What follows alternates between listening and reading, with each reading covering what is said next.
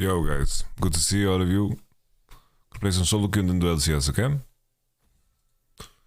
I never get a chance. I never have time to play solo queue, so...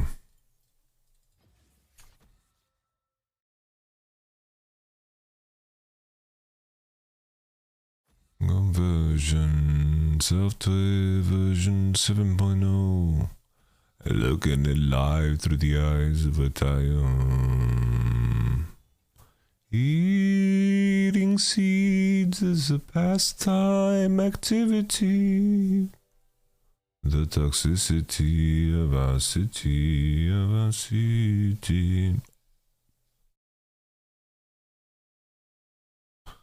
I should learn how to play music. That's the move. That is the move, guys. I don't have access to my guitars. They're still in storage. Shit. I wanted to play Jace. I wanted to play Jax. But I think if enemy is Zac, I can't.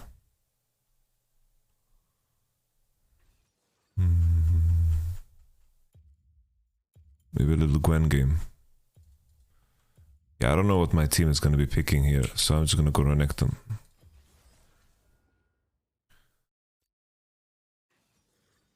Eating seeds is a pastime.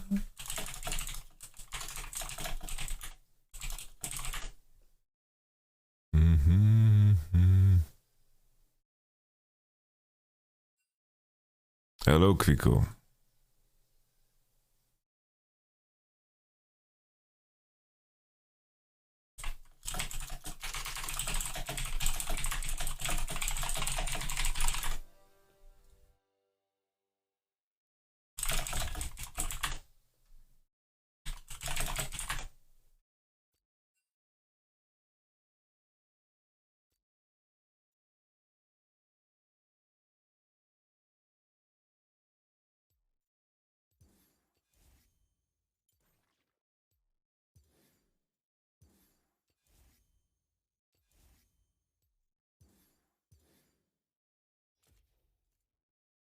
Ignitus.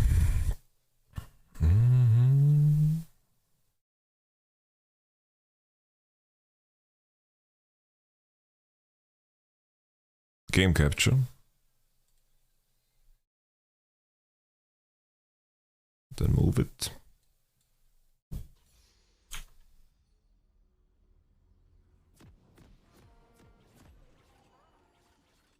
Ghost protection. Dawn's Blade och Kall Blade. Also shield. Shield. Let's go my base AD so I can 69. Lul. I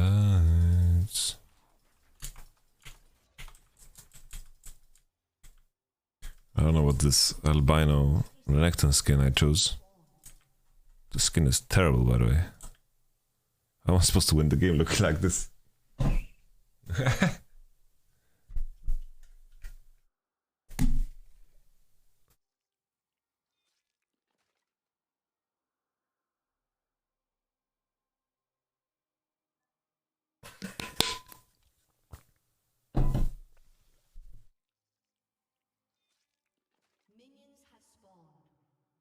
If you want it, you could eat it for the rest of your life.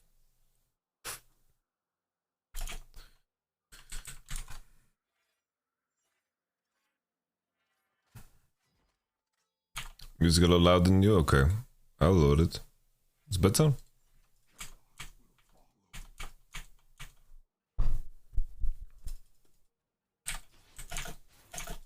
This is the Warwick strat.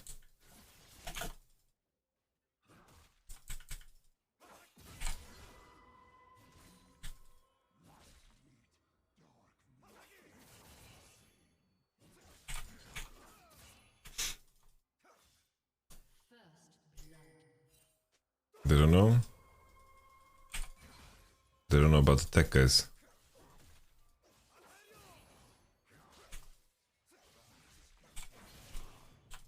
I have to flash, because if you flash auto-cues me here, I do it. But I don't mind this.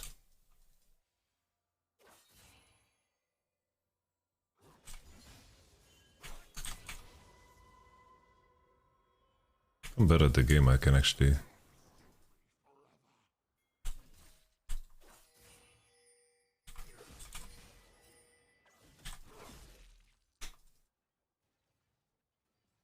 What's happening to me?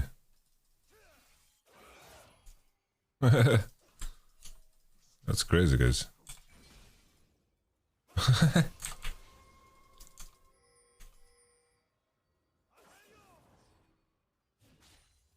I can't give up my wave, right? I need to be on mid. I cannot go.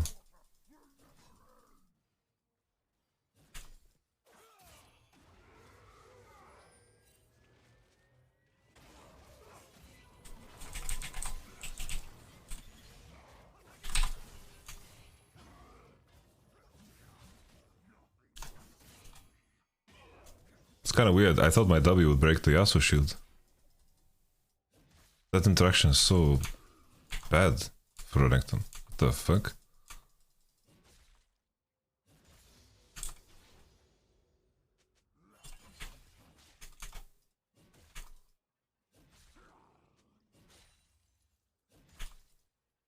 What the fuck? Did you guys... Like, my W procs the shield so it doesn't break the shield? Because the shield needs to be on. So I need to auto W, I guess. Zack is mid again.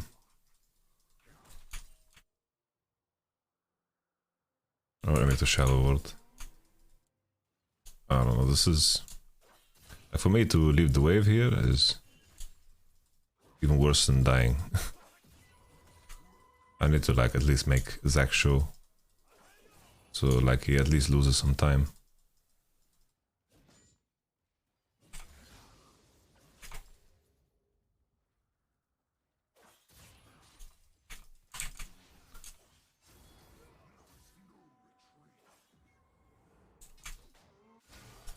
Just see everything.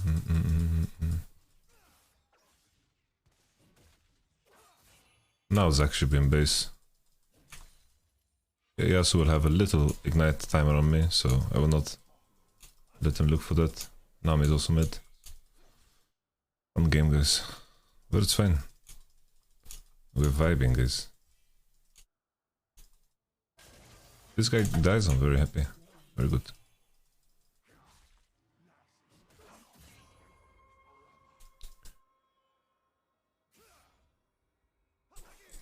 I'm respecting Zack.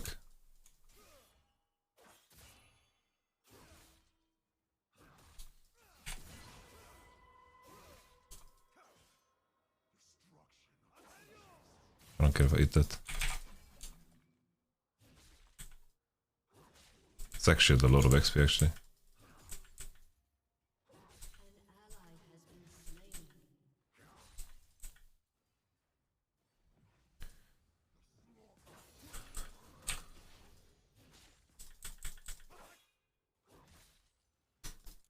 I didn't order food, I don't know. I just figured I don't eat.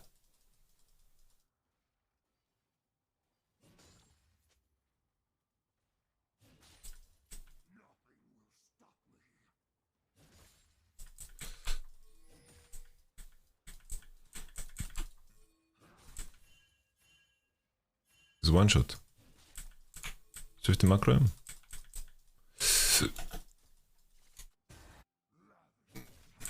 Such a mid gap and they can do Drake. Shit. Blows. I don't want to use my rage for the minions. Yeah, they're on mid again. But Zack needs a base. I think I'm overestimating how the Yasuo plays.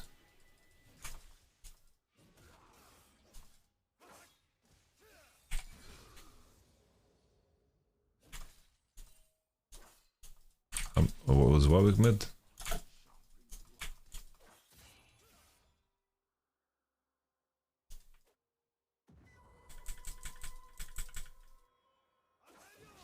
I don't care.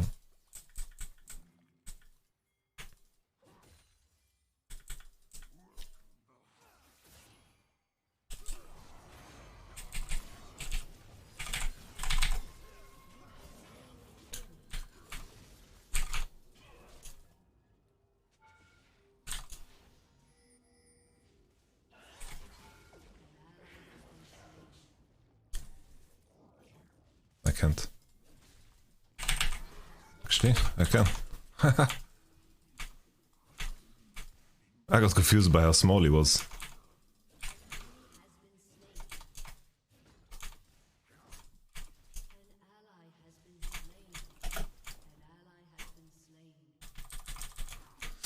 Okay, winnable.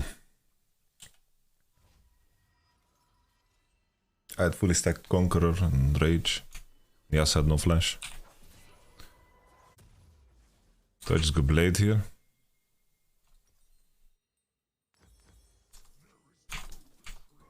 Whatever. We go Blade. Blade Ninja Tabi Prowlers will be the build. Into like more Morches. Like maybe that sense.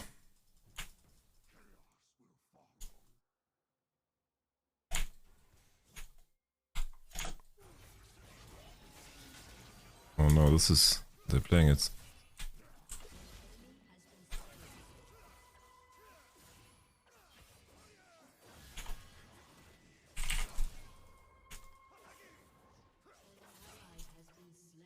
Perfectly fine. I have lifesteal, so I'm gonna regen a lot here.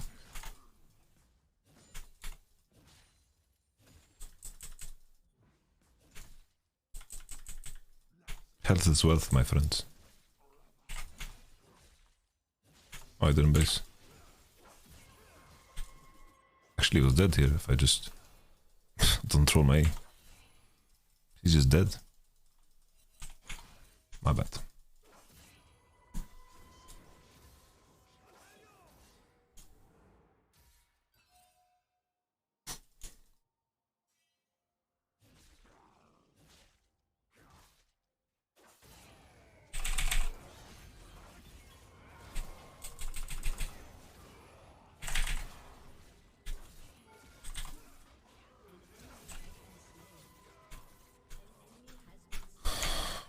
I think if I played it better, I double kill them.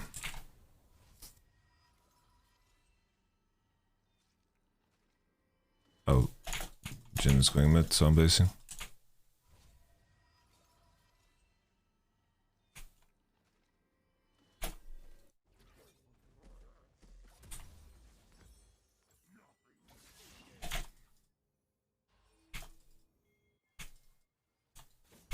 Honestly, dispatch is a big nerf to Warwick.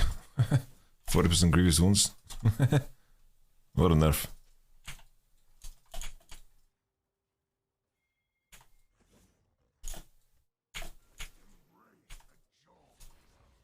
I'm gonna make this wave crash and bounce. Ooh, ooh, ooh, ooh.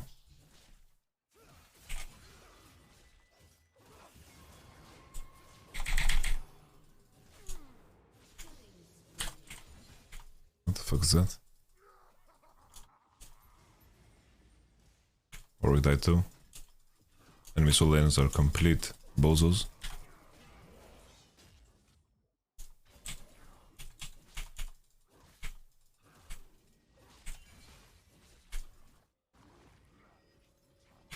I don't need the base. Let's stay, I'm gonna hover.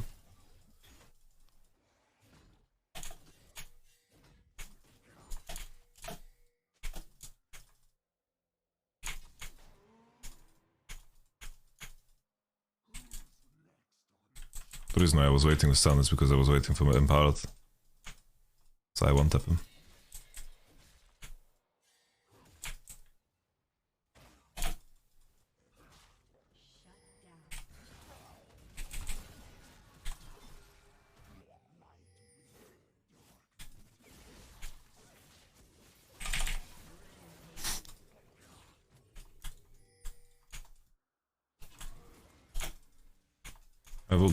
I wanna play. Are we playing or?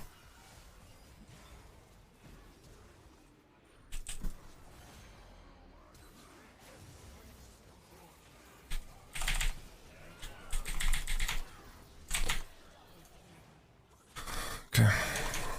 We played Varanata. She baited them.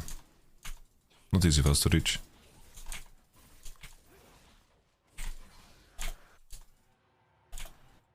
The song is called Alright. GG. Yasuo left the game. Yes, I left the game actually.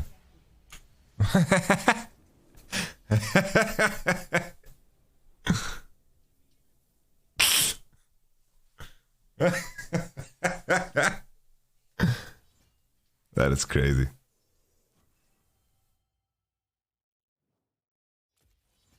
We've been hurt, been down before. It's like G2 vs Heretics, yes.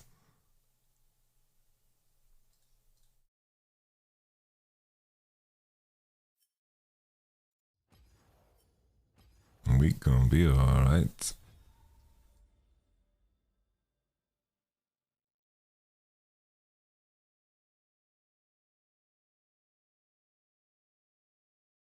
$800 games? What you mean? Who has 800 games? There's a crazy Champions queue coming, really?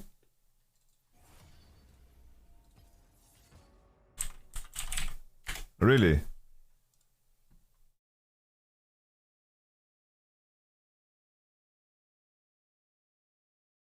Oh, it's banging actually. Let me see if I can join it. Let me see if I can join it.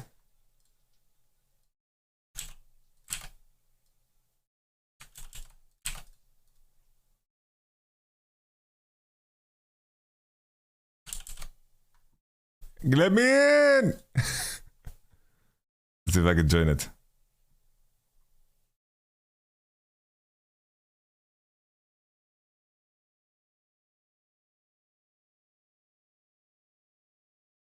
Let me in!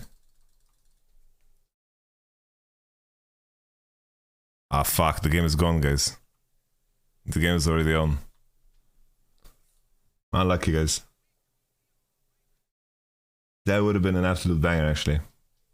Jankos versus Markoon. Fuck it then I'm playing solo queue.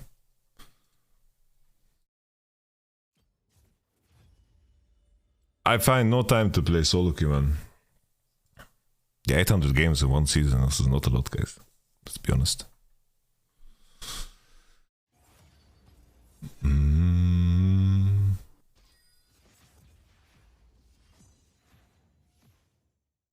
Totally.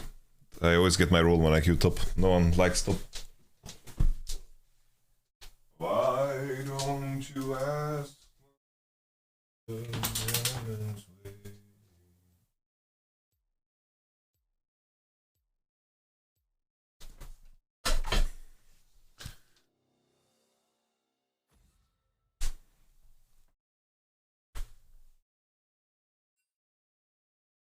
I've had seasons with 3,000 games.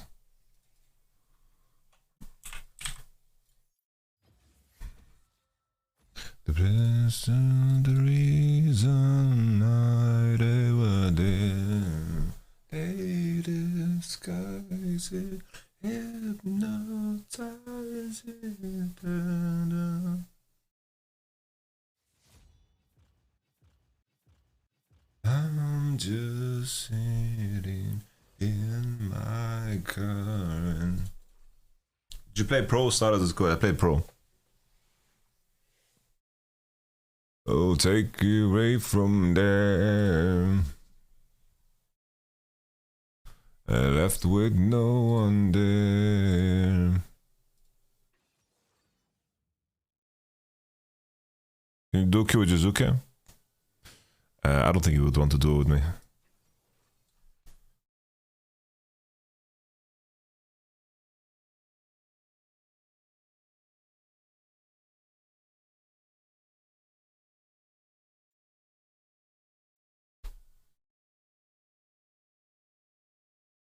I think I have to play Kesante here. I think Kesante is the pick.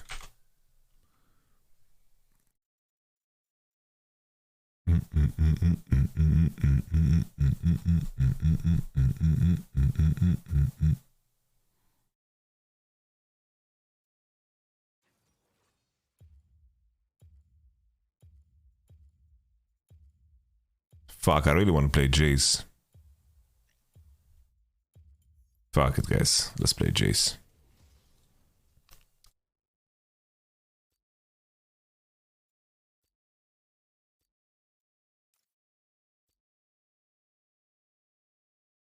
I'm against Vi or Kha'Zix or some shit.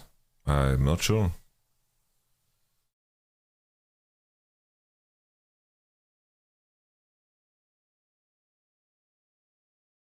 Sitting in my car. Oh, it's Vi support maybe. Alright, this is turbo skill matchup. I like that, guys. I like that. Jace versus Jax. Jace versus Jax. Do we go first strike?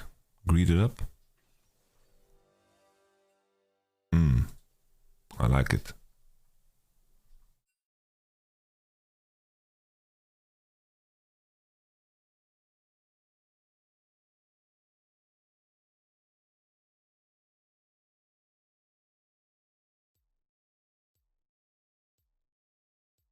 Ori soup?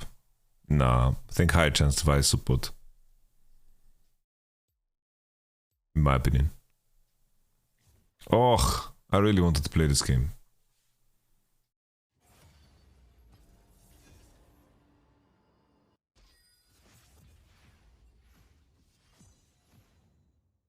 Do you do coaching? I'm planning to unleash it soon. 50 euro coach? Not. I have to charge more, sadly. Otherwise, it's just not worth it.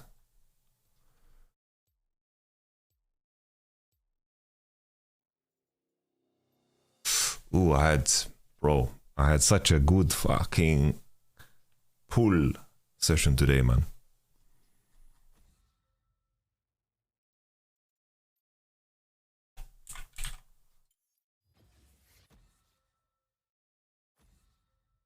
I'm curious. I would like to try Adderall for the science.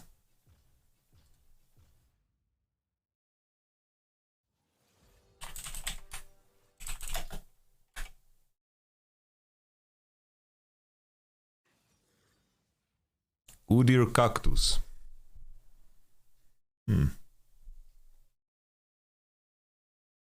Already Gwen is looking super valuable.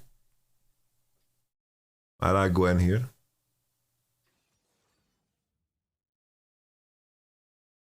I don't like picking Katarina into Udyr. Like, you never have counterplay against Udyr. But Katarina is solo queue champ.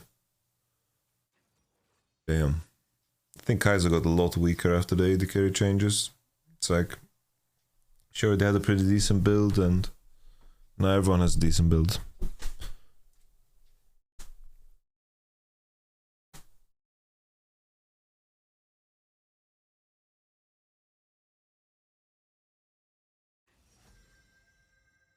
They saw my Jace. Oh, you hoes, I'm a feminist. I am considering playing Yorick Mori. Yorick Mori? Or do we just keep it simple? Just keep it simple with an Ornn. Ornn hub? Ornn hub. Oh, this bridge is perfect. What? Man! That's fine. I don't care. Holy, look at that skin.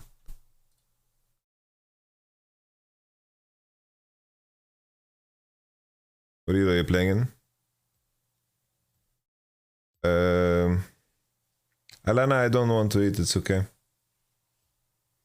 You can order for yourself.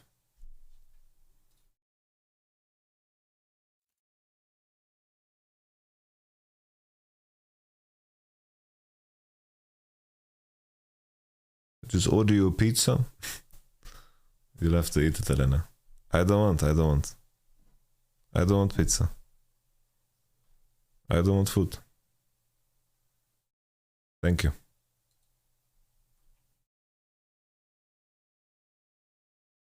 I'm Birdman. I put the light. Why is on hit ADC bad right now? It's not bad. It's just that all the other ADs got better. Wait.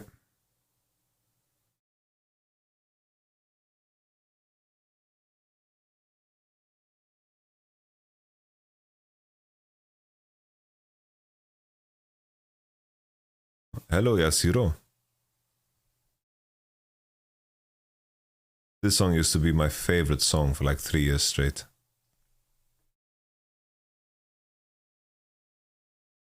Did you do meta prediction for the BO3s? Not yet.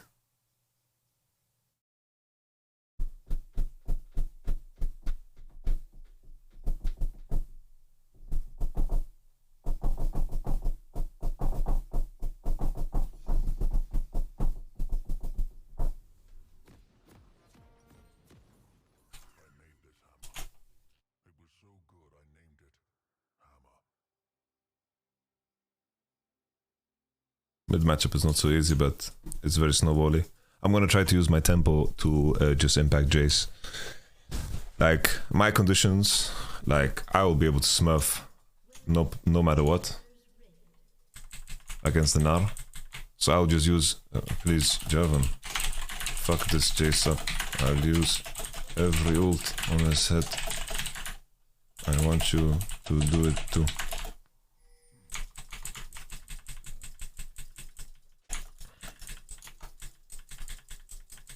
Perks is overvalued? Nah, man. Perks is fucking great. No. He took my champ.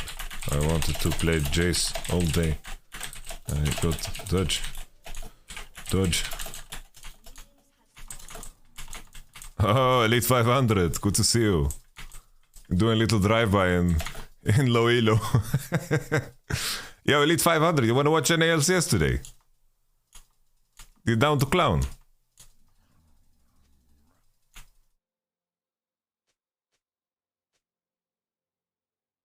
Look at this, guys. I'm gonna give him turbo leash, by the way.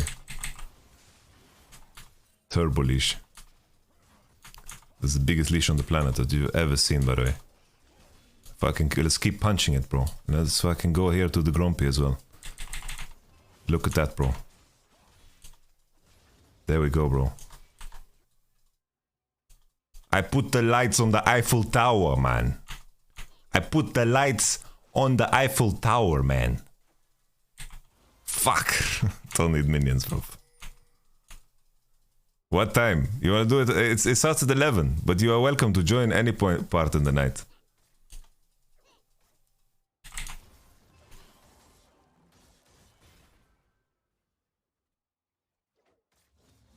Oh, level 2 abuser. XP. Okay, I got XP. I'm not losing my XP. Bro, this turbo, it's turbo leash. This is the fastest level 3, by the way. This Jace doesn't know what's gonna hit him.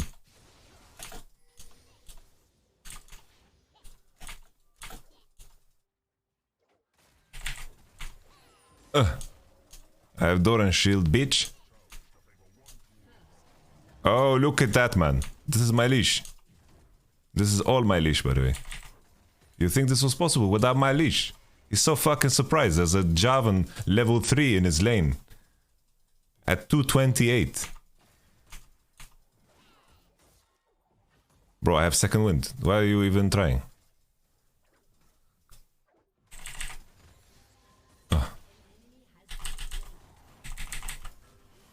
I'm griefing a bit here.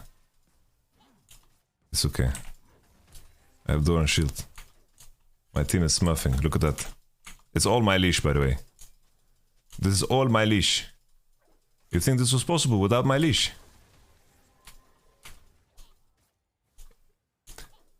Yo, Elite, just write to me on Twitter if you ever want to join. You have open invitation.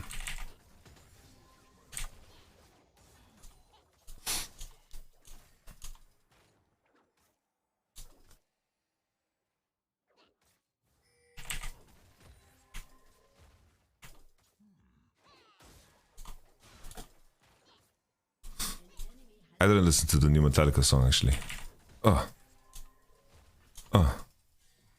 Ush. It's okay, guys. My leash is so fucking smurf, by the way.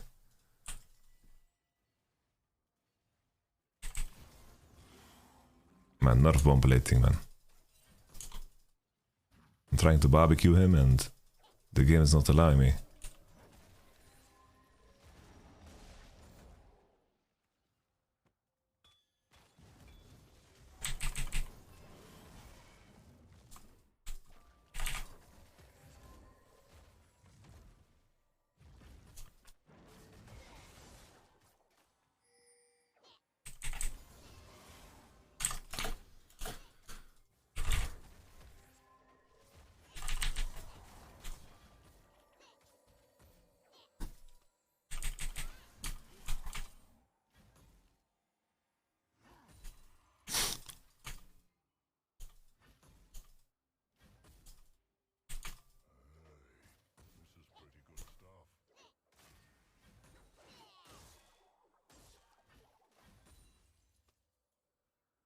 What jump?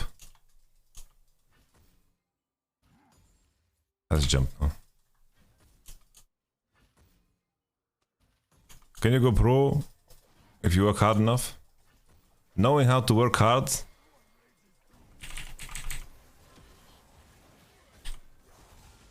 We go out of there. I tip you back.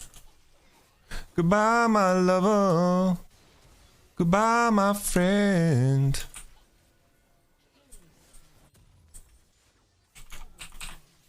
Oh, oh, oh, don't do it to him. Guys, what's this robbery? Don't rob me, bruv.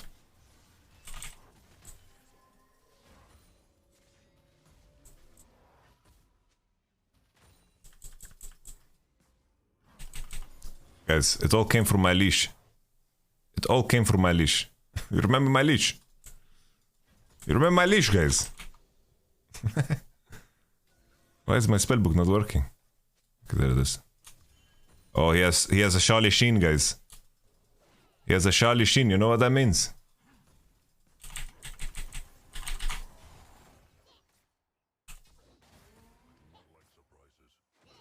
Fuck, I'm trying to make him jump. Fuck, man. This was painful.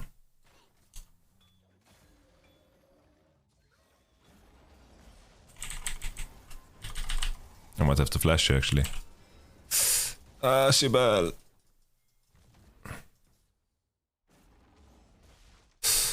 Okay.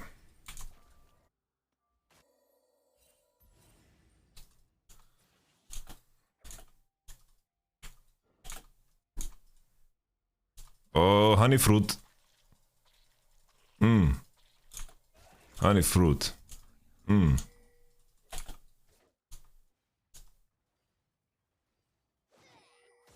Oh, yes, we vision, but we got cannon XP. That's what all we wanted.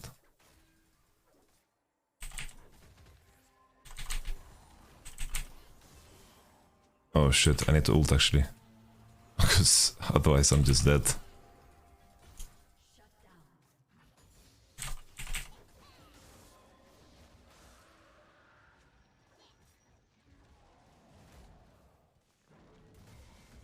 Jucus Maximus. Okay, we can base.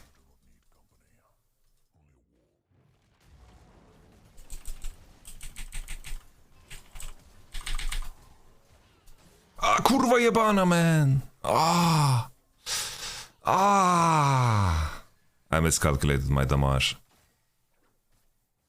But that's okay, guys. We are Orn. We gave big leash. The sad part is that this is my only window to kill him for the rest of the lane.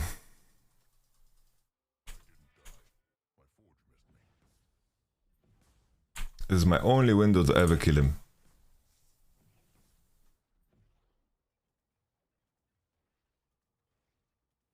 And now I'm just eating penis. I'm eating nar penis. By, of course, unwillingly.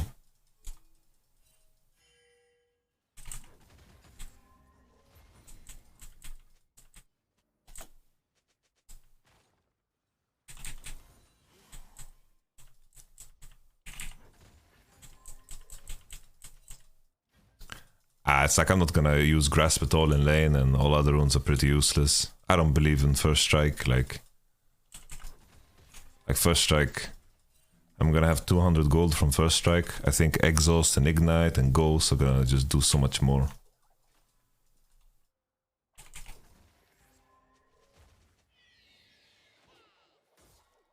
It's very hard for me to crash a wave.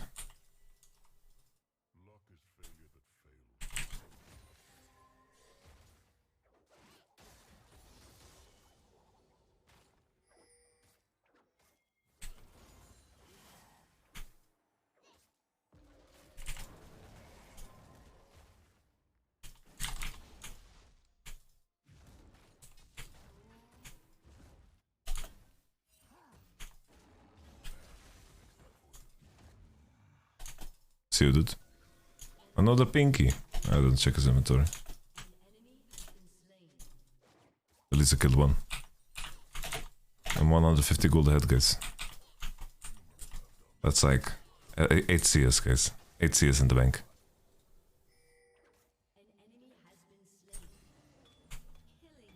This is gonna bonk me.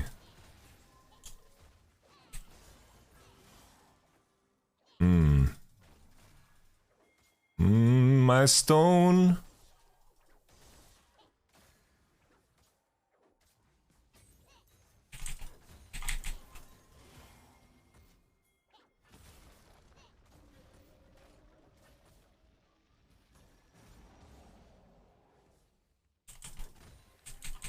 Oh, Shibal. I should have waited. Missing CS for no reason, guys. Washed up.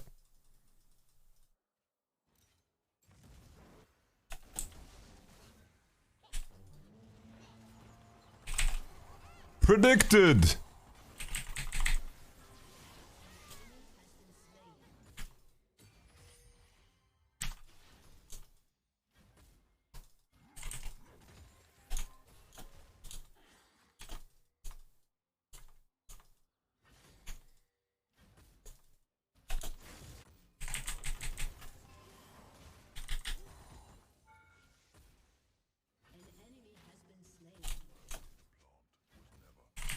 Shh.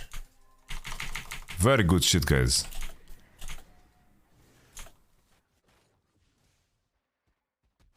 What is Nar?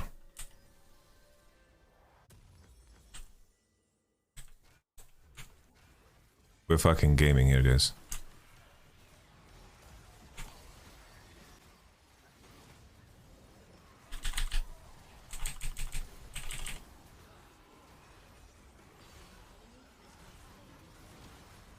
Yes. Shibal! Here comes the artillery, guys. The homies are here. It doesn't look like they have Tarikut. It doesn't have mana anyway. Kill this guy! Look at this dude! Give it away, give it away, give it away now! Nice, guys. We take it. We take it, guys. No problem. I am Orn.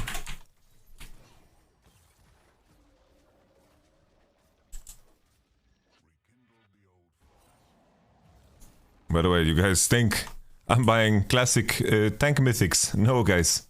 Look how OP this mythic is. It's so cheap. So cheap, guys. Oh. I don't think this is lethal. Maybe it is, actually. Oh, the shin damage did hurt, actually.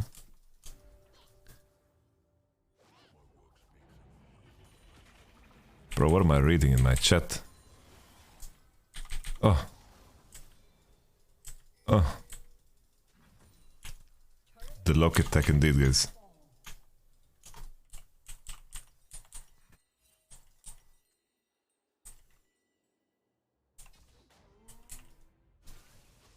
Okay, I'm walking. Walk it like I talk it. Ooh. Ooh.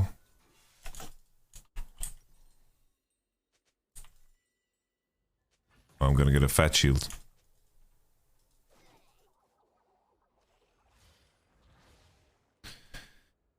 Okay.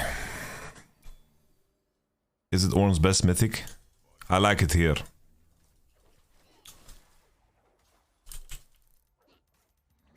like it here.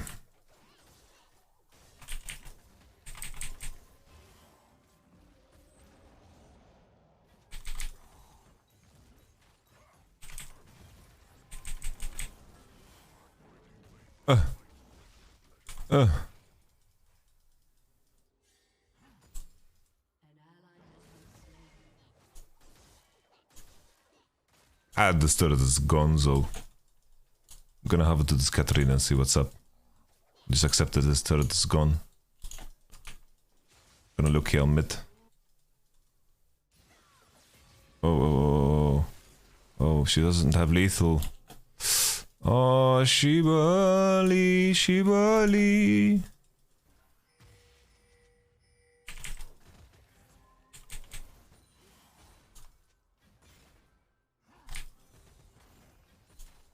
I don't even play Katarina and I knew it wasn't lethal.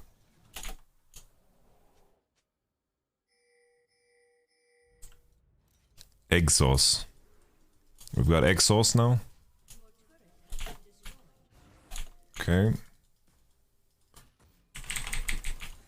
Based music. Okay, I have a huge plant.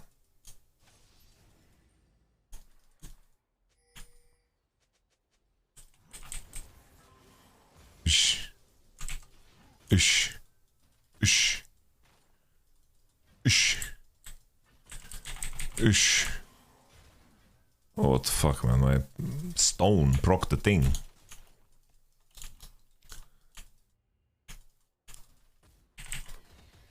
We have such a hard team to itemize against, honestly.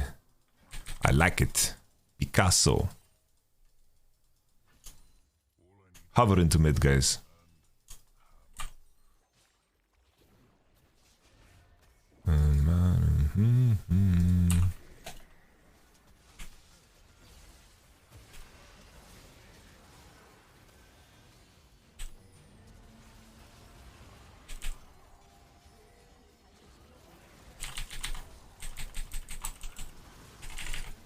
Oh my goodness, is that Orn?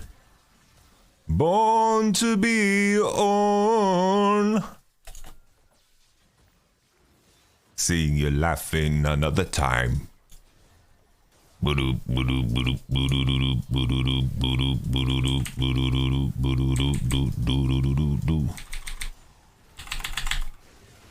I got you, baby mama Juju.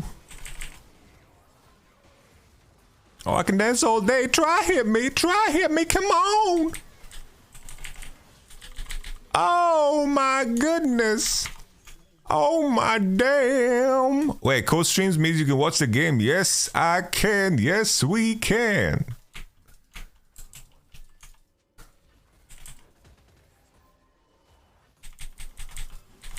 Oh. No. Somewhere deep down in my heart, I still love you. Okay. We're good, we're good.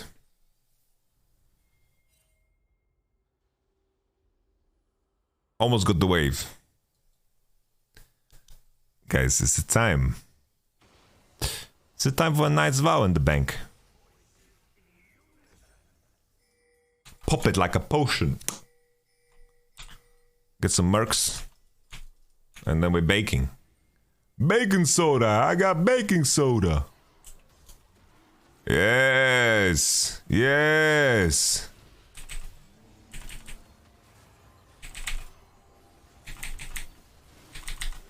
Oh, CC combination! Deadly combination, boy! Brr, brr. The manliest Orn on the planet. Better respect it or ban it. Oosh! Swifty mackerel, baby. Deadly combination, boys. Brr, brr, brr.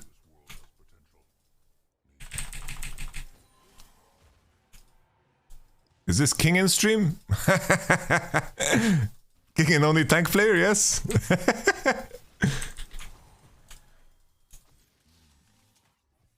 This is King in stream.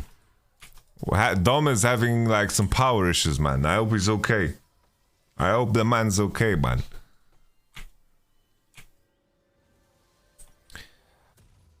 Okay, we are getting Knight's Vow.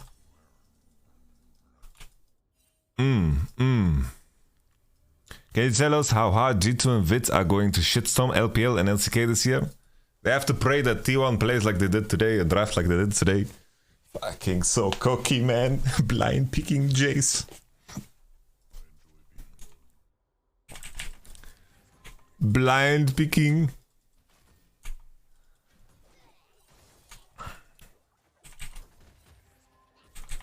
We're just trying to clear the wave so it doesn't reach the turret. Because this Gnar has Tourette syndrome. You just took my plant. My team better win, by the way. If they don't win, then the enemy deserves to win. Nargada.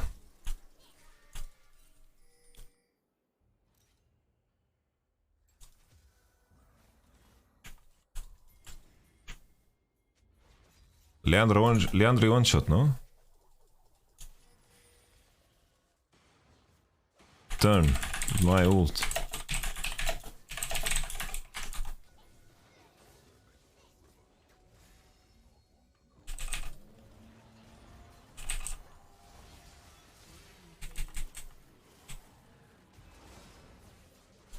What's a god to a non-believer who don't believe in?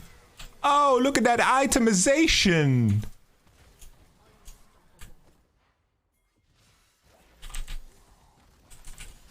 Oh, my stone reached. My stone reach. My stone long. Boom, my tanking good.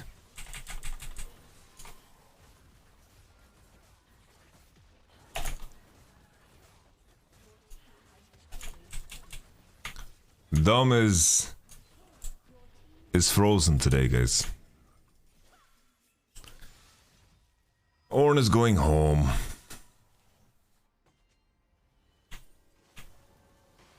I hate this part of the song, it just ruins everything. Go, Katarina, fly!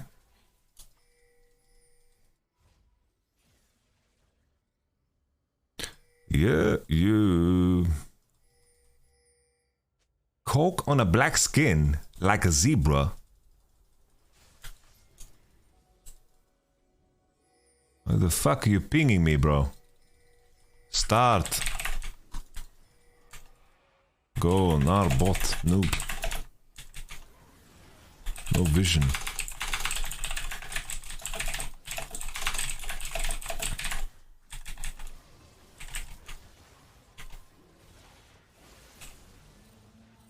Run.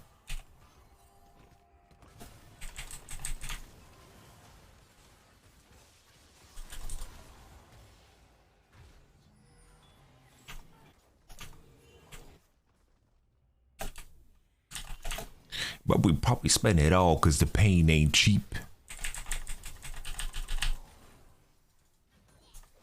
Hit me, baby, hit me. As long as you're not hitting my structures, I am happy. Who don't believe in anything?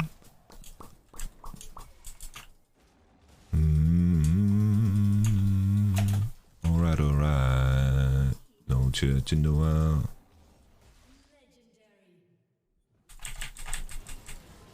Oosh, oosh. Everybody was kung fu fighting. I need to clear the wave and not let it reach the turret. What are they doing? Welcome to my domain. I bring the pain.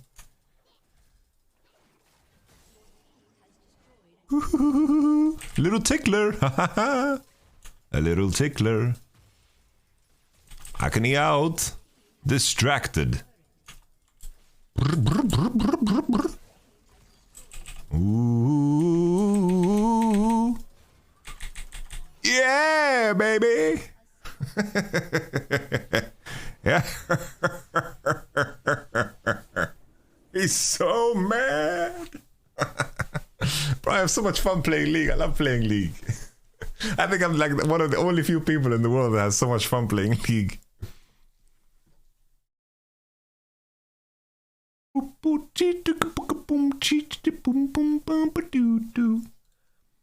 I love this song. This is music right here, man. Okay, there's a new game.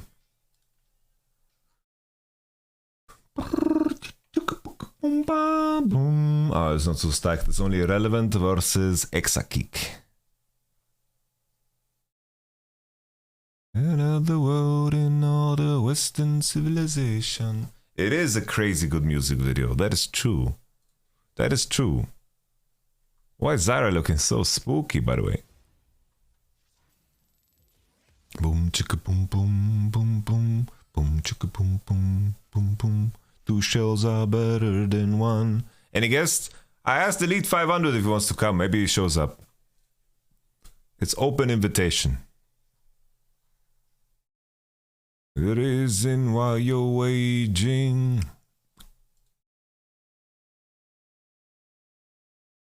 When we do Eyes on K-Corp, I don't know, man. Maybe tomorrow. If they played, I don't know when they play both of their games. Did they play 2 games already? Did they play both games this weekend?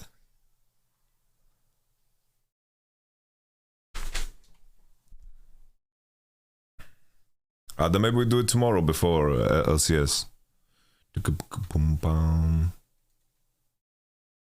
Boom, boom. Did it bury your constellation?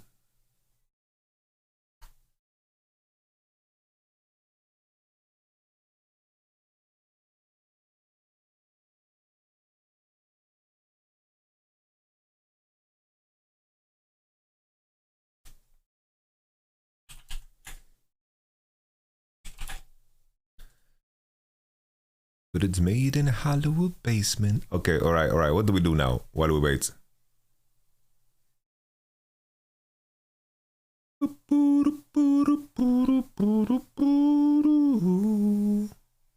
Bang a game, Photon BB. I only have rights to restream Bow stream. Round of chess. Round of chess actually sounds fucking good. Everybody's been there and I don't mean no vacation.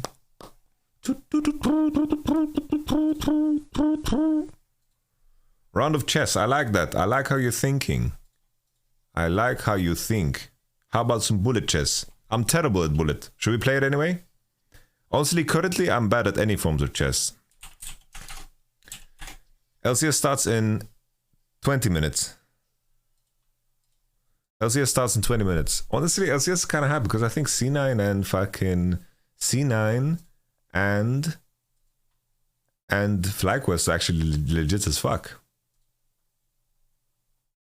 Did you like the Javan? Yeah. Did you like the leash? Did you like the leash? This is what I call the turbo machine. Only for the greatest. Alright, guys.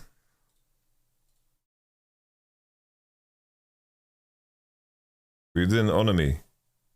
I accidentally honored someone else.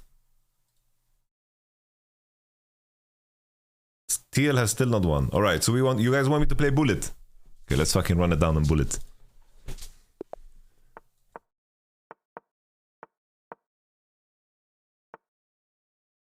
Fuck, what is this moves?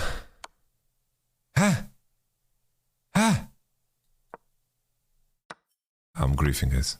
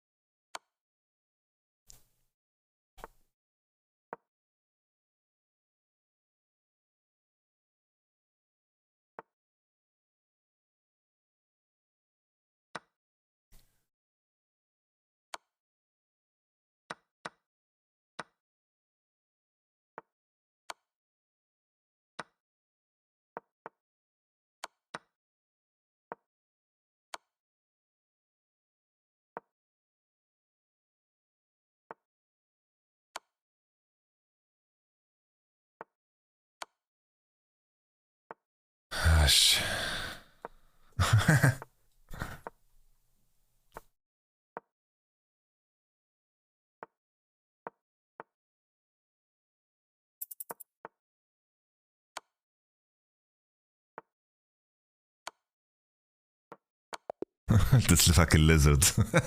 He wants to fucking cheese me, man. He wants to cheese me. Alright, let's play more bullet.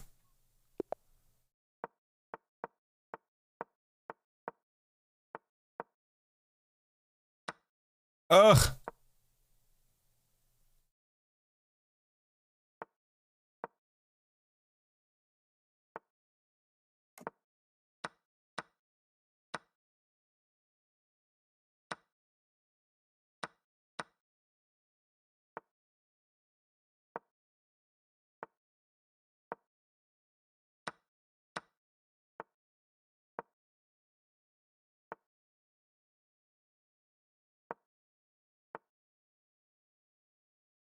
Fuck.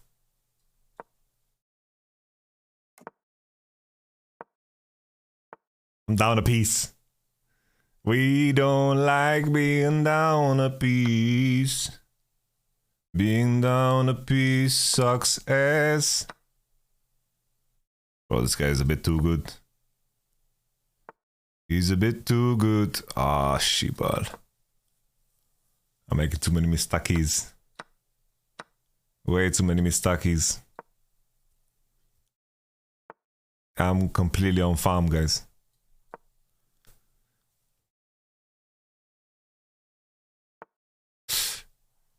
It's over. I have no counterplay, guys.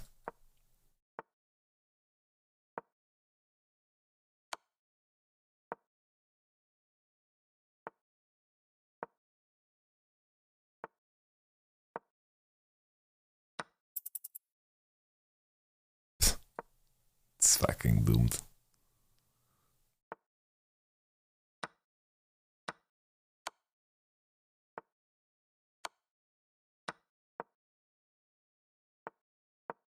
Fuck bullet. Fuck bullet, guys. Fuck bullet, man.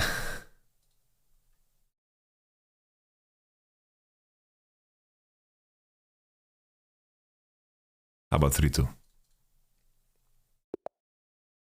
3-2, guys. We can do some gaming, yeah? The French defense.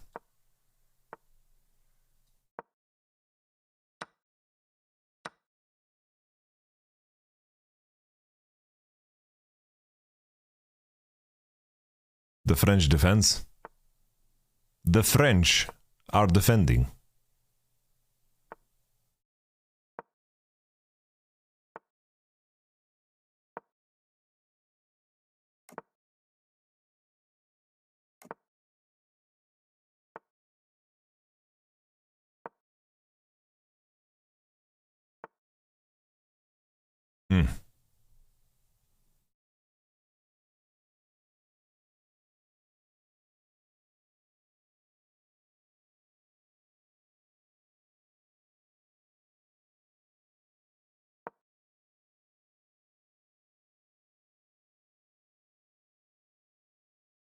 Not only am I higher in chess, but also higher in league.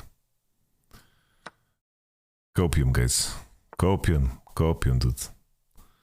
You are so fixated by numbers that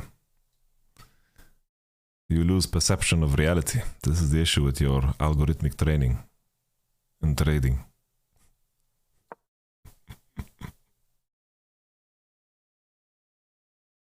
LCS starts in 10 minutes, my friend.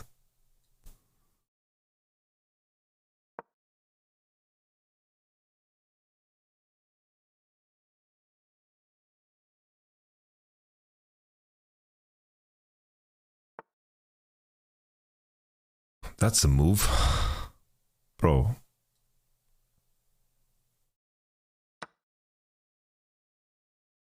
You thought I would capture it en passant or what? If there's en passant to be done, you have to do en passant. En passant.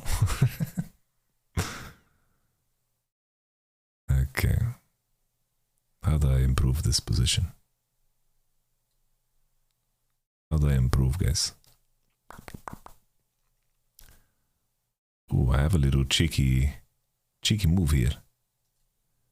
Ooh, this pawn needs to be defended. We're gonna do that.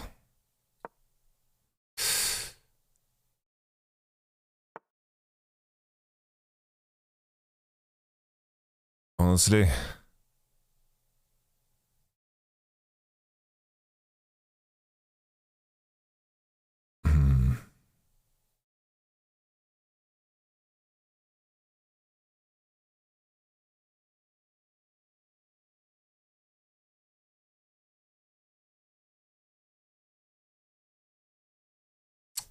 I'm wasting way too much time.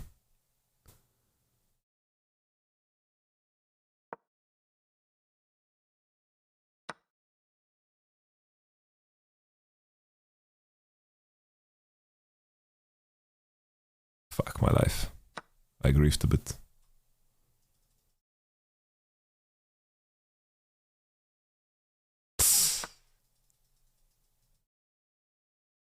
That's okay.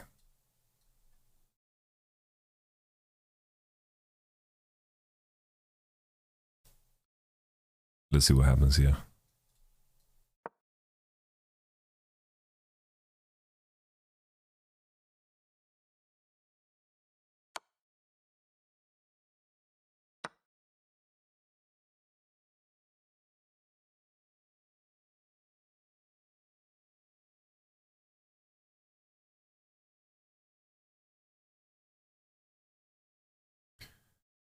My idol Zanzara is getting bodied. He didn't pick the troll. That's unfortunate. How do I develop from here?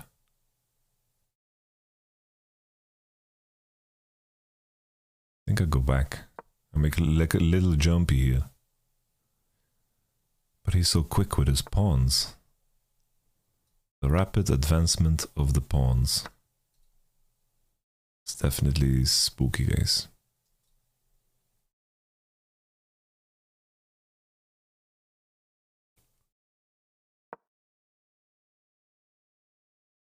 Oh, this is... Shit. Shit.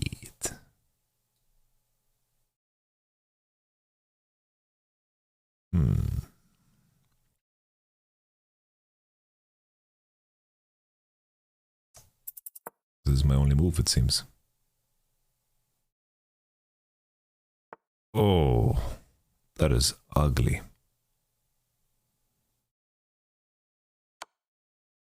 I'm lost on the map, guys.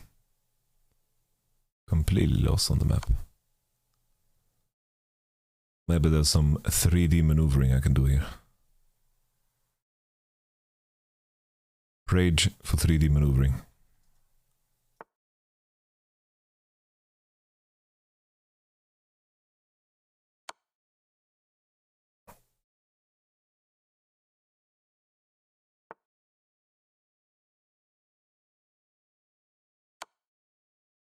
'3D maneuvering is commencing.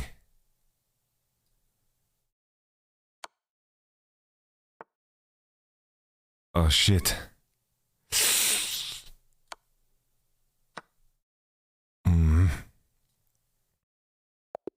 No time.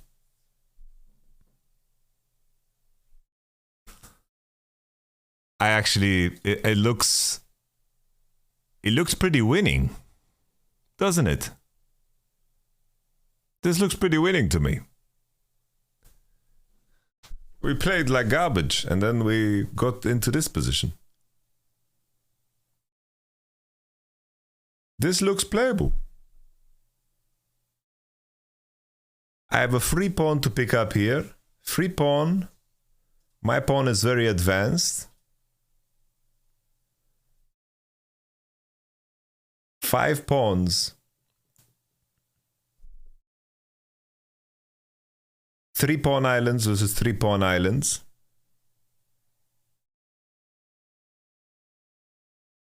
Predictions for the Classical World Chess Championship. I don't think that Magnus Carlsen is gonna win this one. That's where I'm at.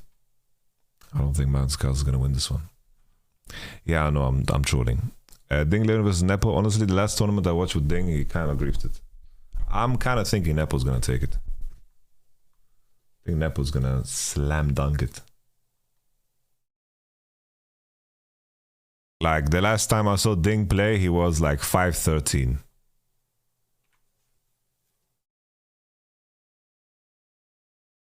All right, let me see now. Do we watch a clean feed, or do we watch the feed with casters? Mark has said he's very good. He actually is pretty good. Well, it's just like you just now. Yeah, I'm gonna. Oof. And I'm sorry, COG. Like, this is why I put C9 higher in my power rankings. All right, I feel like I'm beating C9. Oh, I understand why Dash couldn't fit in. Snitching on me, dude. Okay, I think this analogy has probably worn off, but it's still fun. You can't even not work. I should coach CLG. If I'm learning anything right now, it's. Oh, give me another one. Try again. Try again. All right, late game. Let me get one more for late game in here. Okay. Careful. Oh. Raz predicts C9. All right, there we go. Get back here. Get back here. Get back here. That was. Why do we have to knock it over? COG spent like a year building that roster. Yeah, what was that? Like nuking it in summer? Oh, legit. Dash definitely wouldn't be able to contribute to this situation. Let's go straight to the prediction. Oh, Mark! This is why I predicted CLG. I had faith in my own Jenga building and them as a team. They didn't let me down last. Can you maybe get food from the door? They are upset machines. They're gonna do it again. Not really. I will not hear it, Andrew. That is not fair. You're just trying to make up for the fact that you and I'm busy. Fairly damn low in your preseason predictions. I mean, both C9 fans and CLG fans think I hate them, so there's no pandering going on here. Okay, all right. Not like what you did last week, trying to pander to Whipple. You're not pandering. No, absolutely not. No. You're not. No, I think that they could do it. I really do. All right, but for the rest of these, is not too much of a change. Everyone has these like identical outside of that. Yeah, no one went for the TSM flip. I almost YOLO'd and just reversed my prediction on every game. And this is to speak to how variant early season is. Yeah. Like, it was Friday of last week where we were looking at the schedule and we said, yeah, all these games are pretty straightforward. And then like 3 of them went to the team that we thought was going to be an underdog. Yeah. So our confidence level on trying to rank teams that we've literally seen twice on stage is pretty low. So yeah, today's day is kind of boring. Do you think which game? But we're gonna watch the first 3 games only, and then I'm gonna go to bed. Which upset would you say is going you to and happen? Emily. Well, I called mine already. I said EG TSM because I think I myself and everyone sleeps on Boogie a lot. I think that dude's incredibly good. Ooh, you might. Boogie. Look, I'm gonna throw in Dignitas. Okay. Yeah, we're gonna watch 100 Thieves versus Dig. That's gonna be the last game. Basically, my co-streams are gonna just watch C9 games and FlyQuest games, and then maybe 100 Thieves. That's all I'm doing. That is my co-stream. If you want to watch game 4 and 5, you can go to some of these washed up co-streamers like Obviously, I already made my prediction. I don't believe that that's going to be the case, but interested in what you guys think about it at home. So I want you guys. Not gonna mention names. Game you think is going to be the upset? Who is on C9 and Fly? C9 have Blabberfish, King of First Blood of North America, Fudgemeister. And then they have Diplex. And then they have Berserkerax. And then they have Sven Alicious.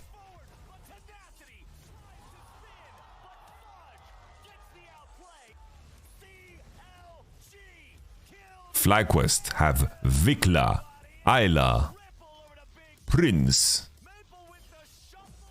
Speaker, and then Impactus Maximus.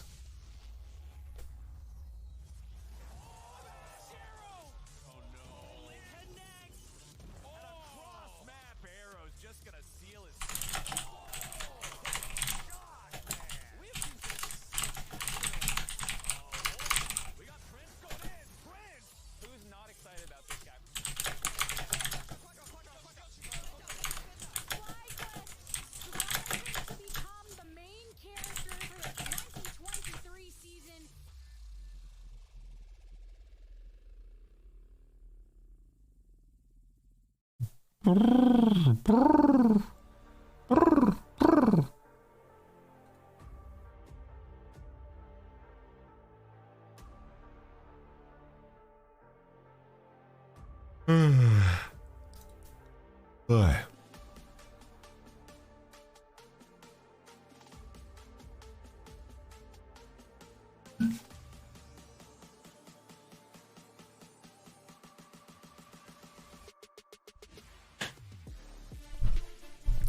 The people that are flaming roster like FlyQuest, you know, rosters like this, if they work, they reinvigorate the whole scene because they become the team to beat, right? Keep in mind, like, people like to trash on NA, but there are some teams that are outliers that don't belong in that conversation, okay? C9 definitely don't belong in that conversation, right? Team Liquid didn't up until last year because that roster bombed, right? But all in all, there are some organizations that know what the fuck they're up to. And in my mind, right? In my mind, FlyQuest, yo, this jacket, Azil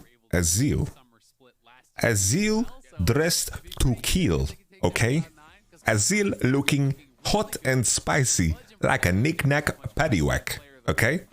He is looking like a fucking rich, sexy plumber that is about to bang your stepmom.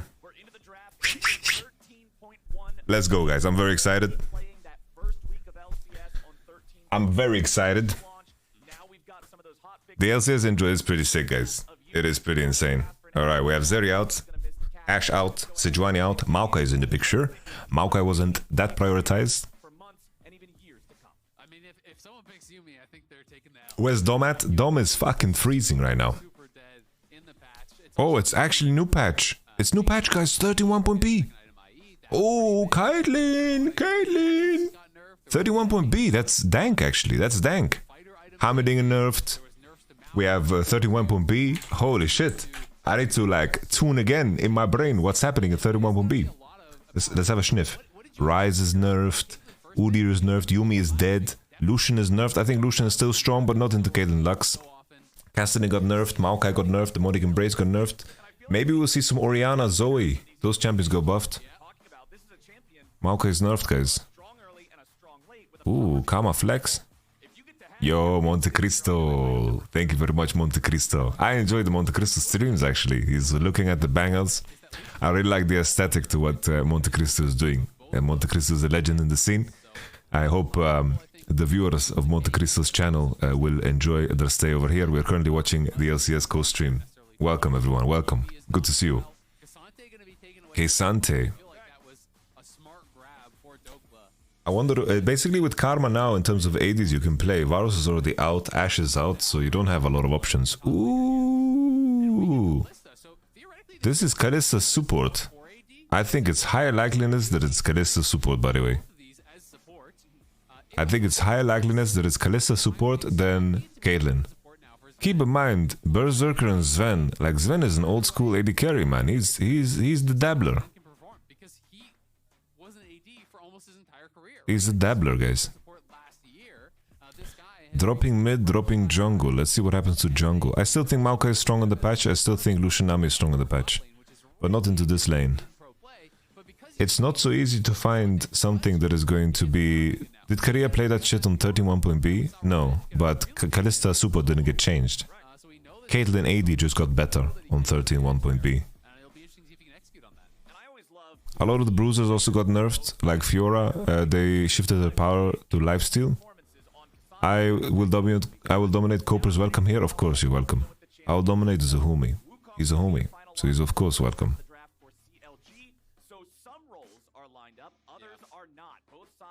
Is any good now? I think C9 and FlyQuest are legit, dude. I don't think that from the games I've seen so far, I think that their opposition is kind of rough. I think high likeliness of Kalista support here, guys. Maokai is banned. Paradox Pope. That's a good name. And also a very smart decision. Welcome to the co-stream. Appreciate it. Thank you. You're so smart. That's Thinkard. He's so smart with his name. Think hard, think hard. Fantastic. I will dominate this out while you're starting your co-stream. Suspicious. Why are you guys putting that on my head? Udyr out, okay. I think Udyr is good ban. I think the Udyr nerf doesn't matter as much. I think Maokai nerf also doesn't matter so much. They're basically nerfing all of the AP champions that are good into WoW. I don't know what they're gonna pick AD here, honestly. Like, they have to pick Jhin. Like, I think CG, Ashe is banned. Ashe is banned. So far, Diplexes look good. Yeah, Yamato caused the Ice Storm in Texas to leech. I would dominate views. That is very true, guys. Lissandra, okay. They are blind picking Akali, most likely. They're blind picking Akali here. I know nothing about COG's players. I know Dukla likes to wear sunglasses. I know that Palafox has a beard. I know Contracts is always stuck. Oh, Karma Seraphine bot. Okay. That's one solution. I like that better than Jhin. Raise the caster volume. We can do that. Your YouTube might be under the peas. Let's send the peas. Let's send the peas. Okay, let's see what kind of AD mid they can find. They don't go for Akali. I think that there's room for Yone here. I think there's room for Yone, guys. There it is. I think picking Ahri kind of invites Yone. I think they should have picked Akali. I think they should have picked Akali here. No. Don't bring us back to Team Liquid era. And Swain is so good traditionally in these Seraphine death ball compositions as well. He loves the shielding, the healing, the power to just run in there and create this massive zone of threat and control that if your divers aren't insta-killing somebody, they're in no man's land all of a sudden. Yeah, but instead they are going to go towards Oriana, so, you know, a lot more kind of traditional... Okay, outscaled at Mercs, woo! Outscaled at Mercs, woo! I'm gonna... the doorbell, guys, the doorbell. Wait for me. You know, 4-9, they are going to be trying to look to dive in deep, you know, take out the scanners. Generally when they draft these like shielding ball comps, you have to kill someone off really, really fast, but it's very difficult to do because no matter who you actually jump on, if you go for Palafox or if you go for Luger, Poom and Palafox can shield him up, they can kind of peel for him, and you're trying to get through Wukong ult through that Oriana ult as well, which is going to be really, Alright, really I'm difficult. back. Cloud9, I feel like they have to have a good laning. Kiss a homie. With Caitlyn, it is going to be Caitlyn AD. Okay, told you guys, Kalista is the support. Who's gonna deal damage on COG's side? They're just gonna have Liandry's and they're just gonna slowly burn the enemy to death. Honestly, Movma Morchus, Birk, thank you very much for starting off the hype train. Thank you very much. Couldn't you start a mid work here? Yeah, maybe. Okay, no thirsting in the chat, okay? Blissfully Bleak. This is a professional stream. Numo, good on Fiora. I think the lack of ability haste makes it better for AD carries. So, Movma Mortis I think is strictly AD carry item. It gives you 60 AD and this magic shield doesn't give you ability haste. I don't give a shit about fucking ability haste. Diplex is completely chilling. I really like they are from C9. Very principled. Contest the second bush. They brought a sweeper as well. Very principled play. Wasn't Senna better than Karma? Karma was picked 1, 2, 3. The thing is, it's hard to pick an AD carry. Only Jhin. You can only pick Jhin there. Kabira Ashe is out. Ashe is out. Varus is out. Like, what do you pick? Oh, Dom has no power, so coming for your beautiful voice. Welcome, guys. Honestly, you can fall asleep. Why not? If you're tired, sleep. That's okay. Ezreal's open, but picking Ezreal into Kalista Caitlyn, honestly, you are begging to be sister-fisted. And that's not nice. But some people are into that. But I like winning. Yeah, Oriana is very strong. I really like the buffs to Oriana on this patch, 31.B. She has more ult damage, she has more Q damage. Like, I like the buffs. Ooh, I love this from Foodge. Foodge. Ooh, Foodge. Foodge. Foodge is so good. Bro, Dukla is fucking queuing the wave as well. Dukla is pushing. Dukla is trolling. He was queuing the wave, so his melees wouldn't die. I think Sven is unique because he used to play AD carry, but Wukong is completely molested, by the way. Vi can't really punish this. You can't really punish this because it's Vi, but this is still super nice. First to invade with Fiora was actually the Shy. He invited, I think that he started it by just picking Gwen and just ghosting an enemy jungler. Can't blab a split map? No, he should just clear. He shouldn't help Wukong clear. They picked Ahri, yeah, he blind picked Ahri, but I don't think it was that great here. But enemy picked Orianna, so it turns out fine. They're just playing your champs, both, Elena. Ooh, dangerous. Oh, Vi is actually looking for the split number because of the bot situation. She's gonna look to dive. Wukong is sister-fisted. The ward on Golem spots him. This is brilliant. C9 are just too good, by the way. Yeah, that's actually hilarious. What the fuck is this bot lane? 2 supports versus 2 AD carries. That's pretty funny. How are they gonna look to dive? I think they can one-shot in a Vi Q, but maybe it's a bit too sweaty.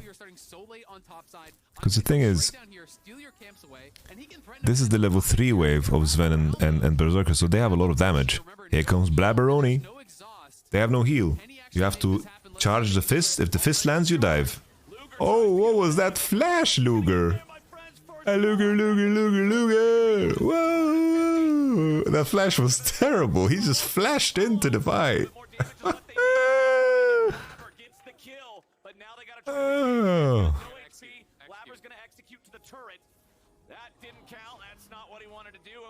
That flash was terrible. Oh, look at Seraphine dancing away. Honestly, Elena, half of your champion pool is present in this game.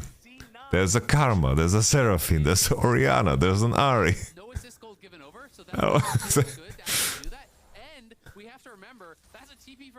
That's crazy. Alright, still, they lost a lot on the bot wave.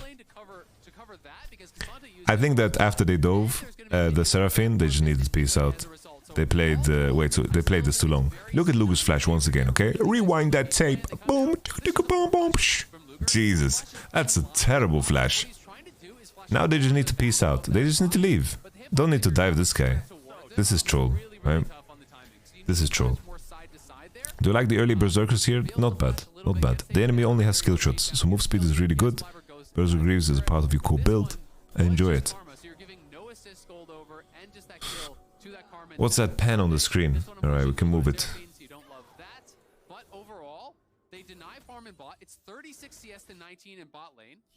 We missed the train, guys. The hype train is gone. But it's fine. You all have tickets to the Yamato Cannon show. You're all welcome. The tickets are $0. Okay, 900 FTX gold advantage. Kalista sub propaganda, yes, yes. Rorsel, thank you very much for the subscription, I appreciate it.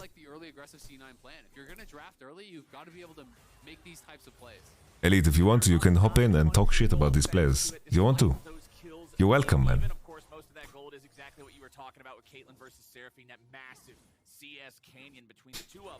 But no pressure, man, no pressure.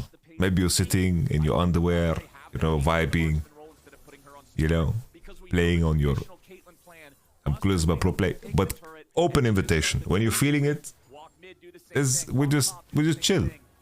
Bro, RatIRL always joins I Will Dominate, but he RatIRL's he doesn't know much about pro play. But they are both crackheads, so it like works. Perfect. And Contract's actually spending a lot of time there. I gotta highlight the levels between these two junglers. Contract's level 3, Labber level 5. Contract was expecting a honestly, pro play, like a lot of the, if you can climb in solo queue, a lot of the concepts apply in pro play too. I gotta be here, you know, maybe see if I can pull off a gank if they go over aggressive or counter dive. If Blabber is gonna look for a wraparound. Yeah, I think Fiora will be unkillable in fights. Like I think just I don't know. MR is too OP. MR is way too OP in this game. Keep in mind, 31.B, Fiora is a lot worse, and Bramblevest is a lot better.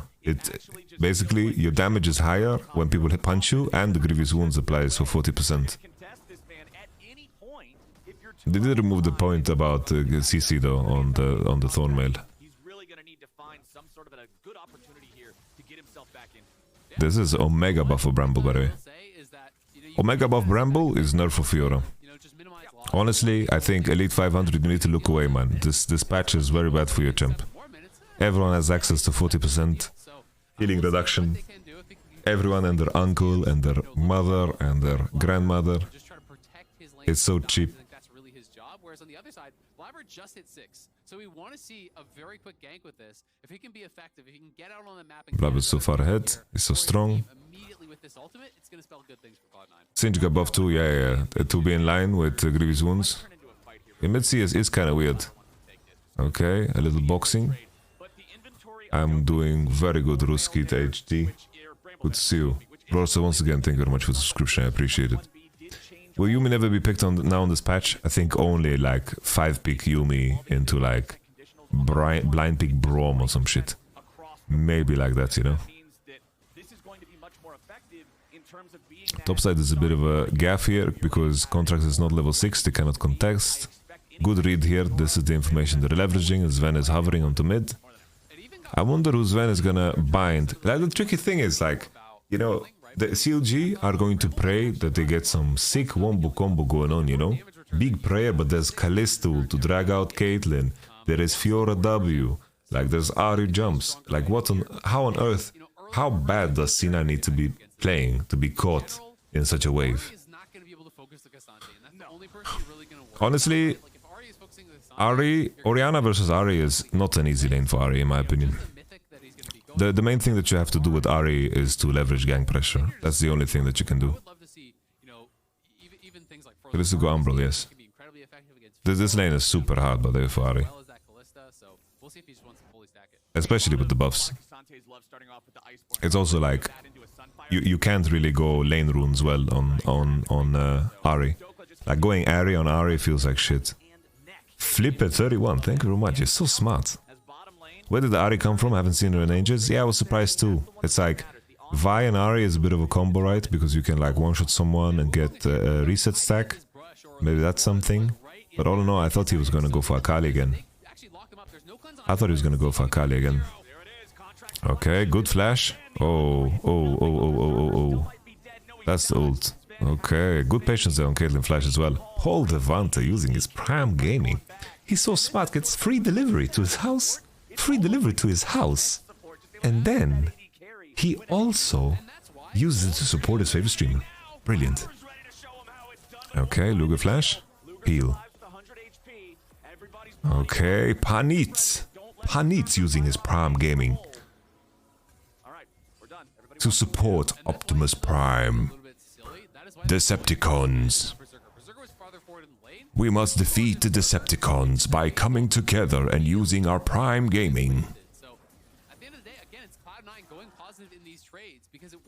Any Dom refugees? There's many. Welcome.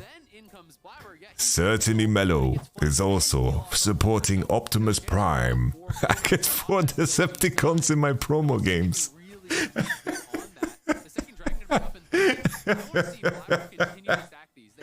Oh man, thank you very much, guys. Challenger Ronan, thank you very much as well. I appreciate it. Alright, the Herald is big. Honestly, that's Fudge's play was so huge. Call Dom on stream. Bro, Dom is probably surviving on like his last phone batteries, man. Oh, this is dangerous. Okay. Fudge is just Whippo trading. Dokla flash. Here comes the swinger. Okay. Crackheads invading. I'm the crack dealer now. Nah, seriously though, I hope that our Dominate is fucking okay, man. That shit is fucking rough. I hope Dominicus is okay. I like people that keep it real, you know. I like people that are, you know, true to themselves and actually like abide by principles and act like in a similar fashion no matter what the context is. I like that a lot. Thank you very much, Mini Poppin. I appreciate it. Subscribing with tier 1. You're not like these Prime abusers. that are subscribing for free. You busted out your card, you wrote down your number, you sent me a message with that number so I can order myself some new underwear. No, I'm kidding. Thank you very much for your subscription, I appreciate it. Fimble Winter go to Texas. I think Ari is 2 cuts off and Dukla walked all the way down here. Dukla is praying that there's a fight, by the way. Praying. Oh, they spotted him. Peace out, peace out. Go, leave, leave. Very principled by C9. Very nice. Very nice. Fucking Dukla. What does Dukla mean, the name? But the moment they spotted Kesante, they pieced the fuck out. They said, fuck this shit, I'm out. Fudge one shot the plate. Yeah, bro. He is enjoying himself massaging that. So the Taekwondo Joe, thank you very much for the subscription. Make some motherfucking noise for 13 months of subscription. Thank you very much, Taekwondo Joe.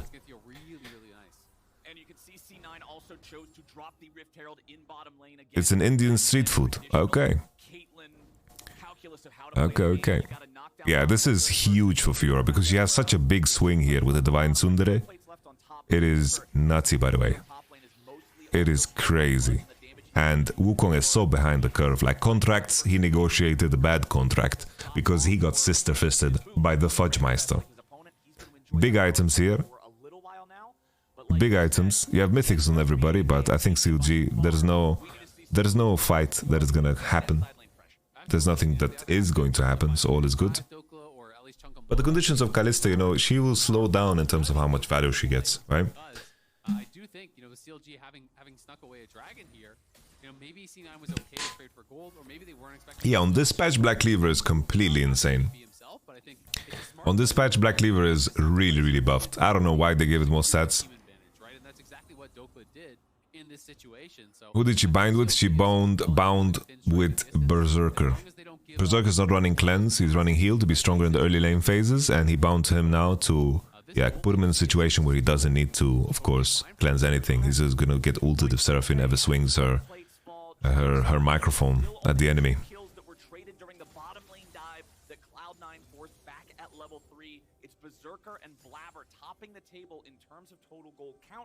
Yeah, here the healing reduction is not bad, that's fair, but it's not, nah. It's like, itemizing against the healing of Seraphine is not a thing, really. Her healing is so rare, because you need to, like, use your W, and your W cooldown is so low. Black Cleaver is insane value now. But keep in mind, right, guys, it's like, this conversation I've had it a million times. It's like, everyone says, oh, healing reduction, that's not the reason you buy Kempang Sword. You buy it because it's cheap and you can get the AD you need to clear. And then you can transition to Radiant Virtue a lot quicker. Radiant Virtue, you reach it quicker. And the whole purpose of this item is to just transition you to a point where you have good clear speed, you have good early game items, you have damage to one-shot someone in your ult. That's the case, right? What about Serpent's Fang? Yeah, Serpent's Fang actually has decent value in this game. Okay, Dokla flash, but he's dead anyway. Okay, good ult, respectful. The healing is important. Fuji is Diplex. Okay. What the fuck? Shut the fuck up, Google phone. Bro, what's my phone doing?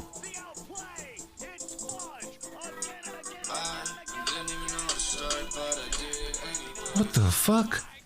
It's the year of Fudge. He's going off in the top lane. Him and Blabber diving deep.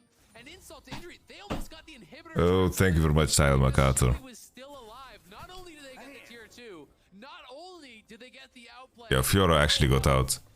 And they got the tier 2. Like, I wasn't paying attention. I'm gonna rewind that, guys. Sorry. What happened? What happened here? Why is this play not over? Thank you very much, Blesco0. Thank you very much for subscribing with Prime. Appreciate it. Okay, sick W. Oh, Divine Tsundere. Wow, that's a disaster, buddy. We can just FF. Oof. Fudge is actually turbo smurfing every game. How's Fudge only 150 shutdown? Because he has generated gold from different sources. It's like, the game is a lot more fair to you if you're just CSing well and you're getting the gold from platings and from kills. It's like, when you're getting gold from one place, primarily, this is when you get bigger shutdowns. So like, if you're only super far ahead because of kills, you get shutdowns. But if you have like a fair distribution of gold income, then it's dank. I want to see Fudge's items. Okay. Vi is so fed, man. Vi is too cool, by the way. Vi is too cool, man. I feel bad for Dukla, man. What could he have done? He could have defended his jungle level 1. Oh, Diplex, he's on fucking European timing. Okay, they have the combo. The combo. Zen. Berserker got ulted. And Zen survived with the flash. Nah, they're too tanky, by the way. They are just too far ahead. They're walking into this fight with a 6k gold advantage. Yeah, imagine he went Black Cleaver. He wouldn't afford a Radiant Virtue. Okay, it's like this was the best fight seals you could have hoped for because they CC'd both Kalista and Kaelin together, so she couldn't get ulted, but maybe Zen just ulted before. I don't know if... yeah, they're just smacking them with the wallet, that's fair to say for sure. Let's see now, I want to see if Sven ulted before this combo started. Because they're pulling it. I think Blabber should be pulling this Drake out because he's making the position... Like here, he's making the position really weird for his teammates, right? It's like his teammates need to play in this pocket, but if they pulled out, they can play in this pocket more, right? And they can actually leverage their position more. But Blabber staying in the Drake pit, this position is very awkward. Imagine a world where they pulled out the Drake and then they just look to turn, right? And then Diplex doesn't need to be in this position either. It's like this is the best fight seals you could hope for. Let's see now if Sven actually picks him up, his homie. Does he ult? He ults. Okay, he ults. Very nice. Berserker also CCs to save the Sven. He gets the ult in.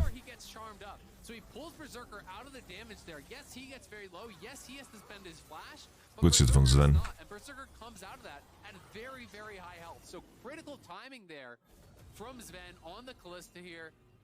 Yeah, this was like the best fight that CLG could have hoped for, by the way.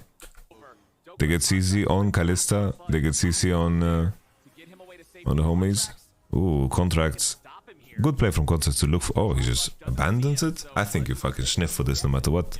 Because your game is in a rough spot. You will never have damage to kill this Fiora or Vi ever again in this game. You need to get those shutdowns. Okay, making sure that Fudgicus has vision on bot side, that's cool. This patch is 13.1.B, my friend. 13.1.B, so Caitlyn is not griefing with her Infinity Edge purchase. Okay, a little Flonkerton, but this is just a Kalista. They're using a lot of tools for Kalista. No Wukong ult, no Seraphine ult, so this is perfectly fine for them to fight. They burn every juicer in the book to get a Kalista kill. That's easy peasy. Okay.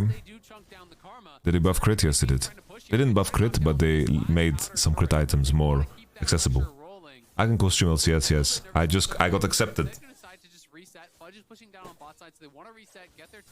They wanted a Palestinian to stream LCS, guys.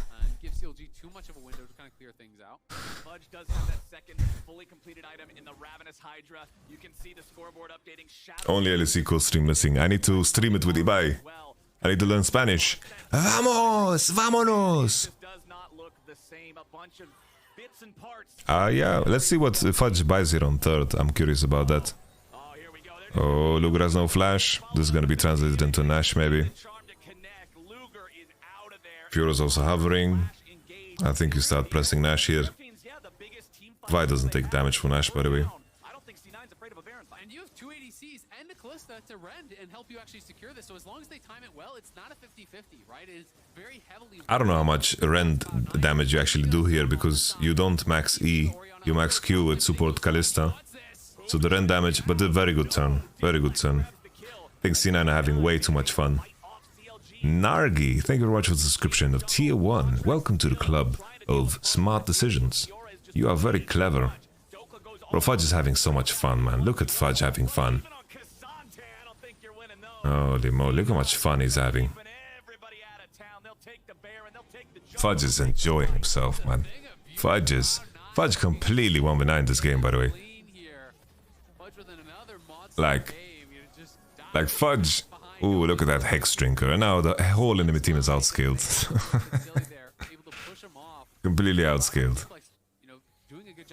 Fudge and Diplex doing a really good job getting over the wall there to really make sure that there wasn't even a small chance of a steal. There was no way for CLG to be able to get in. It's a really confident move.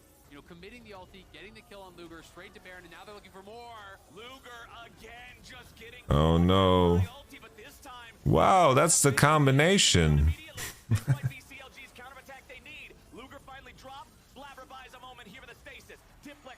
Wow.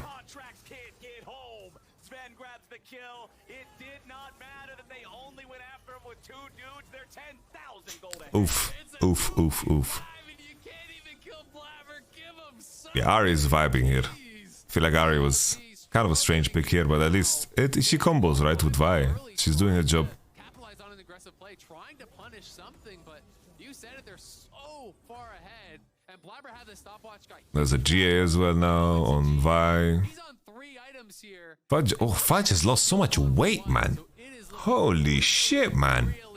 Holy shit. Imagine Fudge's Tinder profile. Jesus. Fudge is ready to bang, dude. That's crazy. No wonder Max Waldo left, man. He didn't have like the self-confidence to be close to this man. I completely agree. You know, I think it's a great callback from you. I can't remember the last time I saw a solo top lane. Crazy, man. Right? It's such a rare play. Here's Fuge, man. Look at him walking on the turrets as well, man. Fuge. Fuge. Fiora can't lose the 1v1 to a Wukong who's on his red buff, and you see all of their 4 members. So there's no risk here. Oh, just end this game, he says. Holy shit, what happened to Wukong? Wukong, look at Wukong. What happened to Wukong? He got charmed. Charmed, I'm sure. And then he got one-tapped. Jesus. Oh my goodness. Fuge. Honestly, Fuge, complete 1v9 by the level 1 invade. Level 1 invade. Setting up his bot lane to be able to dive bot. That is crazy stuff right there, man. From the Fudgical. Fudgelicious. Fudge. Bangs. Damn. That's crazy. The Fudge factor. Honestly, Thornmail got really nerfed. There is almost no point in finishing Thornmail nowadays unless your name is Ramushke, okay? If your name is Ramus, then you can buy Thornmail. Everything else, fuck yourself. Don't buy Thornmail. He built Serpents, yes he did. Whoever said Serpents in the chat, good call. Goodbye here. Many shields on the enemy team. There's Kesante shield, there's Oriana shield, there's Seraphine shields, there's Karma shields. Very goodbye. Blabber is boxing, man. Look at him. Look at him. He's playing like he has 5 Fudges behind him. This is some Chad behavior, man. I love it when teams are better than teams and they play like they know it. Lovely, man. Wukong Smite Shield, yes, that's true. That's true. Oh, C9 is so smart too, man. They give up the shit Drakes so they can have 4 OP Drakes. So smart, guys. Oh, look at that. They're crashing top. Boom. Swifty macro. Boom. You see, this is Vi Ari combo, right? You can just follow up CC always on the Vi combo. Oh, that's the charm. Very well played from Diplex, man. Very nice. That's the Wukong, the Caitlyn ult. Very nice. Bro, stop listening to me. It's another Seraphine death, and it's Berserker pulling the trigger. C9, 17 minutes, 17 kills in 26 minutes. 14. That's crazy, buddy. What a stomp. Let's rewind the tape, okay? And let's take a look at the Fudgicus. Look at Fudge, by the way, just completely winning the game. Completely winning the game level 1, man. Wow. This is actually so annoying. Look at him. He won the game. He won the game level 1, by the way. And then CLG had this fucking... I don't like drafts like the one CLG has. Because, you know, this draft, you know what it says? I hope that the enemy misplays. And we get the wombo combo. Woo.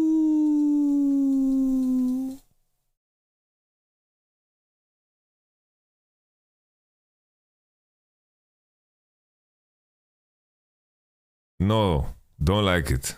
Don't like it, guys. We don't like that. Haram. Haram, guys. It's haram. This draft is haram, plain and simple. Isn't that a good strat in LCS, to be fair? I think, like, looking at draft, I think they just have no fucking answer into Kate. And, like, they are just lost. They're lost in space, by the way. Like, here, they went into draft. They're like, okay. They banned Varus, guys. They banned Varus on 3. And enemy banned Ashe. And then on 3, they're like, holy shit. Do we open Elise? Do we open Kate? And... they opened Kate, Kate gets first picked, and then it was GG. They had no answer. They had no answer, guys. Kate had to be banned, or Ashe needed to be opened, or Zeri needed to be opened. So what's his Zeri ban? Yuumi got deleted off the planet. Yuumi got deleted off the planet. Zeri ban. I get it, Berserker is great as champ, but it's not like Berserker's a one trick or something. But anyhow, it's like Varus out, Ashe is out. You know what you can play? You can play Jhin. You can play Jhin. You can suffer with Lucian Nami. Even though this lane got nerfed, I think it's still fine. Jhin. They went for Karma. Okay, like Jhin is fine in some cases, guys. Karma, and then you have Seraphine. Like, they went for this combo, right? At least if you go for this combo, like, have a comp that actually, like, can help it. The Orianna on 5 is just so sad. You know? It's just so sad. Or, like... or shake things up, you know? Be the guy who is willing to drop Samira on the enemy head with Not. You know? But to be fair, I don't know what Luger and Pumi does. I don't know what these players. I'm very sorry. I don't know. It's just that who is supposed to carry here, guys? Like, you need some horse force. You need some Yoni Tromboni. You need some juice. Karma Ezreal would have been fine. Yeah, Karma Ezreal is playable. That's fair. Yeah, that's a good one. That's a good shout. You need fuel. Yes, you need horse force.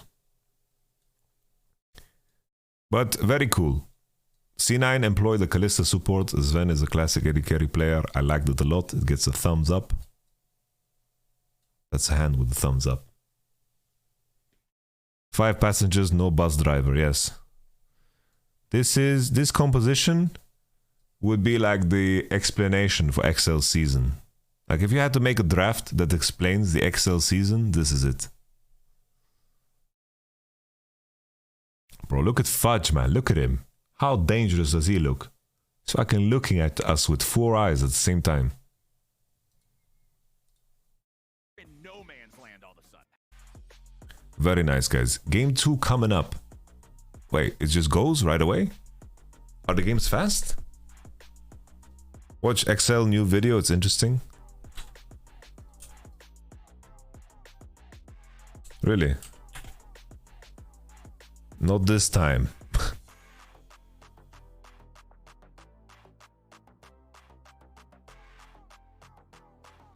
So, let's start. Okay.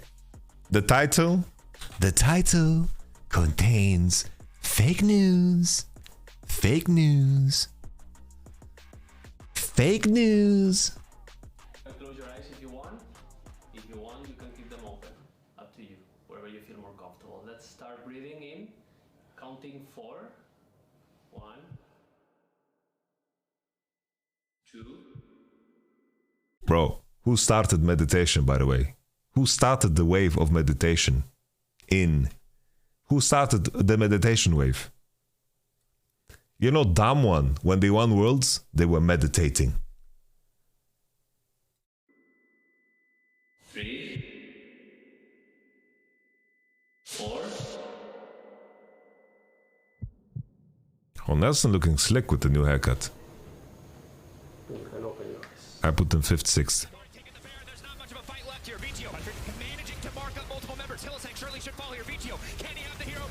Bro, everyone was hyped for Vitality and G2 and Koi. Precursors of meditation. Bro, I was meditating when Rogue didn't even exist in the league. I was meditating with my players back in 2015.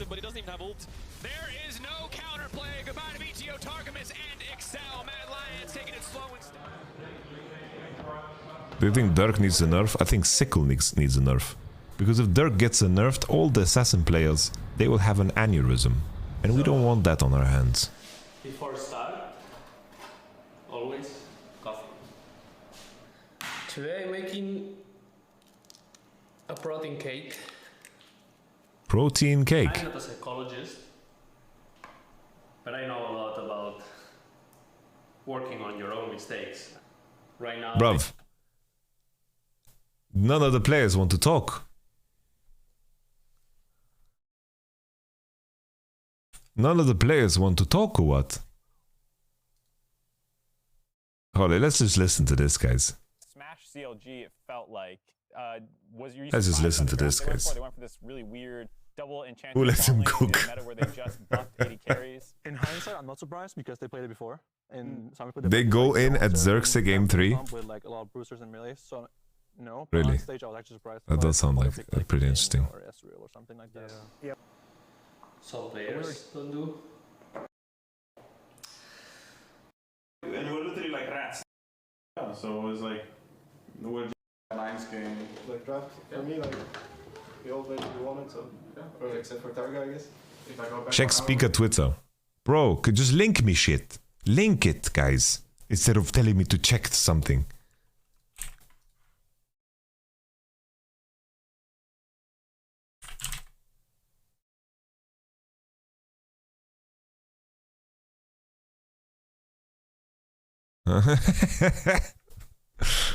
Great. It's fucking hell, man. Oh, man.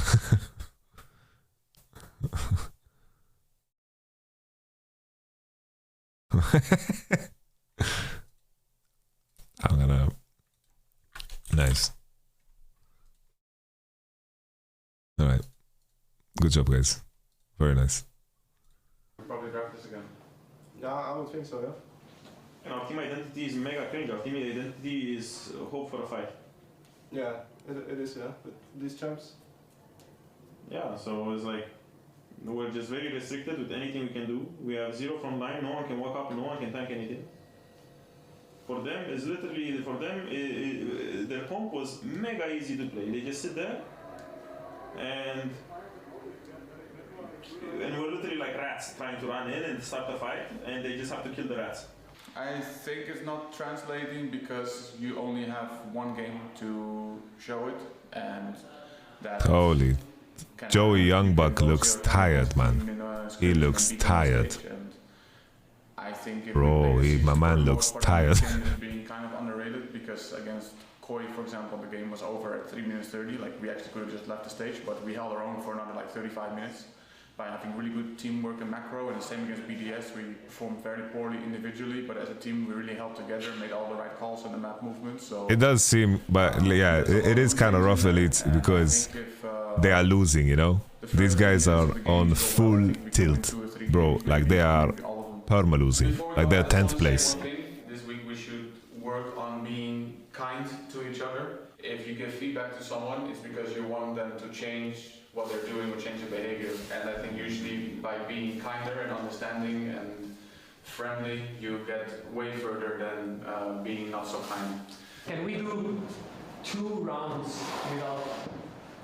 Well, I can't do it up? Yeah. Let's see how much you can. What direction is it going? To you. Okay? This is talking pillows. So you pass it to me. Let's open a bit. Open, open, open. 1, 2, 3. Bro, what's that? 1, 2, 3. Bro, you hit my knee. 1, 2, 3. Almost. I sent you up so Almost. You don't know the numbers in French? I know. That's 6, yeah. You look pretty. Okay. Thank Fuck. What are they cooking? I had a nightmare of a start to a season. I think we could. The issue is, it's like, it's edited like a fucking Office episode. Why did they do this? Put it bluntly like that. If you look at the expectations for both rosters, this is the halfway point today in the season, right? In terms Fuck, of man. where you have to turn it around because Like, if it was edited better, it wouldn't be so fucking awkward.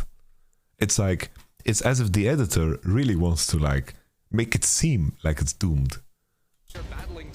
I feel like the editor really makes it worse. Pressure is on. They're just like showing B-roll of everyone fidgeting. It's like, bro, Everyone noticed that I'm having a hard time. it's a fucking Jeffrey Dahmer episode. I think if you want to make it to players and that at least evolving as a team, it will probably start today. And what I want today is most important that we support each other and myself, because I will need it today. It's a really hard day for me, and yeah, I think it's the most important for me. We play as a group, and if we make it together today, I'm sure we can bounce back next week. But I will really need it today. You got your back. You got your back. Come on. Targamas escapes and Vito arrives to join. Humanoid will get taken down. It's another. Oh, this was such a rough game, man. The fish is down. Fnatic get punished for the dive. You had one job, Fnatic. It was to not end. Engage onto Rux. He doesn't get a flash over the wall. Chain of corruption lands and starts to spread. Rux stays alive for now. Vito's in. Keep in mind, you know, these boys as well. It's like, we have so little context, you know?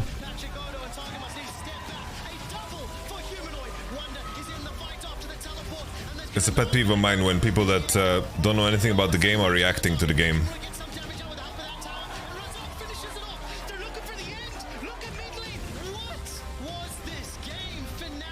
As Lucas said, fisting in an interview.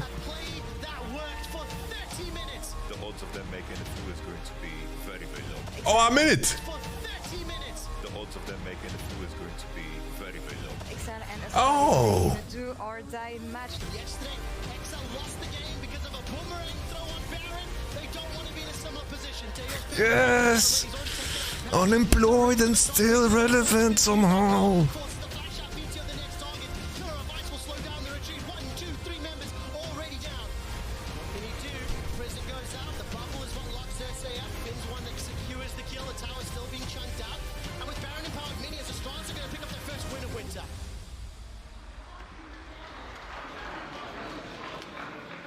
Jobless gaming gang, yes!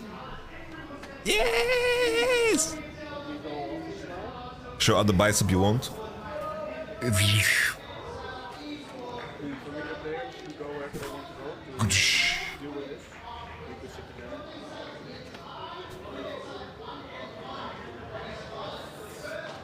Yamato cannons.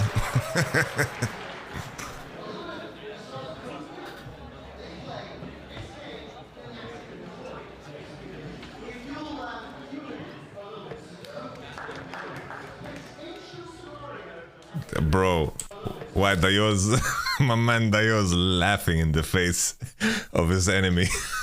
Holy shit. Come on, Dayo, man. Just fucking show some compassion, Dayo. My man Dayo, I think he just all he thinks about is how he's just so happy to win. He got to win, guys.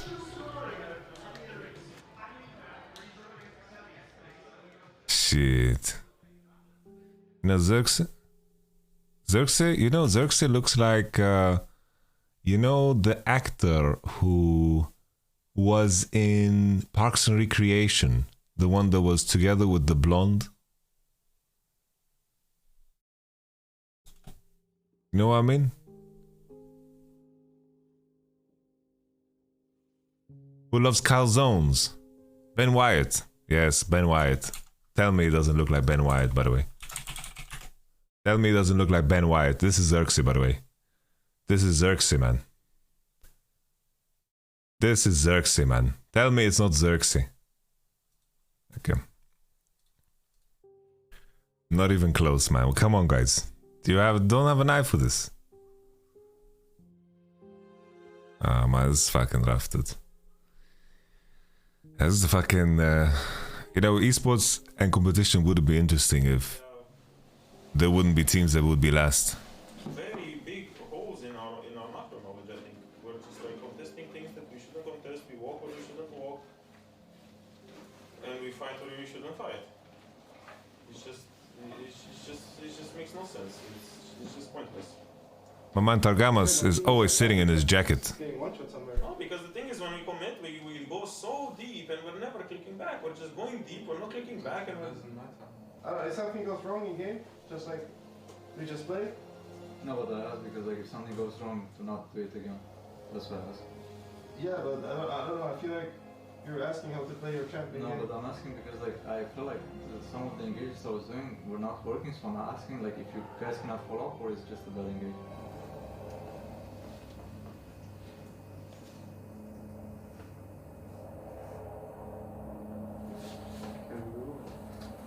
Yeah.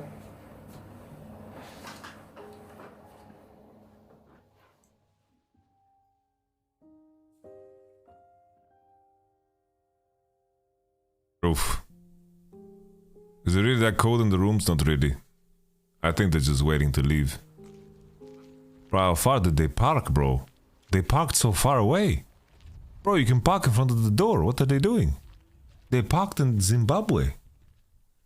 Bro, why they just walked home or something? Oof, that's rough, guys. That's rough. Let's read some of the comments. Mad props. This is how it's good.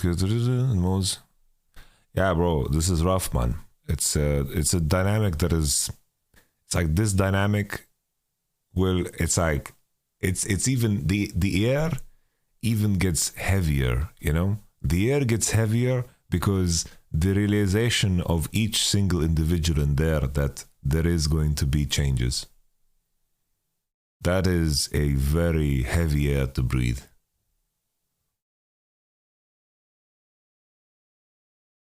Very heavy air to breathe because all of them know that, yo, these guys are not sticking together. Which players do you think will get changed? I don't know. I think it depends on what we see on the inside.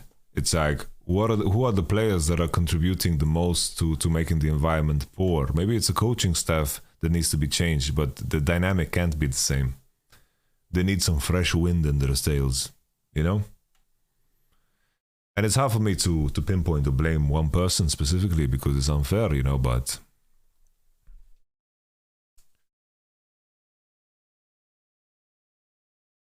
we shall see. Let's go back to the LCS. Happy times. GP ban. Okay, GP ban. That's dank. They're looking to first pick Jax or what? Jax is broken, by the way. Jax is broken. Uguri's playing, okay? Korean mid versus Korean mid. Licorice. Looks so different. Can't believe I lost twice to Licorice at the World Championship. That was good times. But anyway, let's go ahead and see how the draft is looking now. Because we got Gangplank, Ashe, and Maokai banned out by Golden Guardians, as Elise, Caitlyn, and Sejuani are banned away by FlyQuest. Cassante is still up. I mention it because whenever he's up, he's getting picked first and second. Yep, gonna get grabbed up there by Licorice, who did not have a great week one. You know, we'll see how he's gonna be able to perform here on the Cassante. What would the answer from Impact be? Impact just feels like such a Gnar guy, and I think that Gnar is a pretty decent matchup into Cassante, so I wouldn't be shocked to see that. I don't think we're getting the Riven from Impact. No, that would be very out of left field, so don't get baited. Alright guys, I have food. Ooh, Lucianami, I like it, I like it. And both of them got nerfs for this patch. Lucianami nerf is a myth, by the way. Mana and mana regeneration. Who cares? Alright, I got some chicken nuggets up in this bitch. Levels off around 9, I believe it'll be better than it previously was, and its mana regeneration levels up around 11 compared to what it previously was. So, past laning phase, it'll be as good or better, but those early laning moments where you're going to be spamming those spells and playing aggressively, going to be harder to sustain. Yep, that is big, but also the W and the E for Nami both got nerfed. Damage taken off top of both of those. So Well, I'm gonna send out a little tweet. does not mean it's not strong or can't work. Wait, Yumi? Both of them did get hits. He just picks Lulu for sure. Zeri getting Just lock the Lulu. Stop teasing us. I don't think it's going to be Yumi, as we talked about last game. Massive nerfs on Yumi. Don't think we're really ever going to see that again until they rework it or do something different. As League of Legends was intended to be when Mark Merrill first dreamed it up 50 years ago. It wasn't invented by Freak? Mark Merrill and Freak dreamed it up back during World War II. Yeah, back in the 50s. But Flag roster is kind of stacked, by the way. It's a fucking great roster, by the way. For the top lane, it'll be Lucian, Nami in the bottom lane, as you were talking about. Never one without the other. Lucian and Nami are a better Kindred than Kindred is. But then you've also got Wukong locked in. So jungler versus top. That means the lock-ins are. Yo, the LCS stage is looking crispy, by the way. As you can see, FlyQuest targeting the jungle pool, getting rid of the Vi. Yeah, taking down the Vi really does make a lot of sense. FlyQuest for sure would be competitive in Europe. When you want to lock down, want to burst down, so taking that away there. Don't let these blind NA haters tell you otherwise. Those aggressive early champions. Jarvan was his big thing last year when he was playing on Dig. Didn't have nearly as much success with Golden Guardians, but kind of got to give him a little bit of a fresh start here on Golden Guardians. Yeah. They've improved the roster, they've changed things up, and now this is the first week that they're getting to play with Gory. I think Gory actually a lot of jungle bans here. In America within the last, I want to say it was like 3 or 4 days. I feel like I got a message saying that he had just arrived and came straight from. They're gonna fourth pick. So they haven't gotten to practice. They can fourth pick. Like, I'm surprised Jax is going through so far, by the way. Like, the fact that Jax is still open is mind-blowing to me. Impact has a Jax skin, by the way. Impact has a Jax skin. Show it to him, please. Impact, please. Please lock Jax. Please lock Jax. Swing your fishing pole in the face of the enemy, please. Matchups, if not the best matchup into Cassante, but we'll see if that's something that Impact will play into it. Impact also a tank player of many different shapes and sizes, but that's fine. The Gwen locked in for the 1v1. Yep, absolutely. And that's fine. That, you know, we do see Impact be I thought we were gonna get Ornn or Sion. Obviously, the newest pickup here for FlyQuest. What the fuck was Ovely doing? Fucking rapping in the crowd. Who knows what? Gwen is good. Gwen is good. Don't go Michael Gervais. Don't pick Jarvan. Okay, Stix's girlfriend is called Michael Jarvan. Good for him. He's hovering for Jarvan. No audience. That's true, actually. Holy, Power of Evil on AD carry? Papushka. I don't like Papushka here. Papushka is very weak here. What's our jungler gonna be? Pop. Bro. The jungler, you can stop Wukong, stop Gwen, stop Lucian dashes.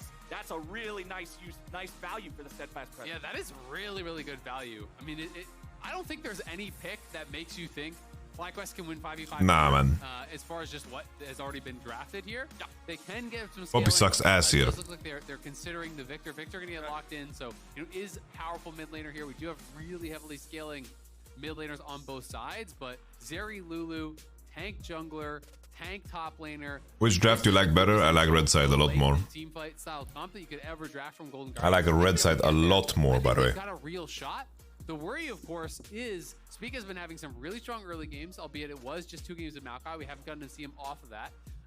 And Prince has just been looking insane. So if Prince gets unlocked, if he gets ahead, this is one of those guys that really I told you guys in my patch rundown. These Lucian Nami changes don't fucking matter. He's not going to sit back and do nothing with it. He will be in the mix. He will be going for those highlight plays. And I love the conversation. Which side is red side for zero comebacks? Red, left, I mean, right. Yeah, right side. Pigeonholed him into for so long. Holy, that's actually so cute. That's the cutest thing ever, Elite 500. I love that. LCS is on 13.1.b. Yeah, but it's still cute. It's very cute. I've never had to answer that before. Yeah, I mean, he's up there at the top of the list. Okay, Ruler's at the top of every list for every AD, but then we got Prince. He's up there too. Ruler does happen to live up to his name as the measuring stick for everyone else, but Prince is doing really damn good. So we'll see how well he's able to do here with this Lucian early on. FlyQuest would love to build up those leads and snowball it into a fast win. Bro, I'm so confused. I thought like Texas is in the desert, and then they have like They have snowstorms on cooldown. That shit is crazy. And when I play champions like Lucian and some of these short-range ADs, and you get to those late game fights, it's just to do damage, you have to be so close to the other champions, which means you have to be so incredible at actually, reading the team fights, understanding when you are threatened, when you are not threatened, being able to dodge all the skill shots that are shot at you. 10 commentators down will do. Better? You don't do anything. You do calling and then you straight. Better. Right? Like, you don't do Yeah? So, that's what you really got to avoid, and that's one of the reasons I think this champion is so hard to pilot. Not even just the mechanics for the actual combos that you're looking for, but being able to have the confidence and the skill to be in the middle of that fight, maximizing damage while not getting caught out. And that's why I love a lot of the builds we've been seeing with Lucian. I have a good basic video that I did on the analyst desk of drafting. But maybe I should do like a drafting video. Put casters but low. There are casters. Is this low enough?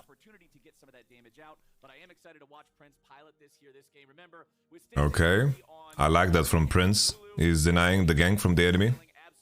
Oh, who he missed Q. It's such a disaster, by the way. He missed Q.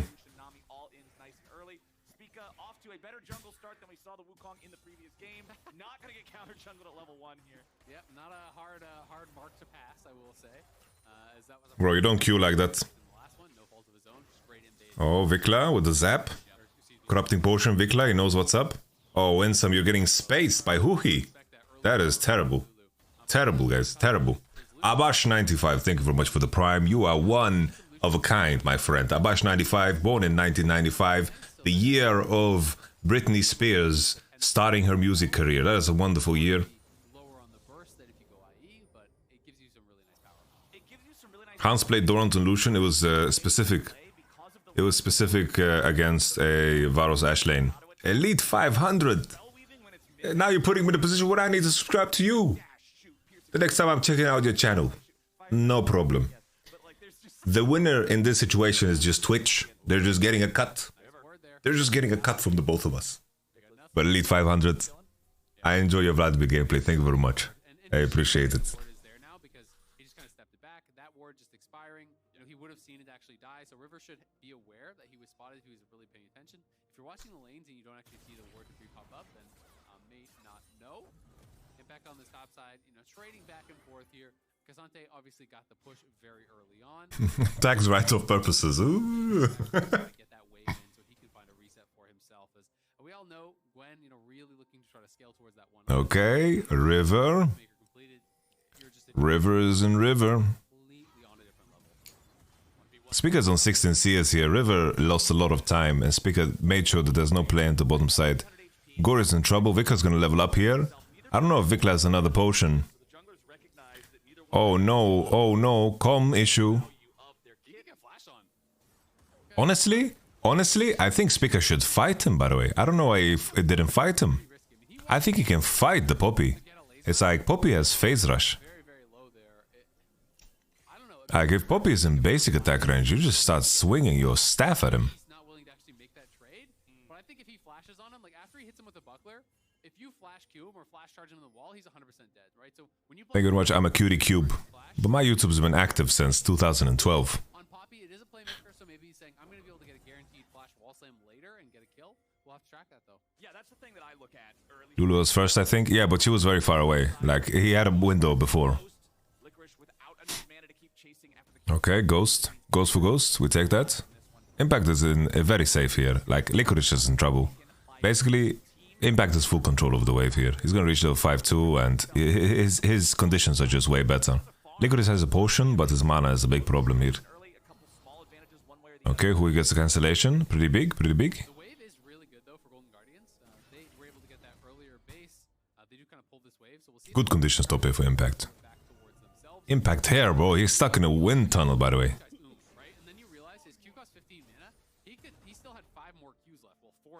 Yeah, Licorice is just gonna tank it and base. Impact is freezing. Wukong is coming into top side. Maybe they're going to try to leverage this window here. Okay, Impact is just basing and tipping back. Okay. Wukong is basing too. That's perfectly fine. I think it makes more sense. Interesting Ruby Crystal instead of double longsword. I like double longsword more on Wukong because of your clear speeds being affected so heavily by your AD. I think that's more dank. Okay. Vigor still needs to crash here, and XP is still rather similar. Impact is going to reach 6 after a couple of minions here. Maybe there's a window for him to all in. Okay, Licorice got 6 too.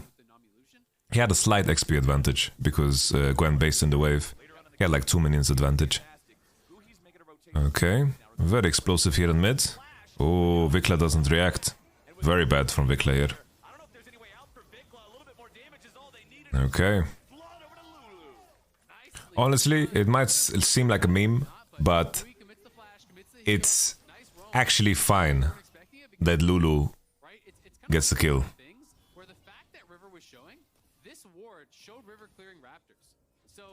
This was really dank. Exactly because of the reason Azil is saying. Poppy is spotted and he felt safe. And they didn't flash the R. Yeah, super. The thing is, Gory has flash. He kept his flash. Lulu got killed, which is fine. Okay. Oh. Oh, he no flash. Maybe he's gonna regret it. Yeah, the reason you play Ignite on Lucian is because of First Strike actually gets value from Ignite. Your First Strike improves damage. Ayla waiting room.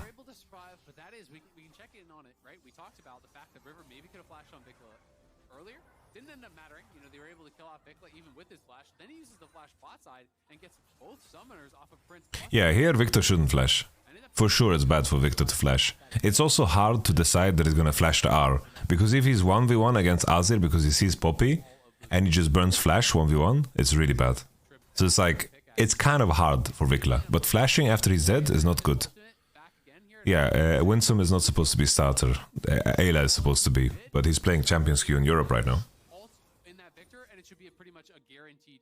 But would Azir ever go in 1v1? But he felt safe, right? Because he saw Poppy and then who he showed up.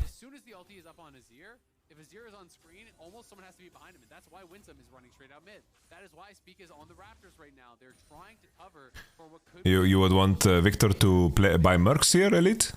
I think he doesn't need Mercs, no?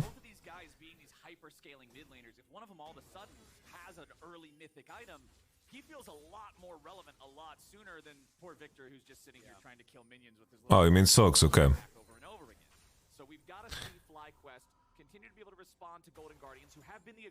I guess he's going CDR because they have Gwen top and Nami, but I do like Sorks a lot. I like Sorks a lot when you have Nami on your team. I think, like, if I have Nami on my team, I buy penetration. Because it scales off of your own penetration. It's like, if you have Nami in your team, you just buy pen. Just nuke pen.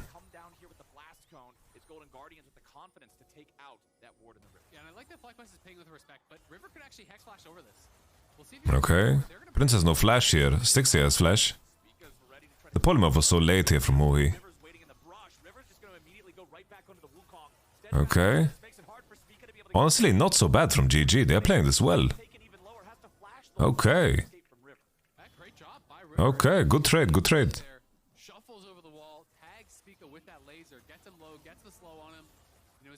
They're good control over River.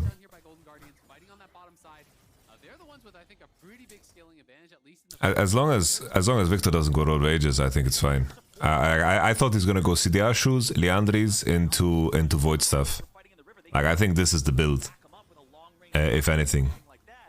What I meant about the penetration thing, right? Nami E and also Imperial Mandate. If you apply it to a person, the damage he does is based off of his own penetration numbers. So you scale better off of penetration when you have Nami on your team. Because your AP and your cooldown doesn't affect the damage you get from Nami. Only penetration does. As long as he doesn't go Road of Ages, I think Road of Ages is completely trash. Yeah, GG is playing the game. Prince has very good conditions though. Gale Force base, and now this Zeri is a bit in trouble.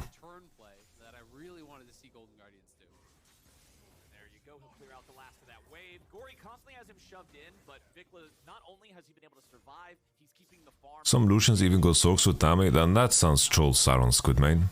But good to see you, Sauron Squidmane. It's been a while. Yeah, Ignite is really good for first strike users. Okay, opening through mid and taking control over river. I don't like how Spica, like basically, like here in this moment, right? I don't like this pathing choice from Spica and Winsome. Like they should enter through river. Because now they're so late on bot. It doesn't matter in this case, but wasting that time to not be ready to be on bot after crossing through mids is sometimes very crucial. Spica no smite here. Okay. Spica has no flash here. No flash. Oh, river flashed but didn't do anything with it. Okay. Oh, Fly played this well and River kinda griefed. River kinda griefed here. Fly was kind of in a dangerous spot, but they kind of solved it here. And very lucky that River griefed. Thank you very much, Extinct, for the Prime Gaming. You're a gamer, and you're in your prime condition, because you work out. And watch your Yamato Cannon. Ghost on Ghost? Actually, Licorice only has Ghost. For Impact has no Ghost. Oh, he reaches. Oh! Don't you walk and then charge W and then kill?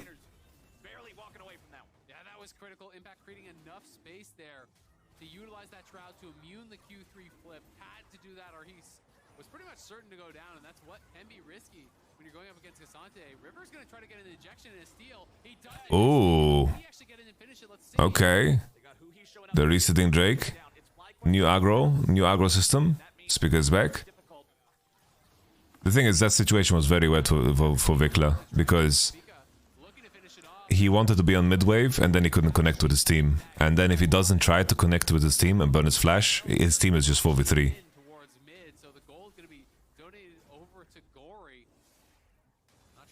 Let's see now if they can actually leverage the fact that Vikla has no flash. The another issue though is Victor is kind of just clearing waves on cooldown. Like, he can keep himself pretty safe. Okay, this is dank from Impact. How did he end up here? How did he end up here? Wait. Oh, Licorice is going to his boy in the river. Oh, Impact just wasting Poppy's time. Secret Agent Impact, for sure.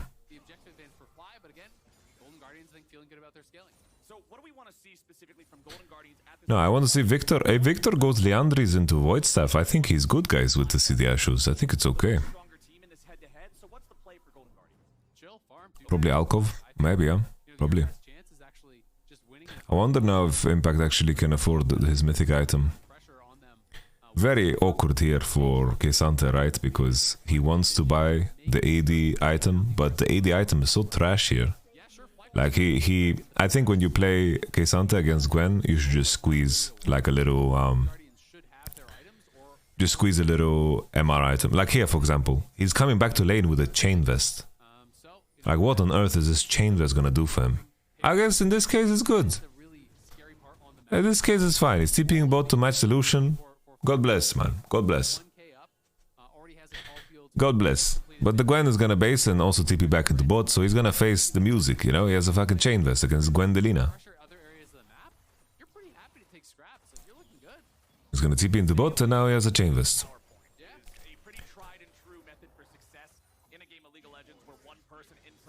Yaksho and Cassante trash? I think it's like okay, but it feels kinda bad in my opinion. It's like you go like Yaksho into Stoneplate is a build that I see, but I don't know, man. I think you just squeeze a little Negatron Cloak, finish Iceborne Gauntlet, get yourself some Force of Nature Pants going, and you're good, you're good. The move speed is nice.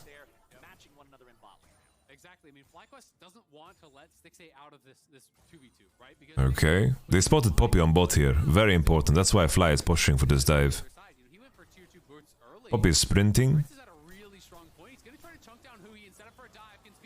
Oh shit, Fry Prince. Oof, what the fuck? The Fresh Prince, did you see? He fucking bent. Space and time. Oh. Holy moly.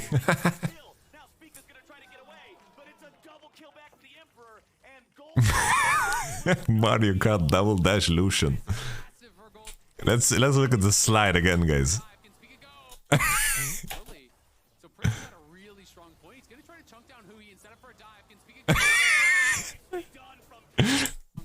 Guys. Oh no, guys.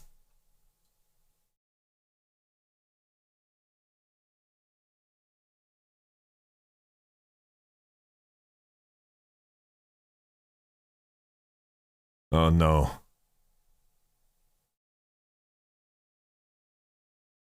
Illuminati. Amogus. Why did they hesitate? Because look, here they see Poppy. I'm like, wow, it's such a good play. They're going to dive the enemy bot because Poppy is spotted doing red. And then Spica, he gets spotted by Lulu and he's like, fuck this shit, I'm out. Oh shit.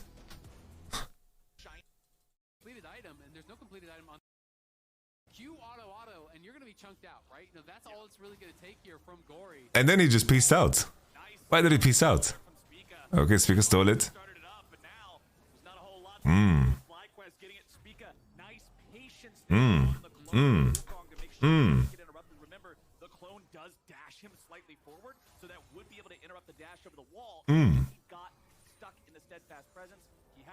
He gets back out. 9 seconds till our next Drake. It was FlyQuest who took the first.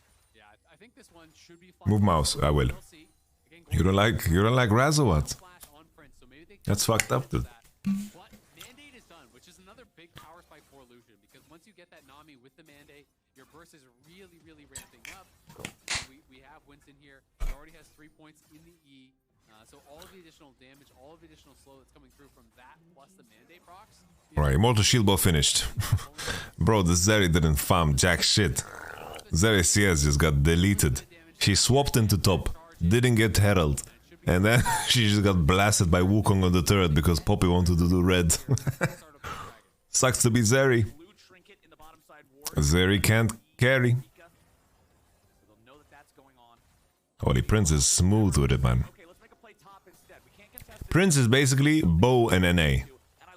They are actually, it's like the same show, but one is created, it's like Casa de Papel, there's like a Korean version now and there's a Spanish version.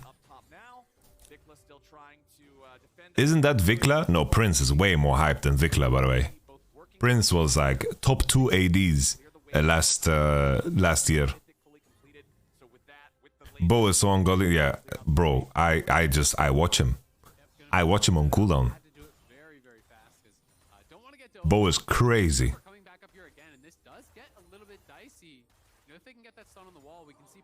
Yeah, I think Prince was the second best performing AD carry in regular season in summer. Because Gumayushi was not playing well. Guma is definitely better. Like his World Championship boosted Gumayushi through the roof. Look at him, man. Collecting. Yeah, Bo is super entertaining. Bo is so cute, man.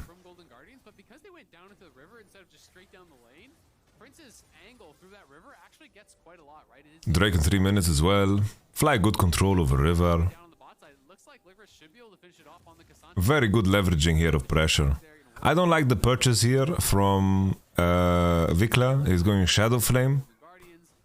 I don't know why he's going Shadow Flame here. Like, I think you definitely just slam Void Staff second here into Death Cap. Are you enjoying the Superior West region? Ooh, good movement from Spica here to walk forward on the Azir ult. Of course he's dead no matter what, but it's a juicer. Like he walks forward on the Wukong R, so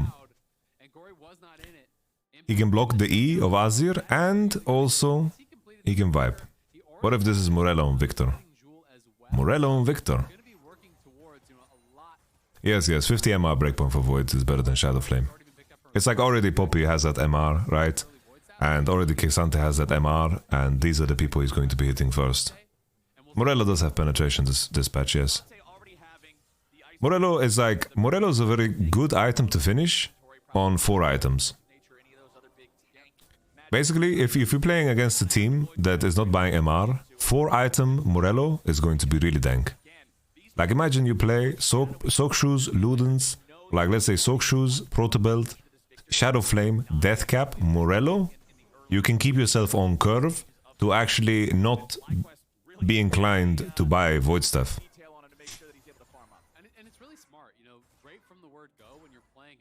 But this is a very extreme case. This means like the enemy didn't buy any MR. And that kind of trend continues when you're playing in the side lane with no turret to actually defend you. You need to have people behind you covering you on these aggressive plays because a Cassante could actually run you down with that ghost. Yeah, honestly, MSI looks super exciting. I think that C9 and FlyQuest look super legit. But I think the biggest test for them both will be when they play against each other.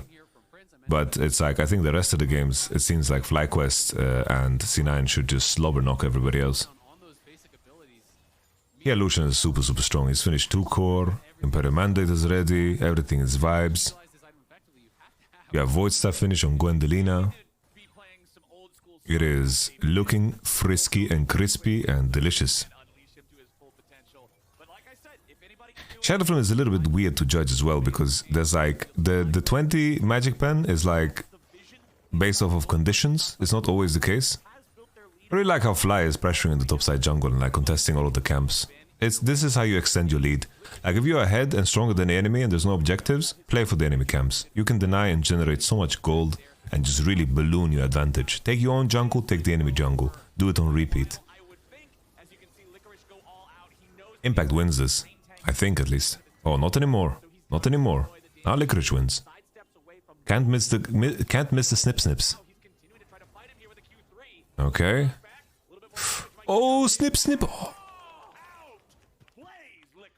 Man, you gotta be so careful going up against the Gwen. Every top laner has nightmares about these kind of plays where Gwen gets the Riftmaker stacked up, gets the Conqueror stacked up. Bro. But Licorice, you misuse his spells, no? Why? He misuses spells. He misuses spells. There's no way he should be in a position where he can get snipped. Like full damage, true damage snip like this. Like he needs to just... He just needs to... W out of it, or E out of it. I thought the moment Gwen missed second R that she's done. Holy shit, that's a Beyblade, by the way. Holy. Prince got 91 Gs, baby. That looked fucking hilarious.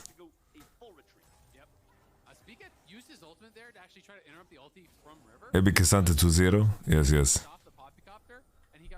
You need to be Asian to play Cassante, it seems. Yeah, Poppy sucks. Poppy sucks ass. It's not good against Wukong. It's terrible against Gwen. It's very bad against Lucian.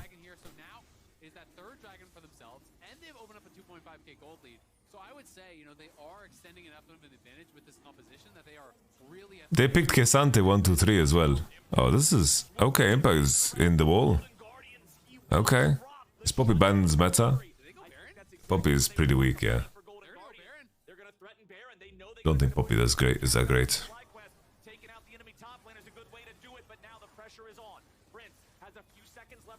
Oh, River!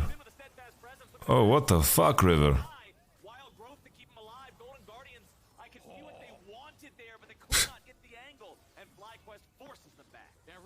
Yeah, this is the new build, Chris, because you have a situation where Lucian can buy very different second items. He doesn't need 3 items to activate the IE or Navori proc, you know? Okay, Lucian is ult. TP of Impact is ready. I don't like this from Fly Prince. Okay. GG could have waited a lot longer, I think.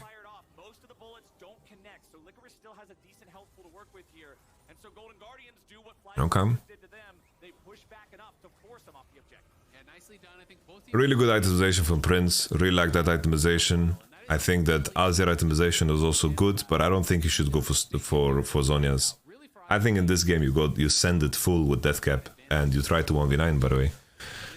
I think buying Zhonya's is losing because look at how the game is curving out, you know?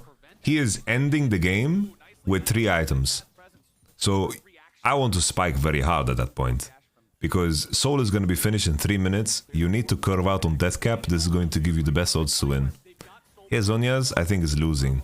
Like, if you're walking out of base with 650 gold, stopwatch is a monster buy, right? That's the second question, right? Elite 500 has a point. Can he actually get death cap before Soul?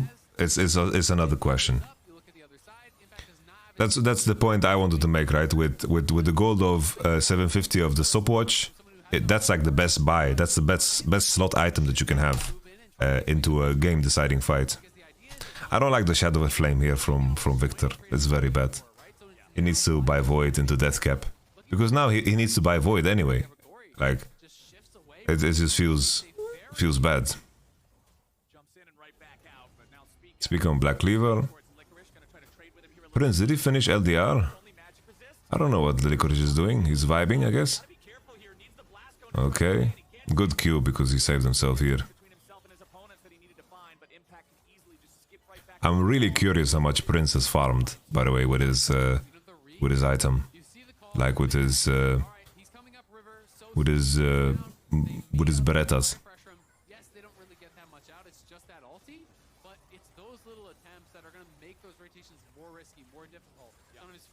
Prince is saving money now to get LDR. A little bit too late, so always nice to see. Black Cleaver also completed up here, which I think is a really good buy for Spica. Exactly, and being able to cut away some of that armor as well. I think Prince has LDR. He's gonna take red out of base. I like the fact that he takes red out of base instead of taking it before base, because the red wouldn't last long enough for the situation. You see, he's opening on red. Impact is level 16 as well. It's going for death cap. Prince is very strong. Zeddy doesn't have IE yet. Zones is also very, very expensive. After the change. Yeah, it's crazy how many good positive changes AD carries got. Still would go rapid fire here on 4th. Essence Reaver is also pretty decent. The buff is crazy to Essence Reaver. 55 AD is really ridiculous, I think. On Essence Reaver. 50. Good control here of FlyQuest to be pushing top on the 50-second timer. Like here, the top wave is completely fucked and GG are just posturing on mid way too early. Like here they're posturing on mid, which is fine to do, right? But they are losing some CS on top side. Okay, this culling could be better.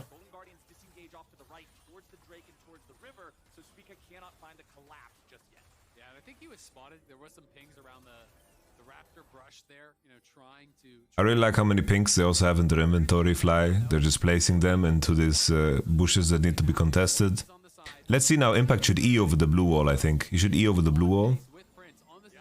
I don't like that Impact is positioning here. Like, he's walking on mid-wave, okay. But I think he should just E over the blue wall and contest into pressure. Like, why is Gwen showing on mid-wave? You can get away with it after the durability patch of Drake, but I think that... oh, Gory actually went Banshee. He finished Banshee, so it's Banshee and stopwatch. Now he's going behind the blue. Took you long enough, Impact. Now he can actually undermine them and pressure a lot.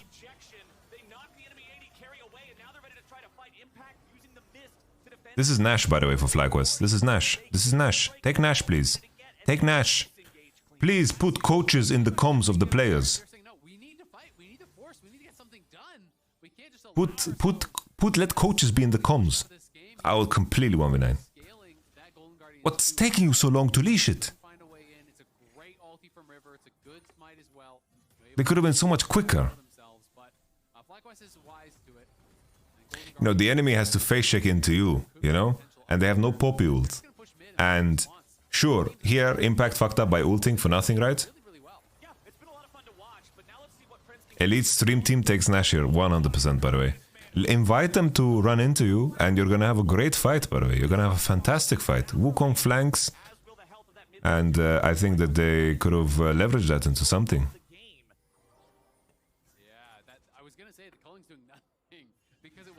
Now they go for it. There's no loot on the map. Blue trinkets too we use. They counted them right.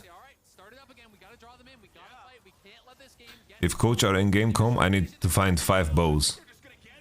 There it is. Yeah, I think the moment the enemy overpushed on Drake, like you get free Nash there. Like the amount of damage this comp does to Nash is nuts, by the way. You know, Lucian with Navori, it's like the DPS you can do on a target that's standing still. Yeah, this is a tanky Azir, by the way. This is the Tonk Azir. This Vikla is refusing to buy Void Staff. I think I think he has some bad memories with Void Staff. Void Staff wronged him. Like Void Staff insulted his parents or something. Like I don't know why he's not refusing to buy Void.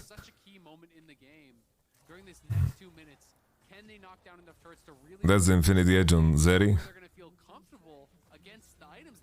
I want to see how much gold Prince has made, honestly. I'm really curious about that. Speaker positioning is always good. He's always spotting and he's hovering in the right angles. I noticed this as well when he was on TSM. Like, TSM games always felt to me like Speaker... Well, I say this and now he's getting caught. Now he went a bit too far. But they're just committing it to top side. Juicy, juicy, juicy. It's perfectly fine, by the way. It's perfectly fine.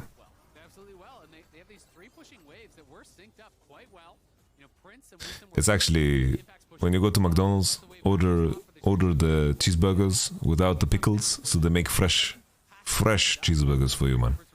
That's the tech. Say you want the pickles on the side, and then add them yourself.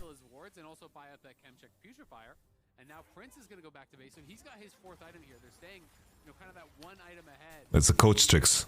The tech is don't go to McDonald's, yes. Have you been to Loteria, the Korea McDonald's? Of course, man. It's completely smurf. The fucking bulgogi burger, man. Jesus Christ, man. I gain so much weight every time I go to Korea. Bro, why did Impact go Shadow Flame over Deathcap when you have Void? That is crazy. My man finished Shadow Flame over Void stuff. I mean, over Deathcap. Huh? Crazy.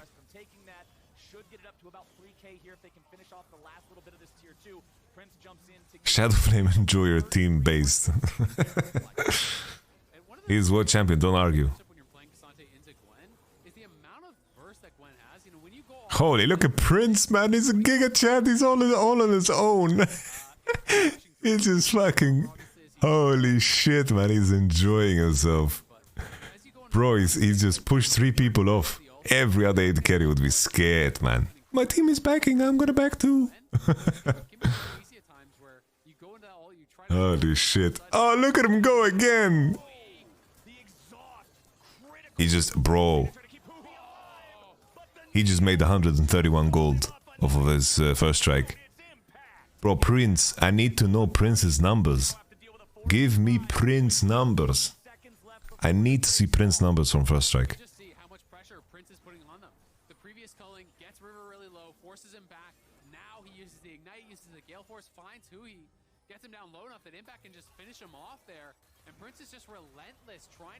Oh, here we go again. Boom, boom, boom. Holy shit.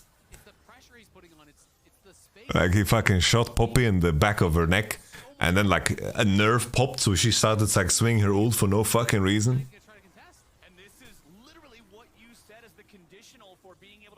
Boom. Yeah, I don't know why Poppy is picked here. It is insane, by the way. The casters were way too gassed up about the Poppy. They have dashes! Bro, Poppy would never get in range of Lucian to be in that little fucking W circle.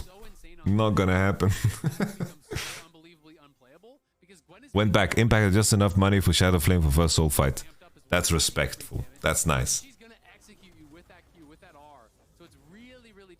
That's nice, actually.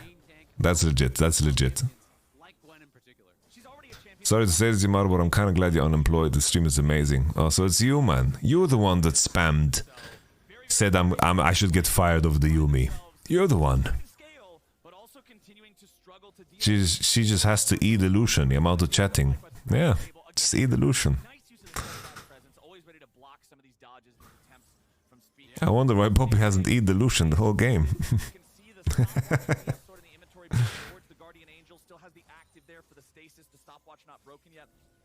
He's gonna need to have a monster performance in one of these team fights, I think, or the curtain is starting to close. The amount of Nafsu with the problem. Bro, Hilly's also smurfing. Oh no, that's the counter we've been looking for. Prince is piecing out. Yeah, this game is over next Nash. For sure. He's just gonna have to sell that up, buy some ping boards. He's not even close to having gold for Zonias, so nicely done there from Prince. As This is a dank Azir build. Dropping the tidal wave there to keep him safe, and they know it's gonna be harder to actually burst him down. I love it. I love it when my Azirs buy 5th item death cap. Imagine you're an AD carry, okay? Imagine an AD carry. This is the equivalent, okay? Imagine an AD carry goes Kraken Slayer, okay? Kraken Slayer, PD, and then he buys BT, and then he buys QSS. And then he goes 5th item IE. That's the equivalent of his build right now.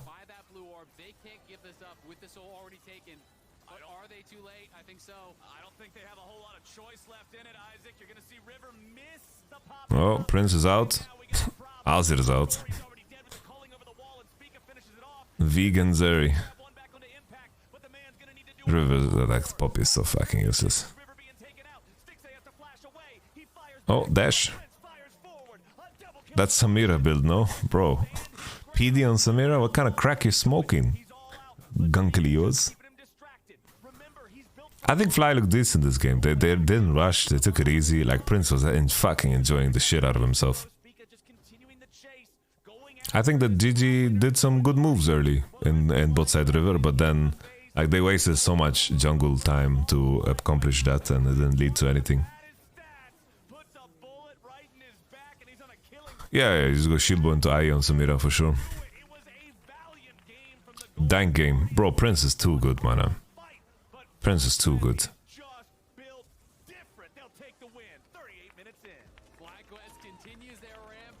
Prince is nice. Very nice. This was a turbo stomp. This was a turbo stomp. Let's be honest. This game was really one-sided in my opinion. Like, early game was not the greatest. That's true. Early game was not the greatest. But then it's like, you press tab and you see that Illusion is 20 CS ahead and he had Gale Force against fucking Berserker Greaves and Vampirik. Yeah?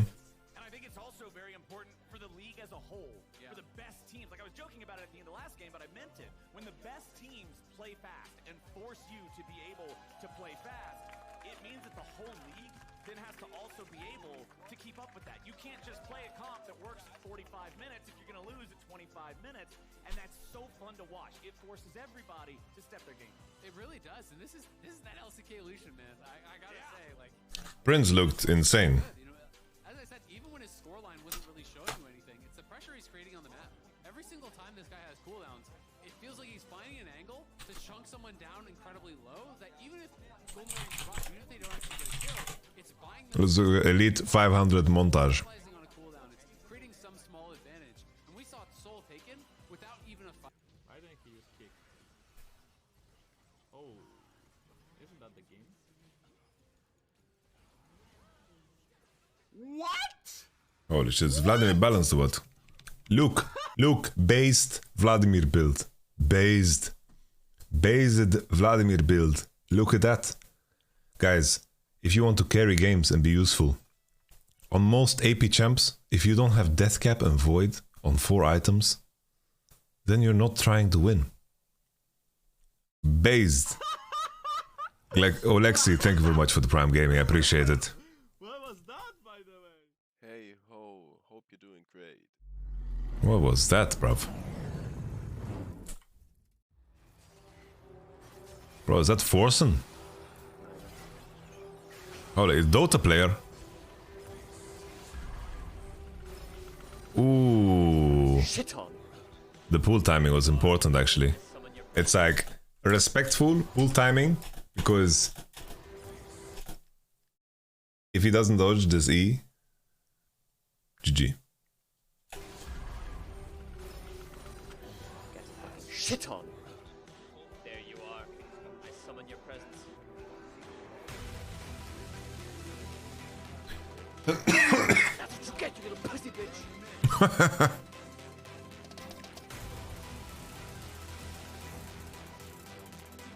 Anyone do the combo like that? Oh! Holy, his hair just changed.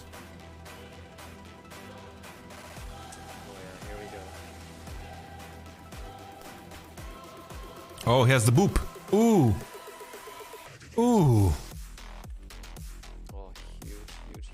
Okay. I always I'm in a spot to kill him, but then he just gets fucking teammates. That's gonna happen again. Oh. Dirty flash from Elite 500. No. Yeah, just polymorphing for 10 fucking years. Oh. Fuck you. Hello, guys. Hello, guys. That was definitely a racist flash. Cyber nuclear destruction. Cyber nuclear destruction. You guys are fucking dead. Tokish Ploke, thank you very much for... Jesus. These Vladimir builds are so based, by the way. Did you see him buying Zhonya's any game, by the way? Look at his build, by the way.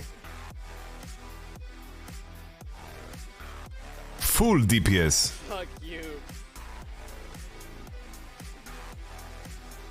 That shield was on cooldown. Did you see how laggy that was, by the way? Ooh. Ooh. Ooh, the flash. Ooh. Ooh. That was stylish as fuck. Ooh. The fact without the ping. Guys, this is how you build, by the way. What is he doing now? Look at this dude. He's playing fucking Yasuo.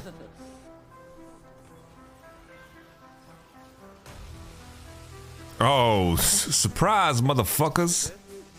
This is 2 item Vlad, by the way. Excuse me? Oh my god.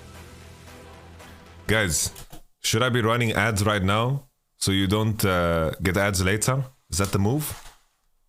Guys, I really don't give a shit about these ads, but we are being forced.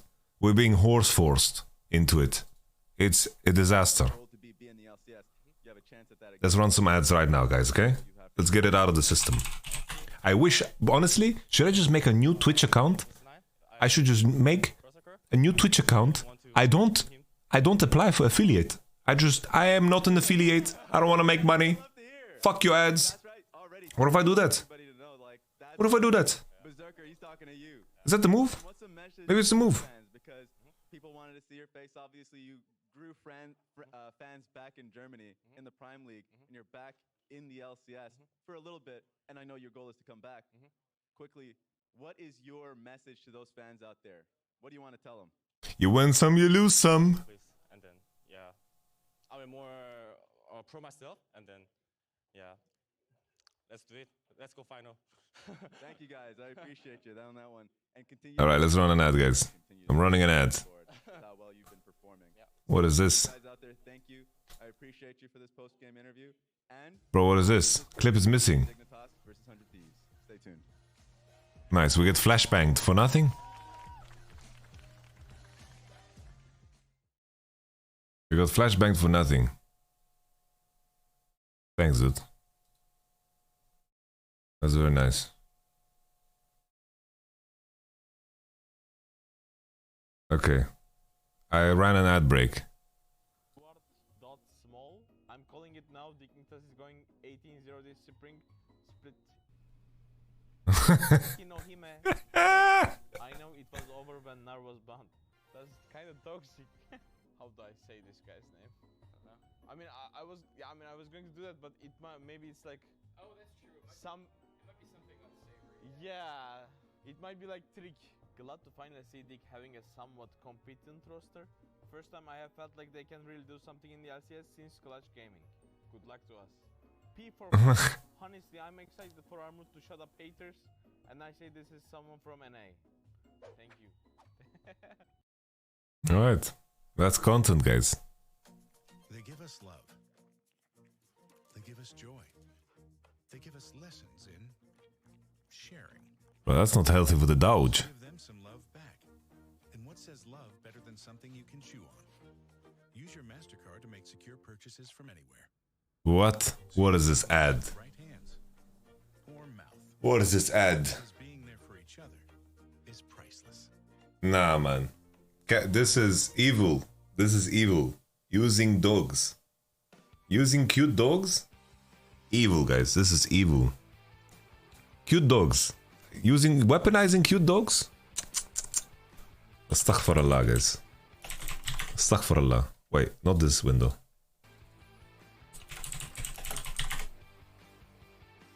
Alright, we haven't seen this one. Let's look at this one, guys. Oh, they're gonna drop it 100%, bro. Bro, what is that thick-ass cat?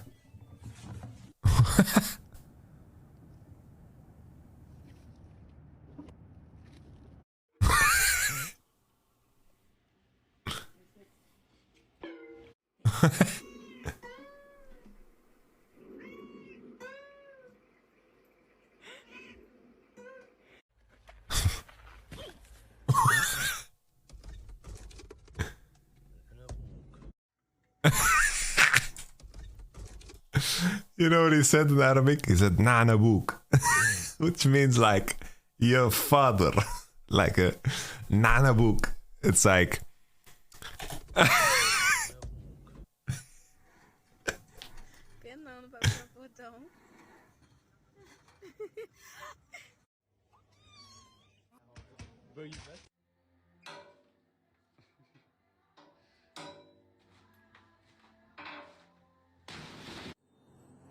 bruv.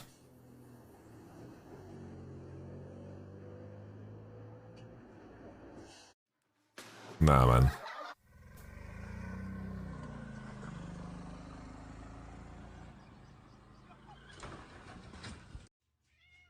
No, you jumped over these double big. Bro, this is so unsafe, man. This guy is... Oh, man.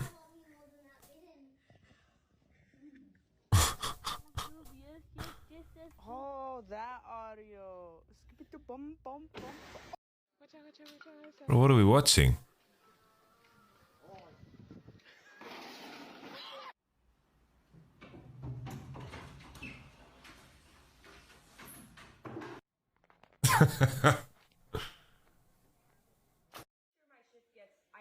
Do the zombie scream.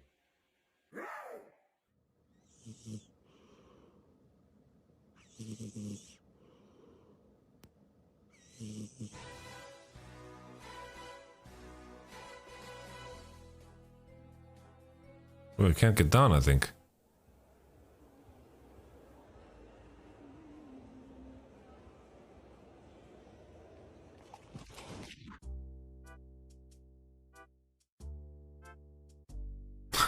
Was macht ein Creeper in meinem Haus? Digga, er hat alles kaputt gemacht. Oh my god, there's no way I choked that. Fuck. That's bullshit. Holy.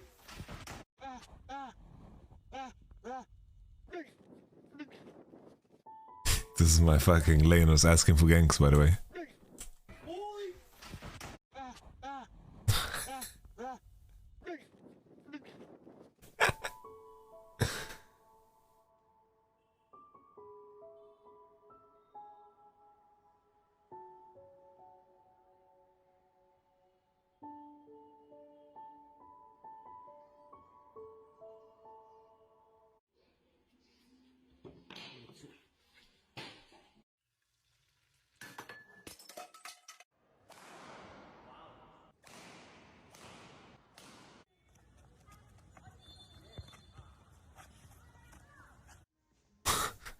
Hey, push off, Bucko, push off, Bucko, push off, Bucko. What you get, bro?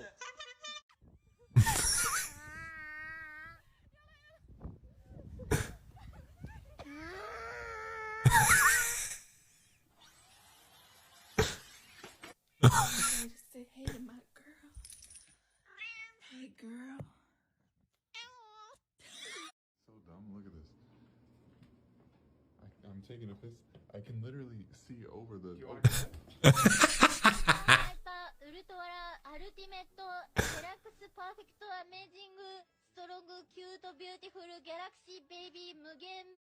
Huh?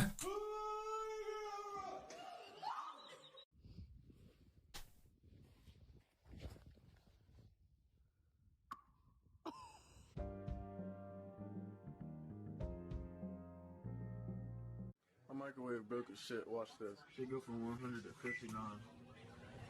What the fuck? Oh my god. Cute.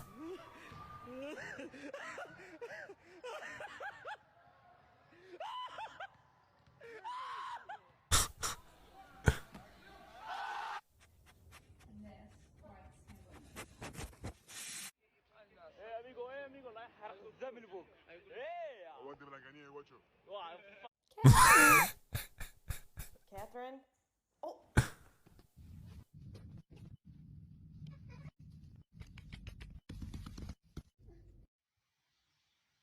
Bro, what was that?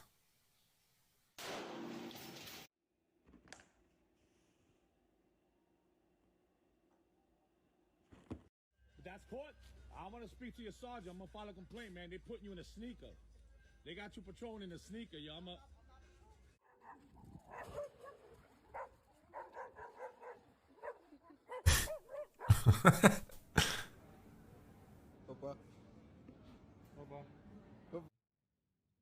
No, I said that.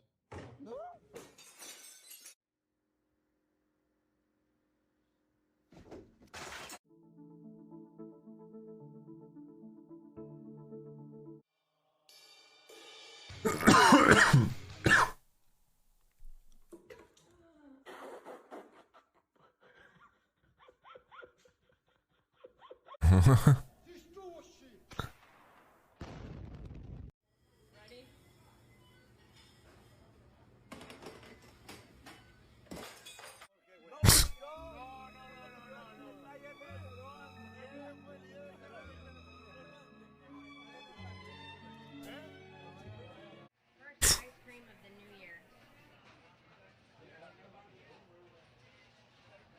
What the fuck is that?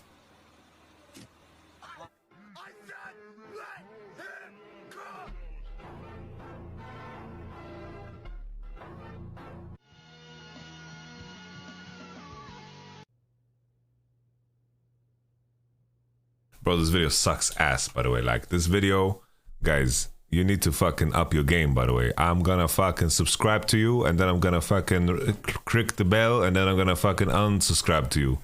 I'm fucking done. Terrible video, bro. I'm very disappointed. Transform ultimate is the same as the champion name. Dinosaur. Cho'Gath? Renekton. It can stun. It can stun. No. Alistair? No. Renekton. Wait, but he likes all those shows. Uses a shape to use their abilities. It can stun. Leona? No. Oriana. Yeah. Oh my god. Uses a shape to use her abilities? Really?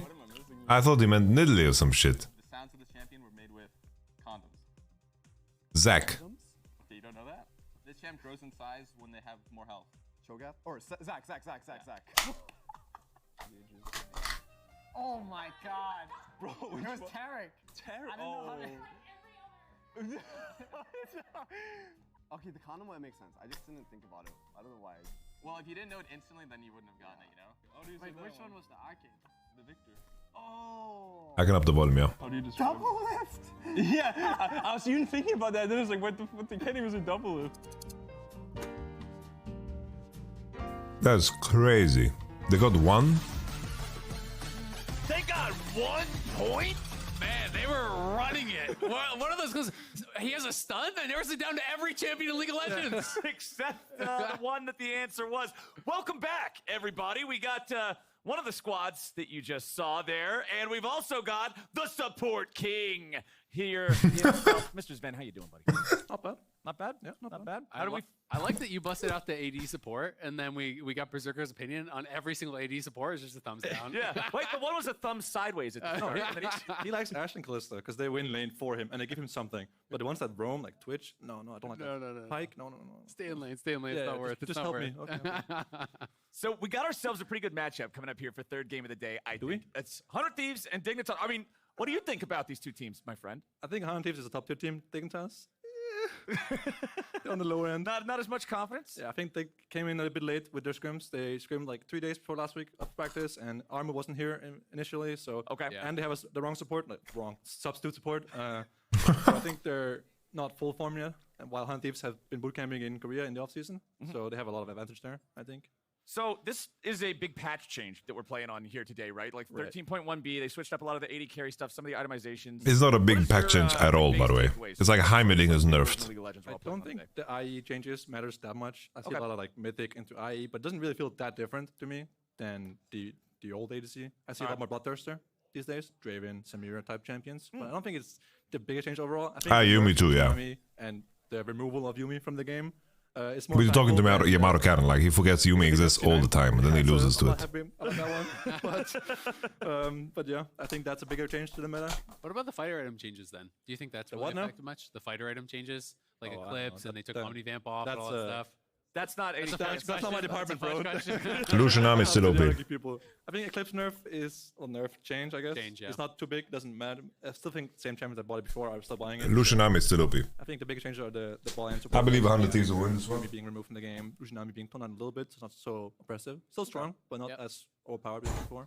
Yeah, it seems. I mean, it's interesting, right? We did just get to see Lucian Nami, Prince obviously going for the Quick Blade second as well. Good. So like that looked pretty strong.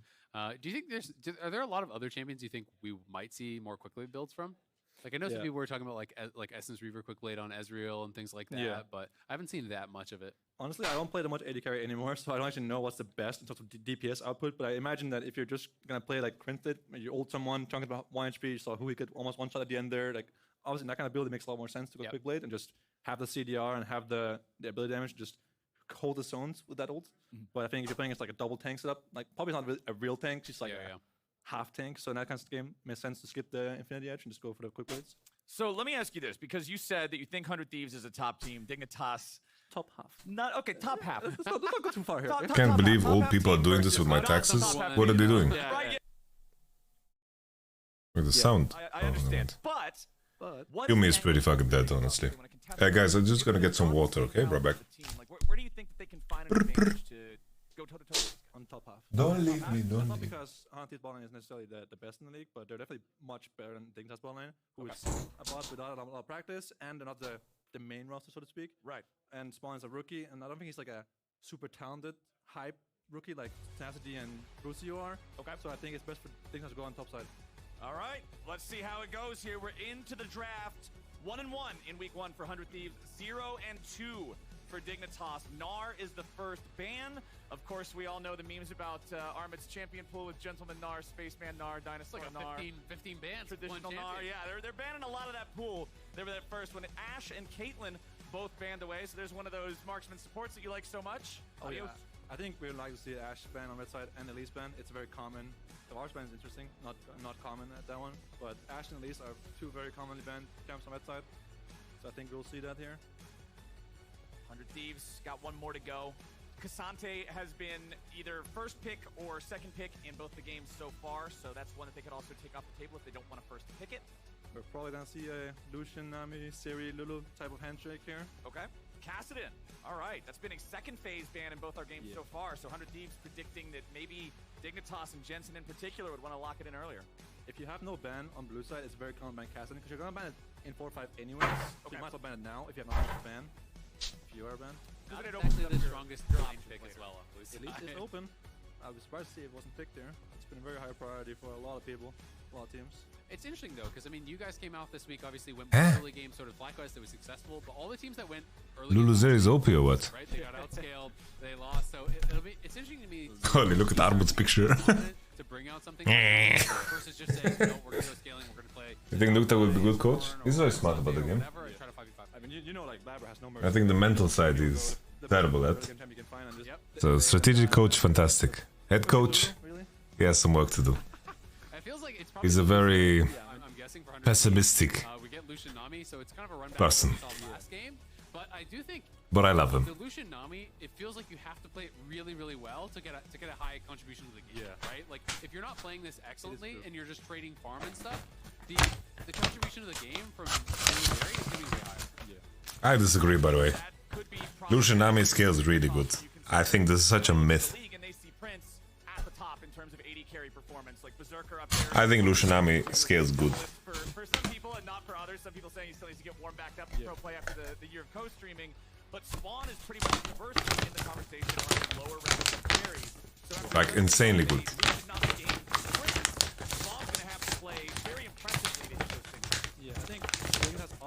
Vitality in 2017 was the last time we walked Nuktak, yes. Can you believe that me and Nuktak played tournaments together back in season 2? I have a picture with Nuktak where we're both like 16 and 15 and we're standing outside a swingers club in Berlin.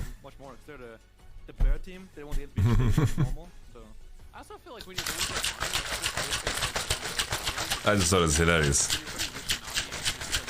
A swingers club. I didn't know it existed. The Darkwind Jacks, no. Back then it wasn't Darkwind Jacks yet. We made the team with Darkwind Jacks later. I think Red Side is favored here in draft, but I think 100 is a better players. Maybe Lulu Zeri is just OP and honestly, if you're ruler, then you can pick Zeri every game. Basically, that tournament, it was called Berlin Campus Party. Basically, it was called Berlin Campus Party, and it was just like a big thing. The person who created the internet was there, and he had a speech. We were right next to a Street Fighter tournament, and then basically BBC News wanted to interview players that were in fighting games, and I was playing on these Xboxes. I was playing because I was bored, Street Fighter, and then they came over to me. They came over to me, right? And then they start asking me questions, and I'm like, all you have to do is you just have to mash the buttons. It's just a competition about who mashes the buttons harder. and then the interviewer is like looking at me intently. I'm like, you just have to mash the buttons, and I'm like showing off. I'm doing this with my hands on the controllers. And then the guy, it was Ryan Hart. Ryan Hart came over and said, "You're supposed to interview me." It was so fucking funny. This guy, he came over and said, "You're supposed to interview me." I just walked away. Like, they looked so pissed. Holy shit. Oh man, that's good. Oh man. With the Gwen and the Olaf band away, and I think Dignitas are ready to accept the challenge. All right, it'll be Armin on Cassante. Surprised didn't top lane ban. Jax is still over. Oh man, I can see the resemblance. Yeah, it feels like Tenacity has to have something prepared for it, because when you're Oh man. like, you clearly Ryan Hart, what a legend. Holy shit. Orn Cassante trade. This feels like full 5v5 almost already. It's gonna be a long one, guys. Oh no. I think, legit, holy shit, it's a Corky game. Cork is really good here, by the way. Cork is legit as fuck. Please, not Corky. 45 minutes deep fight. Victor, man. Are we heading back into Victor Azir Corky meta, gentlemen? Not Corky yet. I can't say I think if you're not ready to pick Corki into Azir, I think you should pick Azir on 4, by the way. This game, I don't think Vi is as strong either, yeah.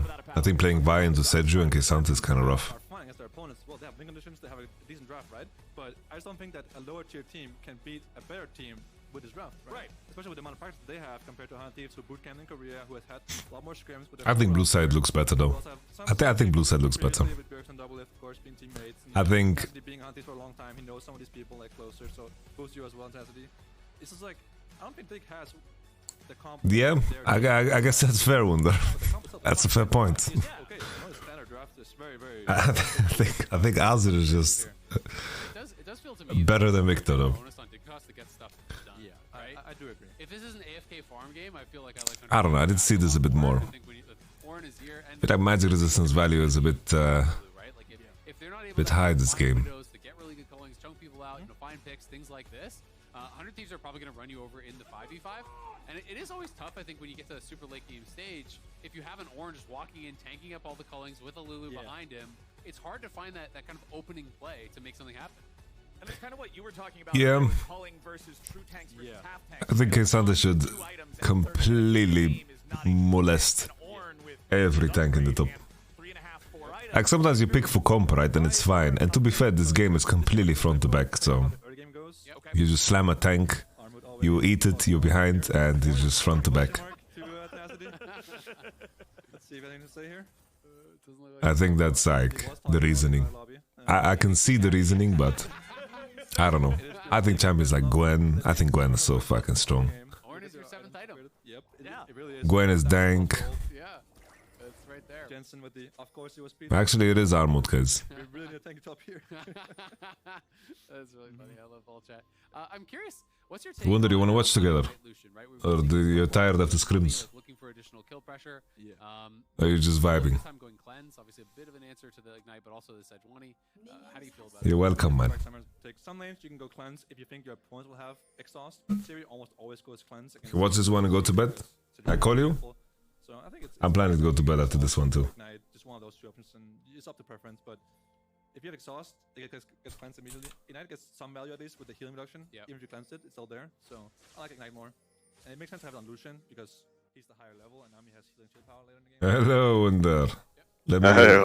Let me fix your volume. Say something.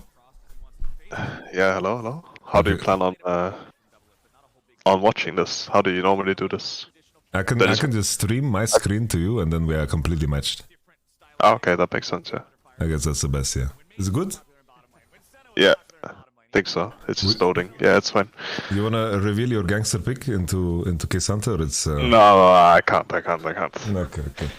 I like Gwen. I mean, yeah, Gwen is really good. Yeah. But Gwen was banned, I think. I didn't see 4-5 ban actually. I wasn't paying attention. I think one of the teams banned. I mean, they banned Gnar in first 3 because it's Amut, right? So you have to ban Gnar. So I think Gnar was out, and then they banned Gwen Olaf. So I guess they were looking for, like, they banned to blind K'Sante themselves. I guess that's why they picked K'Sante that way. Hey bro, I think my stream is dying because I'm streaming on Discord. You have to sync up with me, bro. Okay, yeah, just I don't know. I'll just watch your stream, I think. Okay. My internet is so trash. Is it fixed or? I think so, yeah. This is perma fucked now. I think it's okay. I think it should be fine now. I'm farming the viewers because I will dominate. There's no electricity. Oh really? You got like a hosted or? No. Like he doesn't have electricity. Apparently, like Texas is completely fucked. Like it's crazy. I think of Texas as like fucking desert, you know? Yeah, I guess it's. I don't know. A lot of the what is it called? Streamers are living in Texas, no? Because of the taxes. Yeah. I think Dom lives there for other reasons. I'm not sure. Oh, okay. I think just buying a house is cheaper, no, in Texas. Maybe. I have no idea at all. Probably. Yeah, I mean, makes sense if it is. But I would for sure move for tax reasons if there was some kind of angle like that in Germany.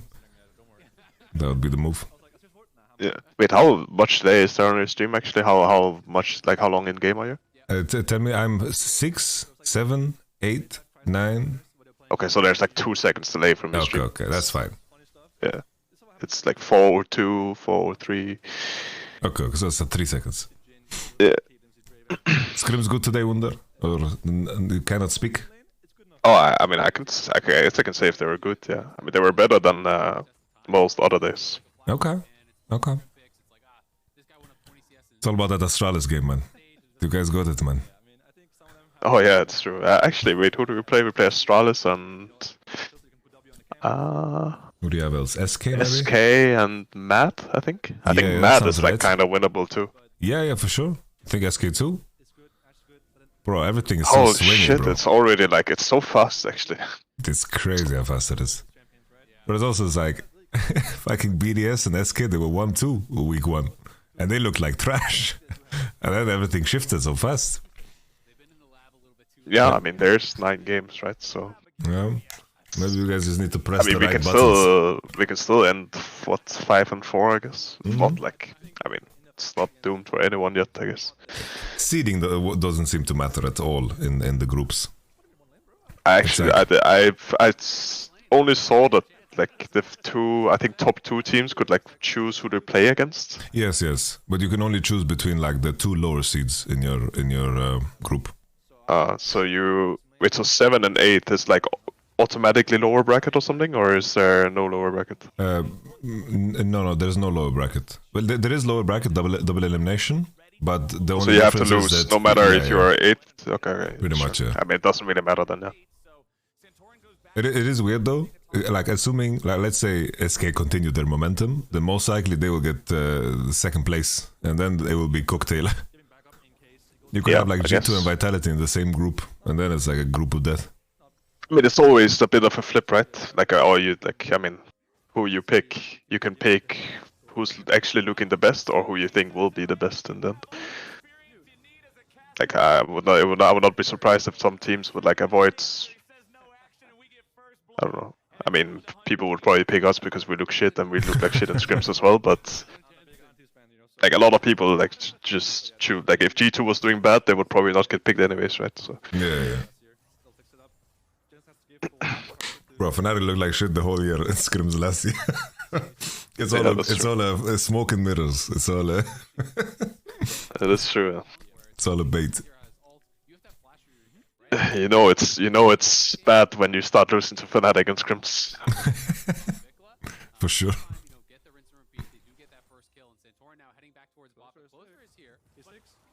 Okay. Let's tune into this game. I don't know what's happening. They want to push out bot. Jungle 6, push out bot. Sejuani is not supporting this, or?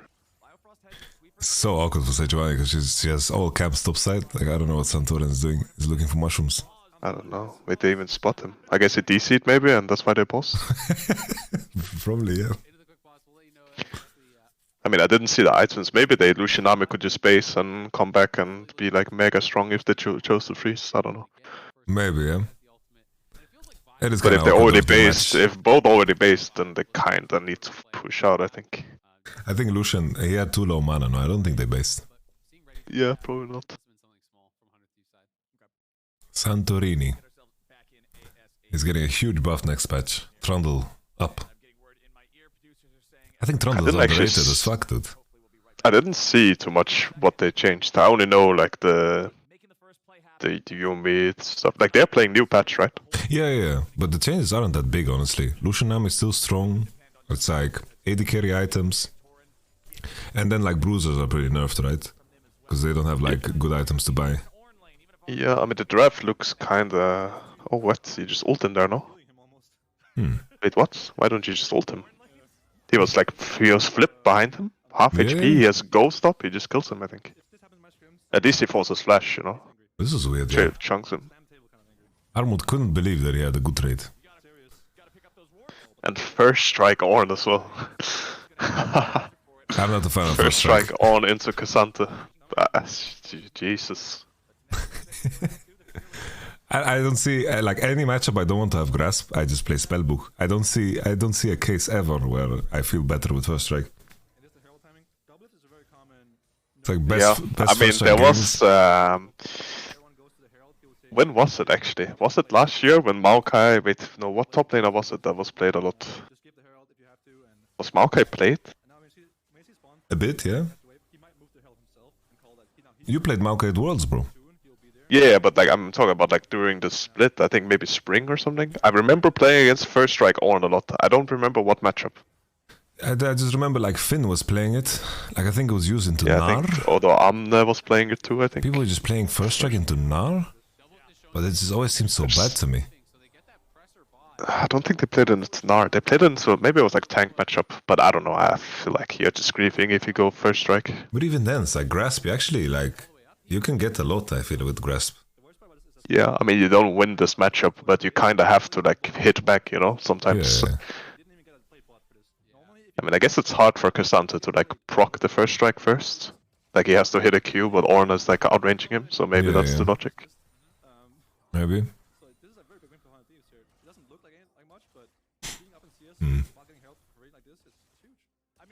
Did you see the previous game, dude? Prince is having fun in North America, dude. I saw like 30 seconds of it. I was just looking at who was winning.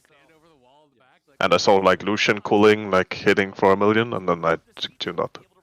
He was completely, like he's completely spitting on them. Like he's dashing on 5 people, like he doesn't give a shit. And they are just running away. Yeah, sounds bounced. It looks like he's like smurfing in some low elo shit. It's crazy.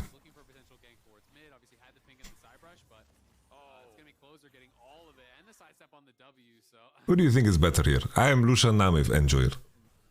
I feel Lucian Nami, I feel like they just break the game when they press R and they hit it. I mean, this is new patch, right? So I guess, I mean, I don't know. What did they even do? Because I know that like in EU, I think everyone is like really high prior Lucian Nami. Yeah. But then I think like in LCK they play like these fucking 80 carry support, like they and actually just like level 1 fuck it, no? Yeah. Those Lucian is pretty weak level 1 into those lanes. Yeah, it's like but that doesn't really happen in EU as dank. often, I think. Like Vitality into Lucian Nami when they played like Ashe Varus and they just ganked the lane level 1. That looked really GG, like. Yeah. But I think it's like they can even sit in third bush, and what do you really do? Armo just has solo bolo, no? What's happening? What is this tenacity guy doing? Oh my god, he failed to dash over the wall. And he kicked off his ult! Oh no. What is he doing? Oh my god, Amut, that was not good. Holy shit. Failed dash over the wall and then he insta takes off his ult? There's no way he kills that Arceus without ult on. Don't you have time if you are someone over the wall to Q them as well? If you spam Q? Or am I wrong? You can for sure... I don't know if you can like Q and like snap W. I don't know actually sure, but you can for sure Q, yeah. Or you can W insta as well.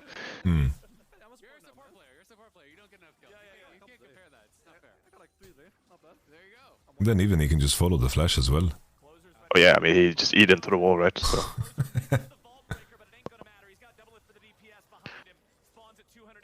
But I don't know, I think he had like so many times where he could kill this Ornn. God, this game is so but it's like a... It's just like a classic stage game where you get away with this.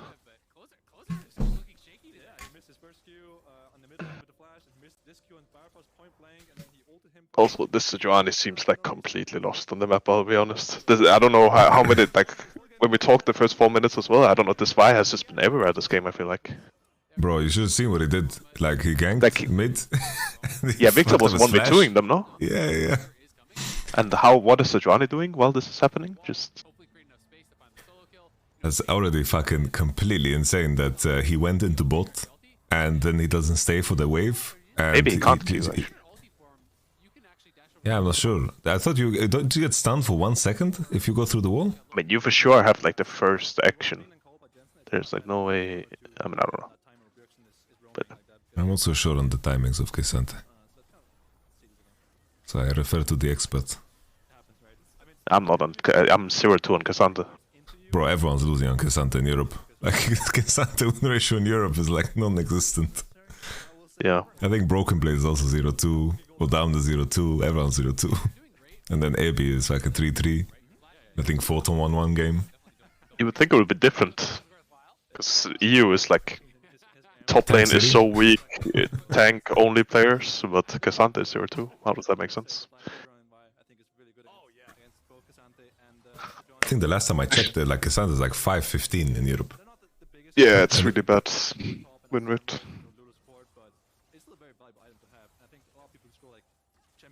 I feel like Casante feels so fucking strong when you're like first on objective and you can just stack your Q on whatever your objective you're doing.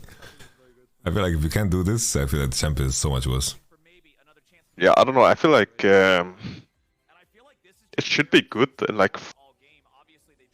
Actually, I'm not even sure. It's like I think it's the best tank when you're not playing against like front to back teams. You know, like for example, this game. I mean, I don't know. I mean, because he's playing against Ornn, it's fine, right? But like, I would not want to play Casante into Seri, Lulu, Asia, right? Yeah, for sure, for sure. Because you just, I mean, you are probably dead before you even reach someone to ult if they played good.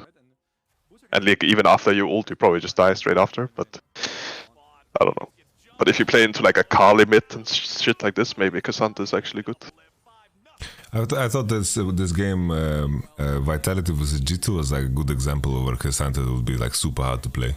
But it's like it's so hard to know what the fuck LCO is supposed to blind pick there on 4-5. Because it's like they were showing Vi, I think Casante is good in Vi, sure. And then Ashe, Varus, Cassio, and then 5 pick would be Gwen 100% of the time.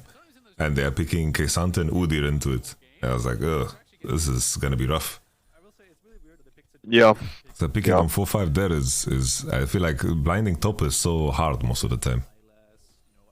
I like what they do in China though. It's like when Jax is open, they just slam it 1-2-3 and they figure out draft somehow.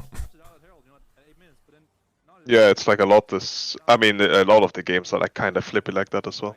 Yeah. Like you can get, yeah, you can get kind of fucked. That's fucking these fucking IG vs EG, this is Fiora Jax games. Yeah, then one team like the jungle picks like really decide a lot as well, but or just how they play in general, I guess. Elise also seems super strong. I'm assuming some teams are gonna pick it up more for this weekend. I think SK got 2 really easy wins off of it. Markun played it well though. Yeah, it's like yeah, I feel like it's kind of strong actually. It doesn't really fall off as much as it usually did. Yeah, I guess you can also like not like in the past. Like yeah, golems and raptors are killable. I mean, I don't know what they're gonna. They said they're gonna nerf like ganking, right? But I don't actually know what they're gonna do. I feel like it's so hard to punish jungle when it takes so long to do the camps, you know. Like you can do a gank and you're not gonna lose like all 3 camps usually. You're just gonna lose like 1 or something. Like I don't know. It's like the mechanic of how the biscuits kind of stack is also very like forgiving. Yeah. Yeah, honestly, jungle is just OP. I don't know what to say. No, I agree.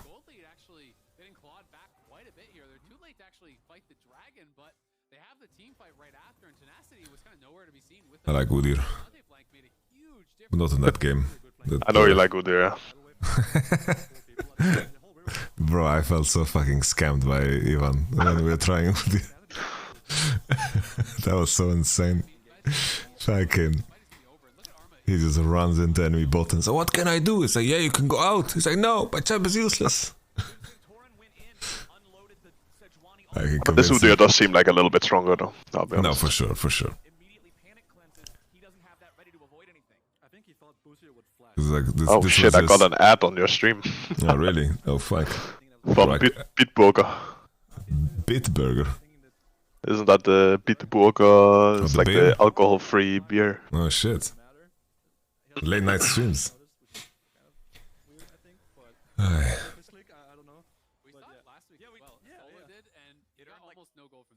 don't know, is this game over? Maybe it is.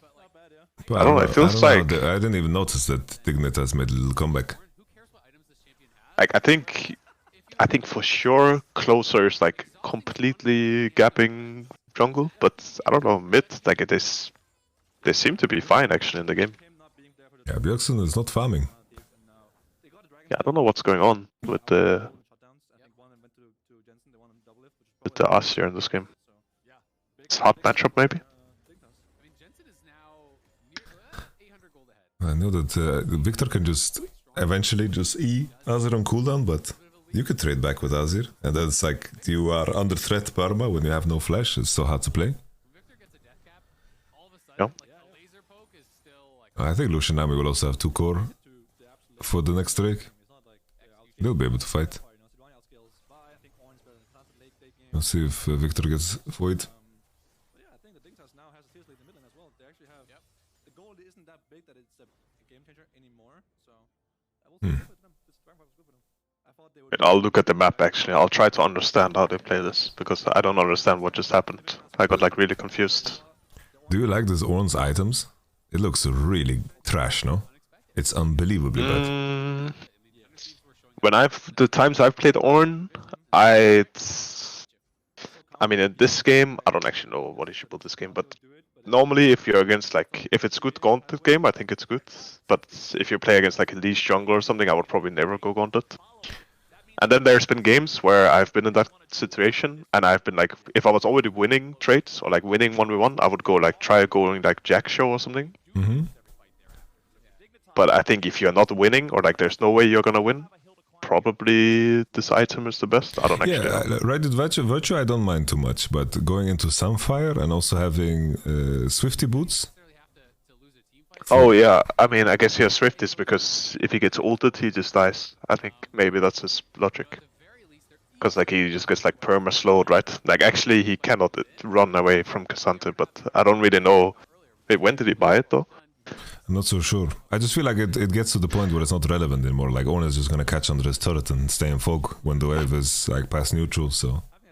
Yeah, I mean I guess it does have like value against Sechu, Cassandra, even like Victor and Nami, Lucian, you know? I don't know. Because I'd imagine you go Tabi here and then you go Force of Nature second. Just to have MR and armor overlapping. Yeah. Because MR is really big value here against Nami and Victor and Sedge. Yeah, I think... I don't know about Sunfire. Like, I don't know. I feel like they should both, honestly, they should probably not even be farming. Like, Ornn should probably not even be farming after 15 minutes this game. Just go Relic Shield? Like, legit? Yeah, honestly, I don't even know. I mean, he kind of has to catch the waves, I guess. But, like, he should not actually be pushing, I think, ever. Yeah. Some games, when I play Ornn, I find myself buying Solari, dude. Just to have a cheaper mythic to be upgraded, and the stats on Solari are pretty decent. So you get 200 HP, you get 30 MR, 30 armor, and you get 20 abilities. Yeah, but this item, Without Radiant upgrades. Virtue, is probably better, though. Yeah. For the most part, I think. I mean, I don't know completely, but... Oh, shit. Okay, double lift. Kite the Serial. Okay. Okay. I found myself buying the Solari if I'm buying like too many components for lane phase alone, you know? It's like if I need like Bramble or if I'm buying the Warden's Mail. Yeah, I actually feel like, I don't know, that's something that was like so... That was like so nice about like the earlier seasons, so like the years ago where you could just buy components and it didn't feel so bad. Now I feel like it just feels so bad every time you don't like delay your items. Yeah. Like especially, I mean, on tanks, it's like, I mean, if you're not winning anyways, maybe it doesn't matter. But if you're playing like, I don't know, Gwen and you buy like Seekers, that's just completely trash. Yeah. But this was like possible before. I don't know. I think, what's it called? Shit, now I'm blanking on it. I'm too tired. Oh yeah, like at least at 13.1.b, like this patch, fucking Bramblevest is so OP now. Yeah. So the healing reduction is back to 40%, and instead of 4 damage, you do 6 damage. So it's actually like wait, relevant. that's I saw that in on the patch as well. They did the same with Executioners, no? Yeah, like all Grievous wounds has been normalized to 40%. But I feel like that's weird. I don't know why they would kinda do weird. that, because why would you upgrade it though? There's like Thornmail is complete garbage. Like there's no reason to upgrade at all. You don't even like get the portion where you CC. Like CC. But what about zones? What about the execution item? Did they buff it at least, or? No, they just nerfed the AD. I think you get 5 less AD. Okay, but they like the fully completed item. They didn't change it at all, or? The fully completed Kempunk they didn't change, and the crit item they made into like the old. Oh, they made it item. to the armor pen. Yeah. Yeah. But I don't see why you would ever complete these items now. For sure not. Yeah. It's like maybe Morello you complete it as 4th item because it has 10 spell pen. Oh, yeah, it has spell pen. Like let's say there's a game where you are playing you're buying Protobelt or Ludens into Shadowflame, Deathcap, and then it's like you're curving out with enemy MR and you just finish. I mean, it will just be like before, no? Like for like 2 or 3 years, it was always if you needed what is it called, healing reduction, you would buy a sit on like the component until your like absolute last item. You would pretty just much, yeah. complete it because you still needed it, you know. Yeah, exactly. But I feel like it was better when the completed item was actually like better at doing what it does. I don't know. This seems weird. Oh. Okay. They're getting completely. I guess if they can get out, maybe. Oh, Bjorkson, no. That's good enough. They have no damage. Oh, cleanse. I don't know. I don't know. Is this their Dignitas bot lane or? This is the real bot lane, yeah. I think so, at least. I have no clue, dude. I don't know half of these players. Well, this game specifically, I know half of them, but yeah. In most games, I don't know. I feel like it's. I feel like maybe Armored should not play Cassante. In games like this, like they have Sejuani, I think he just needs to pick like, I don't know, Jax or something.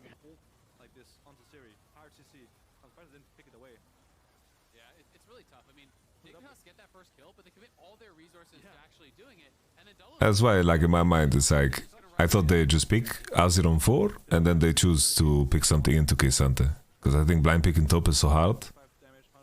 And, well, what's the gain of picking Cassante if the game is already showing that it's Lucian, Nami, Zeri, Lulu? Like, what SK did against the G2, I thought was good. It's like, they picked Sivir Yumi into Varus, and then G2 just matched with Lulu on 3, and then they just slammed fucking Sion Azir for 5. They didn't give a shit about what the enemy's gonna pick. And for some reason, G2 picked Akali on 4. Good. But they were playing Sion into Cassante as well, right? Yeah, but Cassante was 5 pick. Yeah. Yeah, I mean, it makes sense. Like, that's like, yeah, then they pick for comp, right? But yeah. It's like still a really hard matchup, I think.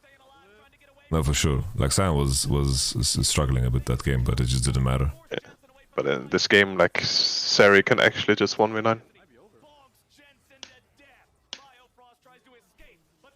They have 2 bad players to deal damage. Like, I mean, I don't, like, no offense, right? But like, if you're relying on these people to carry the game against, like, yeah, I don't know. Our boy Adam, he raided. Thank you very much, Adam, for the raid. That's crazy, man. Must have gotten like 10k viewers, no? No, that's 1.5k. I think a lot of maybe his fans, they went to sleep after the Champions League. Oh yeah, it's kind of late, yeah. It's very late. I'm impressed with Adam. He has improved as a player. He's the same psychopath in terms of lane, but I think that he plays a lot smarter. Like, he's actually like moving on the map and paying attention to what jungle is doing on both sides. He did. I mean, yeah, he was good at not dying, I guess, in our game. Like, there was some times where he could have died, but he didn't. I don't remember you guys' game so specifically. That game is like not in my memory. What did you guys play? Yeah, I don't remember the game either, I'll be honest. Actually, what did we play? I mean, I played Cassante for the last time in my life. Oh yeah, was this the game you 1-2-3, Cassante? Oh yeah, yes. Okay, I remember that. But I don't actually remember what we played exactly. I think you guys like played Asia Varus, Ashe, Cassante. Was your 1-2-3? Oh, I remember that game was rough. Like, you walked into mid to try to dive the guy, and then Victor walked away.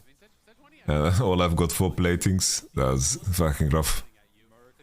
Yeah, this game was a struggle, yeah. Oh yeah, I remember. Actually, Marek's lane was completely fucked. Like, enemy invaded red, and then the wave was pushing into him, and then he left his lane. Oh yeah, that's what happened, yeah. And then he left his lane and he died. We got fucked because of... like, we started topside when they could invade and stop. Or like, oh yeah, that's all. Yeah. And then we... After doing that, we also, like, level 3 ganked mid, I think, or something. And then we were, like, really far behind on jungle. Yeah. That's what happened, I think. They're, like, so outscaled in this game. That's like, crazy. Santa can't do anything. Lucian... I don't know. They just can't kill Sari Lulu. They don't have damage to kill it. With Victor Lucian. On 5 because he's too smart, dude. He can eat the culling, he can eat the Sedgewood. He can be 20 Cs behind, he doesn't care. He knows Almut's not gonna look for those kills.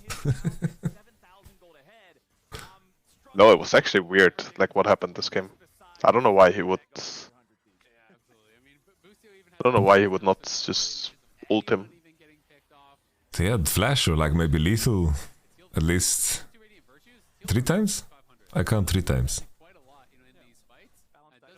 Yeah. And also it's like, I don't know, like if you're playing Cassante and you lose like Herald, that feels so fucking shit, I think. But honestly, the most OP thing about Cassante is that you can just... I mean, even if you don't kill, right? I mean, it depends on the matchup as well, right? Not every matchup you can do this, but especially in matchups like this, you can just ult to trade, right? Like, for the most part. Like, this Ornn would at least, if he doesn't die, would at least like have to flash or be like 10%. And yeah, I don't know. So, in my mind, I also feel like, at least my impression is every Cassante matchup is like level 1 to 5. I feel like there is nothing that you can lose against. Q is too OP, costs no mana. And then I feel like around the Rift Herald timing, you buy some HP components and you're so strong. Yeah, you can... I think you can get pushed in like a lot of matchups, right? But you're not weak. It's kind of like how Ornn used to be, where you could like always pick Ornn. Because it's like a strong tank in... It's like a strong tank in lane. I think... I mean, level 1, I think Fiora can... That makes sense, yeah.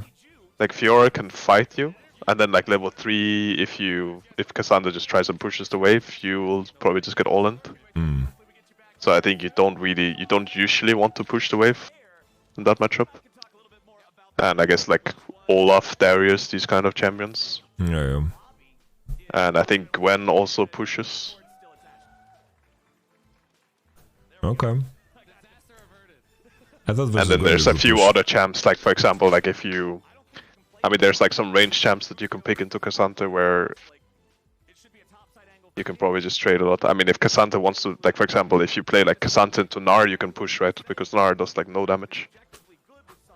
Yeah. But Jace, for example, can like, yeah. Today fucking Zeus just straight up blind picked Jace 1-2. Yeah. Completely, what a psychopath. But then he solo killed level 2 as well. I don't know how that happened. We just went Conqueror and slammed him. Yeah, I think if you play Jace and you get like a ward in your lane as well against Cassante, you probably just like really fuck him if he tries to push. Oh, that shit was pretty good. Right, this game just passed by. This was the most boring shit ever. Oh, was this the last game or? No, there's 2 more games. Wait, what is Immortals Liquid? So I think Pioshi just cursed himself by like emoting on stage after winning quarters and then emoting after semis and then disgracing the world final ceremony by emoting again, doing his kindred dance or whatever the fuck that is. I think he's... Did they lose 2 games? 2 games, yeah. 2 games lost. Oh shit. But they are doing like 18 games, right? Yeah. And they also switched the patches. Okay, yeah, they're just doing the normal. Honestly, I can't imagine fucking super weeks after super weeks. That shit must be tiring as shit, man. Yeah, I mean, I don't know. It feels like everything goes really fast. I must imagine like everything just melts together. Have to like play just catch up on the break day. I think like I don't know. I mean, everyone always talked about how they wanted like more games, but I feel like I don't know. I mean, I'm okay with playing like super weeks or super weeks, but I feel like I always wanted like more games on the same day, you know. Yeah. It's just like going to the studio, like you're kind of wasting like a lot of time for just one game, right? For sure, yeah. Like you're basically going 3 days where you like prepare for just one game, like you do draft meet for just one game, and then you are like the downtime between like going to studio, going back from studio, and like waiting for a game is like 4 hours at least, right? Yeah. And then you guys have fucking last game every time as well. Yeah.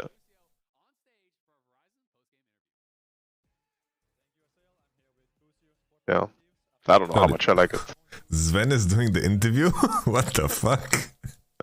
Feels pretty good because the previous one was on Yumi, and I've upgraded to Lulu, so I can actually move around. So that's pretty exciting. Who's this guy? The support or? Bucio. The patch. Do you feel any difference? They nerfed Heimerdinger, nerfed Tsunami, they changed the AD carry items. But He's just interviewing the competitor. How does this make sense? Definitely the Heimerdinger is pretty big because the turrets are like killable in like 2 autos rather than like 3. So that's actually a big nerf. Massive nerf. Tsunami still pretty strong. But aside from a bunch of ADCs being played support, it's pretty similar with the Lulu Lucian trade. Yeah, about that. Oh, Lilia is getting big buffs actually next patch. When I read this, I was like, this is fucking Lilia top 100%. Lilia top? For sure. Lilia top. Maybe it's like a Cassandra counter. I can see it. Yeah? Maybe. Like, fuck him early, and then when he ults you, you just ult him as well, and then you just one-shot him. Oh yeah. Insane. I thought he was gonna peace out and run with the move speed. Oh yeah, you can probably do that too, yeah. But your idea sounded better. We got something cooking, but right now we're just working on. That'd be base damage is crazy actually. That boring stuff. That boring stuff. Yeah. I remember playing it during Champions. Buffing the AP scalings, right?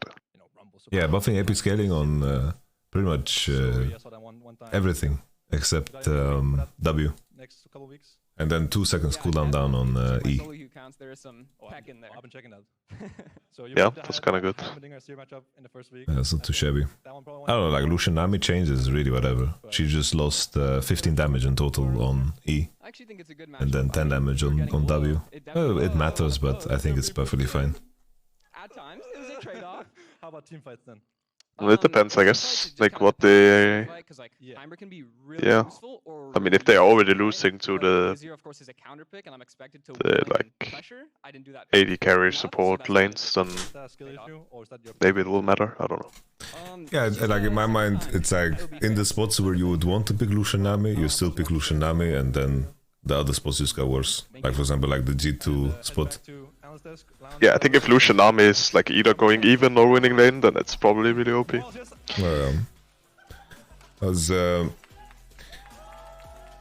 don't know what to think about Rise as well. I'm just thinking about this fucking G2 draft that they did. I think that they just had to first pick Ashe.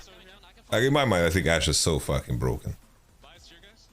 Like you win lane and then you can spot jungle, and your arrow is one of the most OP spells in the game. Like you just risk nothing. I've not been like very. I mean, I think Ash support is really strong, but there's been times where it's been flexed to 80, where it's like, I mean, I understand it's for like matchup, right? But it just seems like kinda useless when you buy like actual 80 items. Yeah. You have like no, like arrow cooldown is too long. You have like no damage. I don't know. I like that like Ravenous Hydra, like mana immune build that people do, because you have so much ability haste with this build, and you actually like do damage with your Ws. Oh yeah, so you kind of just build like Mandate as well, and you're just like a support 80 Ash, or? Pretty much, yeah. It's like just a more expensive version of the support build. Okay. Or you can just buy like bigger items. Yeah, I guess that's fine too. Yeah, it's not too shabby.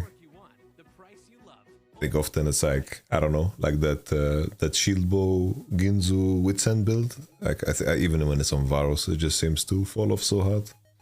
Yeah, I remember seeing I think G2 played like Ashheimer or something one game. Yeah, and they were like really hard winning lane.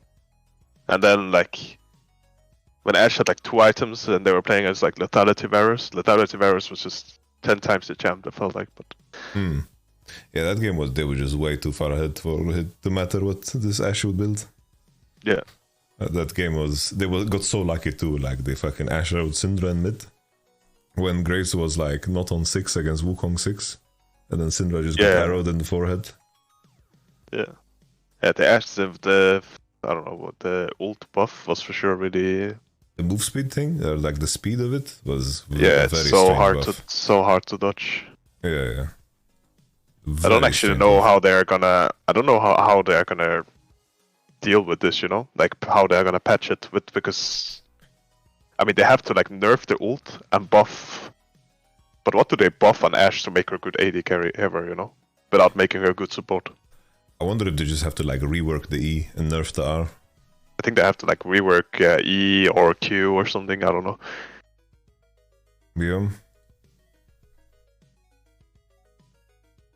Also maybe like W, making more like of a damage spell. Like maybe it's like a long cooldown, but like maybe you can hit like multiple volley hits on the same target, and you get like rewarded for it or something. And like W scale on like W scale on like crit or something. I don't know. Yeah, something like this. Yeah, I don't know. I think that they for sure like generally need to nerf Sickle and Spell Thieves. Like I think these 2 items are way too OP. Yeah, that makes sense actually. That would make melee supports better. But they're just buffing melee supports, right? Yeah, but it's like I read those buffs and it's like they're buffing Nautilus's damage a little bit. They're buffing Braum so his passive like scales easier with levels. It's like I think it's like 1, 6, 11 instead of 1, 7, 13, which was like just normalization. And then I think Alistar passive is healing Alistar more, but his teammates less. It's like small changes, but in the end, it's like Spell Thieves to me. It's like you lose 20 HP and health 25% base health regen for 50% mana regen. It's like when someone has Spell Thieves, they just don't. The mana is not a thing anymore, and then same thing with Sickle. Yeah. Sickle is 25% mana regen. Yeah, I think the issue is that I don't know. It's like hard to balance because if you're like really, I just feel like the better you are, the more value like compared to solo queue. Like it's probably easy to play melee support or like all-in cheese supports. But I feel like if you play against like the best bot lanes in the world, and they play like enchanter support, they can probably live like any lane, you know. Yeah. And then you just start getting like. You just start losing draft if you play anything that is not their game. Yep. So it's just, I don't know. I don't actually know how they would balance it for like solo queue and competitive at the same time. Yeah, not so sure. So it's like Umbral Glaive is pretty strong. It's like you curve out so well with the support item gold. It's like you just generate too much gold, I think, with these support items as well. It's like you can finish support item at like 6 minutes if, on average, like if you are trading well. It's like between 5 and 7. If you fight level 1, you can make it deeper even. And the enemy support is too afraid to punch 1 minion because he's gonna get fucking destroyed from this shit.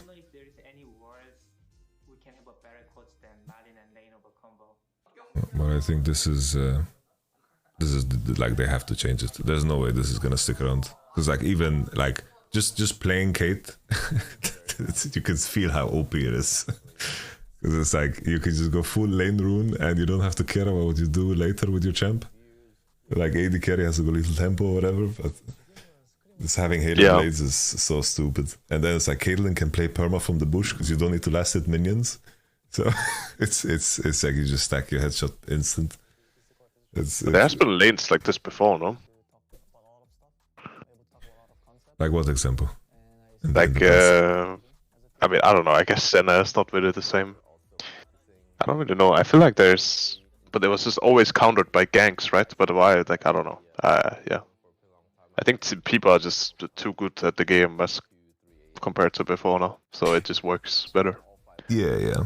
No, like in the past, it's like you could actually like, oh, we're gonna cheese gank, we're gonna sweep with Jarvan and then level 2 bot, and it's gonna work. But that's kind of what you have to do now as well, no? Like, yeah, I don't know. Yeah, it's like I'm like Bo and Malrang are like the only players that are willing to do shit like this. Yeah, it's like I'm watching Bo. Enemy team is playing Varus X against Lucian army. They're hard trading, they're posturing forward like they should for their lane, and then he's level 2 ganking with the blue buff with Wukong. He skilled W and E, and then he just wins the game on the spot. He's like jumps over the Drake pit, dodges the ward, and then just wins the game on the spot. He loses full top side, but he just doesn't give a shit. Yeah.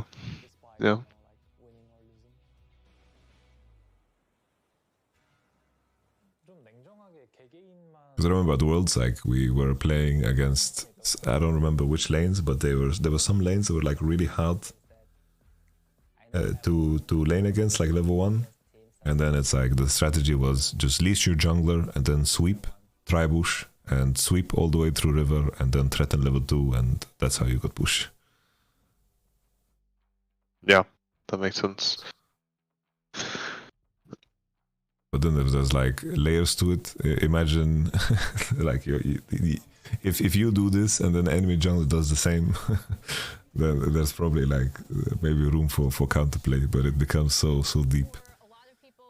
I mean, that was the thing, right? Like usually you would win like the early 3v3s because you had like a melee support, right? Yeah. But now I don't know. Now they're just, I guess, range champs are just too OP, or like the melee supports are too weak. Like double hail of blades, like you just get completely fisted, I think. Yeah. I think it also like kind of crept up on the game after like durability patch. Because like even though everyone was playing melee support for the majority of time there, like Lucian Nami started getting played, Yumi got back, Zeri was released, and then like durability patch, it kind of makes sense that poke champions are kind of winning out. I'll see actually what was even played like at Worlds.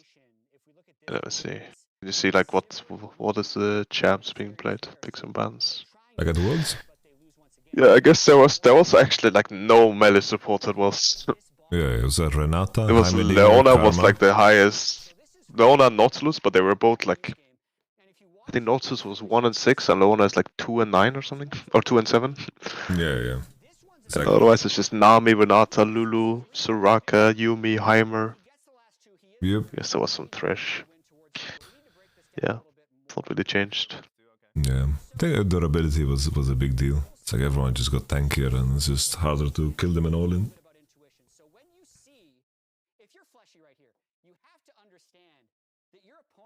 Well, 68 Yumi bans. Bro. I tried to explain this so many times, but people come to me and say, we opened Yumi because we don't have answer into Lucian Nami. We are too scared. It's like, we were playing Lucian Nami into Yumi the whole fucking year. This was like the only thing that we knew how to do. 68 Yumi bans, and the rest of the games are Fnatic. There was some Yumi opened. Actually, yeah, there was 94. Wait, actually, I don't even know how many games was. You should be able to see the presence. Like in Daman as well, they opened Yumi, but then they were down 2-0 and then they started banning it.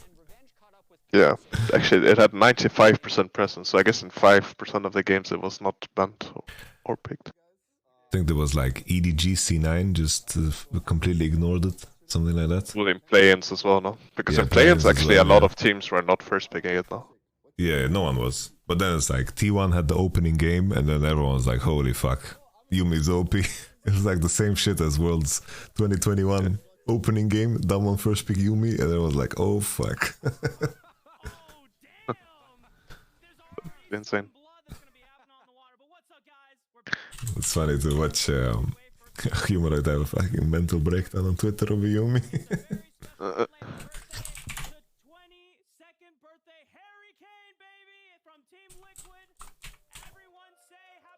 Yeah, he hates the game. It's funny, actually, every time he gets Ash ulted as well, he just says fucking riot.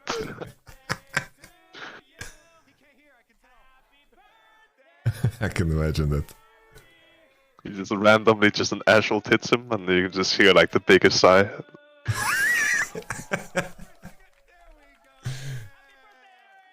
It's too funny. You know, I watched this content piece you guys made, right? With the Ice Blast pictures. And it's like, I'm not gonna ask you, but I see that video and I can like, just because I know you guys, I can like translate it, you know? Of how Pete edited it. I can see on you, they force you to be there at like 10 a.m. Yeah, I don't know what's going on. Like this, because we are scrimming an hour earlier as well, so we meet at the office at like 11. So I don't know. It's just so early, and then we do content at like, I think I had to be there at 10. Like, what is that? Dude, and it was the day after our off day, and we had just played like past midnight. LCS, like, what is this? That's a mess, man. I think the play is to come 1 week earlier or some shit, film content for the whole year, never do it again. Yeah, I don't know when we will have time. We were supposed to have content, but yeah. we have postponed it until after this week, I think. Nice. But even then, it's like next week. It's like you have to prepare a new patch, and then you have to play best of 3. Yeah, I guess you just have to do it at some point. In the end, it is just entertainment, right? We are here to make people money. That's true. Very, very mature of you. To view it in this light. That's why Sven is interviewing their support. NA has completely embraced that they are just entertainment. Very true. Bro, but before this, I was looking over on the screen and they were analyzing the handshakes of the players. Really? Completely nuts. Did they have firm handshakes or? No, it's like, you know, those fuck-ups when someone fists and someone does paper. Ah, yeah, okay. That's the BG. They're playing rock, paper, scissors with the handshakes. Pretty much, yeah. Like, is this first pick Zeri? Or first pick Lulu like previous game? Or will Core JJ just slam Varus and some range support and send it to space? Kindred. Holy shit, this team, like, how are they 0-2, by the way? Aren't they full? Are they speaking Korean? They are speaking Korean. They have Korean staff. It's Rainover, Marin. Oh, okay. And I believe like the native NA players are actually like Korean. I guess NA just makes you worse. So far, Prince doesn't even seem affected. But maybe he'll get worse with time. I mean, maybe you just can't see it. That's true, yeah. Maybe Everyone the else gap has is like just too big. degraded. Everyone's degraded so hard around them. Yeah. I mean, if NA makes you worse, NA will make NA players worse as well, right? He's just the best of the... It's as if I would go into like a retirement home and then I would like start to play, like I would play football with all of the retirees. And then I would just look like I'm Messi. But I'm really not. Yeah, I guess. Maybe he went too early. He's in his 30s and he went to a retirement home. What is he doing? I wonder what they're gonna pick with Lucian, because I think Lucian Yumi was like the only like legit combo to steal away. But I don't know what else you go. I think this is like always losing. I don't see what support solves it. Yeah, I think at LCK they had Yumi open. That's why they did this, right? Yeah. But yeah, I don't know. What do you play, like Lulu or something? Maybe you play Braum against Draven. Could be, yeah. Like a good old Lucian Braum. Lucian Braum Sejuani, that's like a season, what is that, like season 6 lane? That's like a fucking, you pick up free ones with this shit. Honestly, it's Lucian Braum was relevant 2018, no? People playing like Zaira Khan, Lucian So maybe it was Braum. 18, yeah. That's probably when Sejuani was played jungle as well. Because I remember like the Sejuani Braum combo, and then there was the Lucian Braum. Yeah. But Sejuani Braum, whoa, okay, Sona. Ugh. Like it's complete one shot, no? Yeah, I guess they have no CC though, so it's like hard to. I don't know. It's like. He's walking to lane with 400. I think Draven is scary with like a kill support, right? But I don't see Nami like. I mean, they just have to get CS lead and then eventually cash in, right? That's kind of how they want to play. As you see, like Draven 2 access gets Nami with W speed will just auto first target, and like how can they actually like fight back? Yeah, I guess maybe. I mean, I don't think I think they're losing lane for sure. But Lucian Sona is actually like a combo because every spell gives him passive. Yeah. But Sona can't really follow the Lucian, right? That's kind of the issue. Like Nami just puts E on Lucian and then L taps and Lucian just carries, but yeah. Like late on, I mean. No, for sure. I'm assuming like the Sona's gonna max W. Like she gets passive stacks if she heals people. That's like the only way you can salvage this. Yeah, I mean they will probably. I mean, I don't know, they're both O2, but I mean, just looking at nameplates, I don't actually know who their AD carry is, TL. But I assume that they are better bot lane than Immortal's bot lane anyways. Tactical and flashlight. Flashy? It's flashy. Almost the shy of support, innit? Liking flashy. Oh man. Are you gymming at all, Wunder? Are you using the gym? No. You don't have time. Honestly, gymming takes so much time, honestly. Yeah, I don't know. I mean, I need, like, I will need to be at home first, I think, and have a reason to go. Like, maybe, like, if my brother was going to gym or something, I could, like, join him. And then I need to get into the routine. Yeah. And then I could probably go, but nah, I'm just too lazy. I don't see myself starting ever. I abused it. Like, I went back to Sweden, and then, like, my brother was competing, so I just went to gym every day for 2 weeks. And then it was like, then it was pretty free. Yeah. I think, yeah, you need, like, those, like, 2 to 3 weeks of completely degen, just go gym. And then you're kinda addicted. For sure, yeah. But it does take time. Like, I try to imagine if I did this during a regular split, it's like in the whole process of going and then showering, and then it's like you feel exhausted too. You need like a moment to like rebound a little bit. Yeah. Honestly, I like blue side a lot more here. They have, yeah. It doesn't really seem like Wukong has to be anywhere. It doesn't really need to cover like any lanes. They have like a tank into. I mean, basically they pick Cassante when, like, I don't think Renekton Rise is gonna dive the Cassante, but he will probably lose lane. So I think they should be fine. I mean, they're probably gonna have like bad trades and then end up losing anyways, because I think it's probably player gap. But yeah. I think the draft should be better, yeah. Yeah.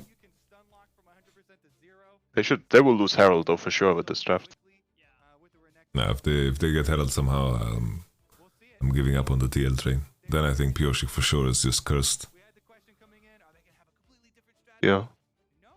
Like emoting on stage, I can't let it go, man. It's borderline the same like that guy who from Brazil who bot gapped us. Playing Amumu MF pressing R. Bot gap! That's kind of funny though, actually. Yeah. Bro, I couldn't believe it. They forced me. I'm like, they put me to stand there and I have to wait for the interview. Then I just have to watch this dude take pictures with like everyone with his bicep. With his bicep. Everyone drew it on their own bicep, and I have to stand there and look at that shit. Yeah, I don't know. God bless Impact, man. He 1v2'd the double killed, and then he did top gap. So weird as well. Like I feel like we are staying so long in the studio as well. I don't remember, like, I mean, we lose quite a lot now, right? We've lost 4 games. But I don't recall us having to do an interview every single time, you know? Oh, really?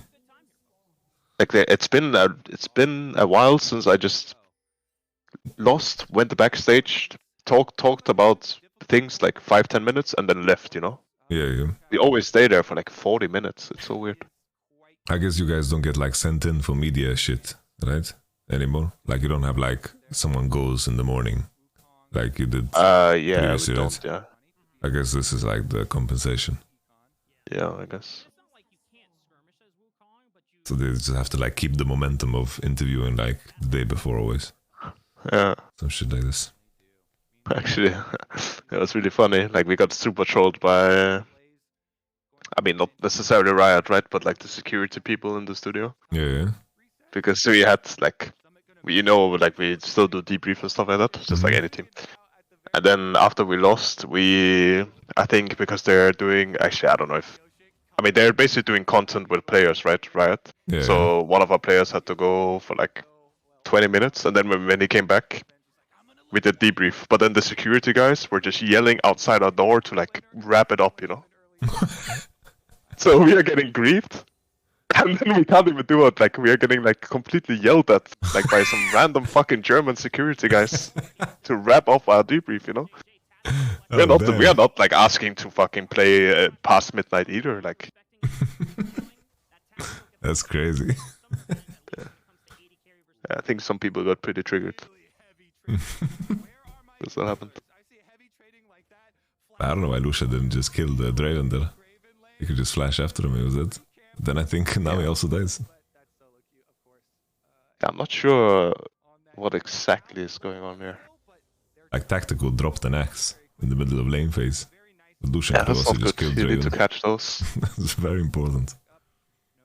But now they just lose, no? Yeah, like it's Sona can just press W. Doesn't seem like she's going Like Nami is. Actually, they all used 3 pots, by the way. They have longsword 3 pots. And the support item and 2 pots, right? So they're just potless after 1 minute. It was a crazy all-in trade. They just like rushed after Sona and Lucian could just free hit.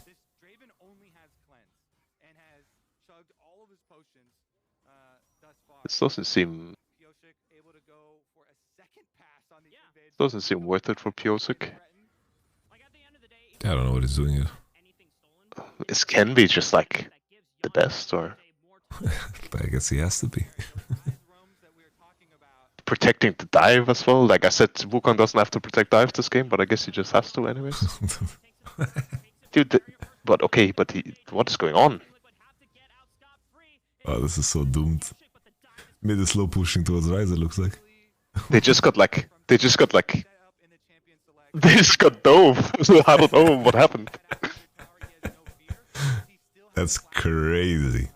They just killed Draven, and Wukong was just standing there, and they didn't even dive him, really. Draven just walked up and died. Like, what is going on? Howdy. Oh, you know, it's hard when you see this. Cassidy has to try to push in the cannon wave. Wait, I need to see what happens. He's got 1 tap. He walks up, okay, first of all, he just walks up and takes like a W, and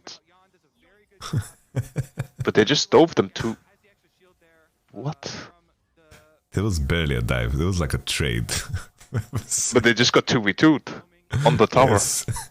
With everyone standing there, like, they all bought their cinema tickets and they just stood there with their 3D glasses on and watched it. This is too crazy.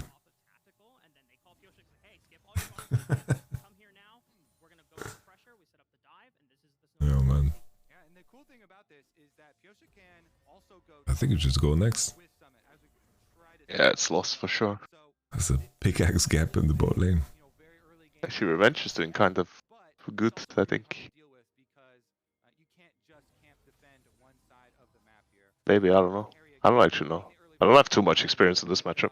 But I think Renekton just, like, pushes and... I don't know. Gets played earlier than Cassandra and then starts winning 1v1. But then he's playing Renekton, so... I don't like the Sunfire buy. Bomb is pretty troll, I think. No.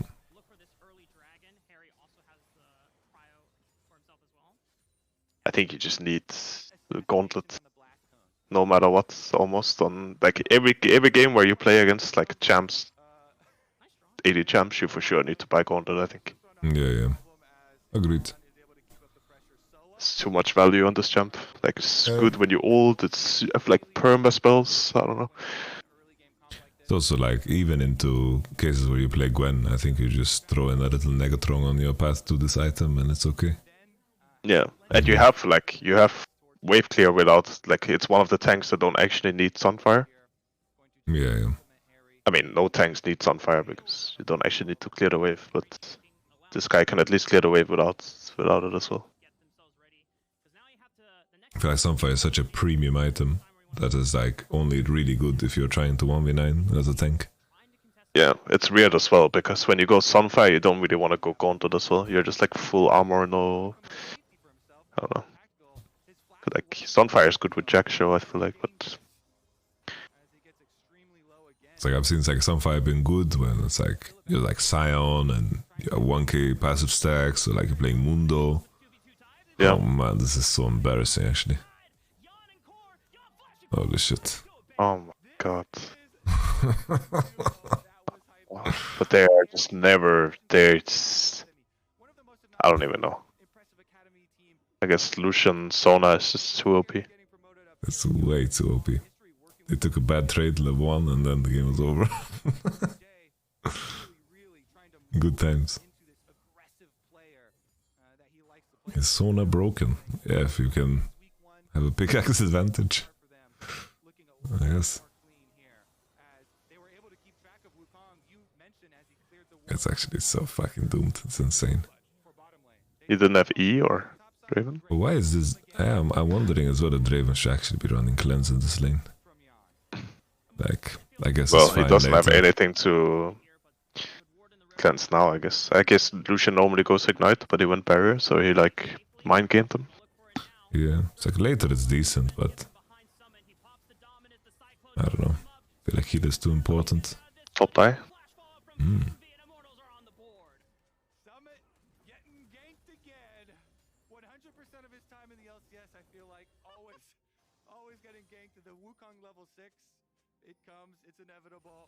Yeah, but Summit was good in FPX, no? Yeah, it was completely smurfing, yeah. He was like winning. I mean, not winning every game, but like he was winning lane like most games. He made that team so much better when he arrived. Like that team was complete dumpster fire, then they started picking up like wins. From what I've seen, like, I mean, this lane, I feel like he's for sure not been playing it correct, and I saw like his jacks into Impact GP where he got completely fucked as well. Like, I don't know. Yeah, he got so, like, GP was freezing wave on cooldown in front of the turret and Jax couldn't crash. I don't know how he ended up in this situation. It's so hard to judge, like, if you don't see like the whole lane phase, what the fuck is happening. Yeah. Just sitting there wondering what the fuck happened.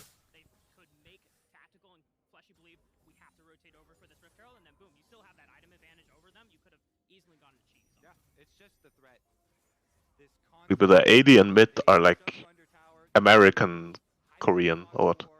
Yeah. That's my understanding. Keeping up very nicely. I do, of course, admit very easy to play jungle when you have a lot of early aggressive, lanes. Just keeping up on checklist here though. They got the early run. Yeah, now he's gonna put the cleanse to use. Turn it into the dragon. Grab the rift trail out Exciting. as well. Now he's level 6. You can continue to force the pace of the game with that ultimate. Should have killed the first Drake so fucking early. But if you play Draven and you like press tab. Oh wait, Lucian went. Oh, I don't like this. Actually, maybe it's fine. I don't know. I mean, I guess since you don't have an army, maybe it's fine. But I feel like every time you go this item, it's... Yeah, it just adds risk for no reason. Because like they actually have, like with Wukong, I feel it's already worth it against Wukong in my mind. For lane probably it's like equal power, I think. If Lucian touches anything, he just gets one shot.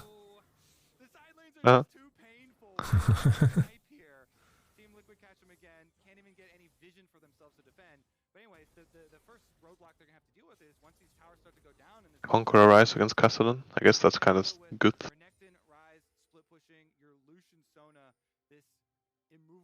No, for sure Kraken and Lucian is good guys, but like we are aware of how Kraken works on Lucian, but it's a question of if you need to dash or not. Yeah, I mean they have like tanky champions this game, right, in theory? But yeah. I guess it's a little bit better since it's not Nami in the game, but I feel like if you're playing Lucian Nami and you're like winning so hard, Gale Force just like completely wins the game. Yeah. No, for sure. With Lucian Nami is OP as fuck, but here it's arguable, I think. Yeah. I feel like also Road of Ages is so fucking bait on champions that are not like burning a lot of mana. I don't like these like Silas builds with Road of Ages. And like Victor with Road of Ages too. It seems like not good to me. Oh. Yeah, it looks kinda weak. I mean it's... Yeah, I mean I guess you don't get like completely one shot, but you also don't really do much. It's like in my mind, like Road of Ages, it's like you get the same mana as with other mythics, the 600. You lose 20 ability haste and you lose like the proc. But like if you cast it in Rise or like Karthus or like Cassio or Nivea, at least you can burn mana enough that the Eternity like move speed, you can like actively play around it, I feel. But on some of the other champs it doesn't feel that way. Yeah, on Silas it seems kind of troll. I mean I guess you... Yeah, I don't know how good the Catalyst item is, maybe that's why they built it, because Catalyst is just good, nice to buy. Yeah, that's fair, yeah. That's for sure fair. I think also, like Silas, every skill point, even if it's not 16, feels really fucking powerful, I think. It's like you can choose, like putting skill points in anything with Silas is pretty good. Yeah, I guess, yeah, you can, some people max like different things, I guess. There's like an argument that all the skills are good. But it feels weird because it's like you kind of have to go CDR shoes, because like finding room for Cosmic Drive is kind of weird, because like Zonia is usually a good item, and then you want the Death Cap and Void or like Shadow Flame in some cases. Then you need to go like CDR shoes, and then you're pretty much trading like Sork shoes Mythic against CDR shoes Mythic. I feel like the I think because it has no. I think because it has no CDR, it's just like kind of bad on Silas, but I don't know. It's good on some champs, I think.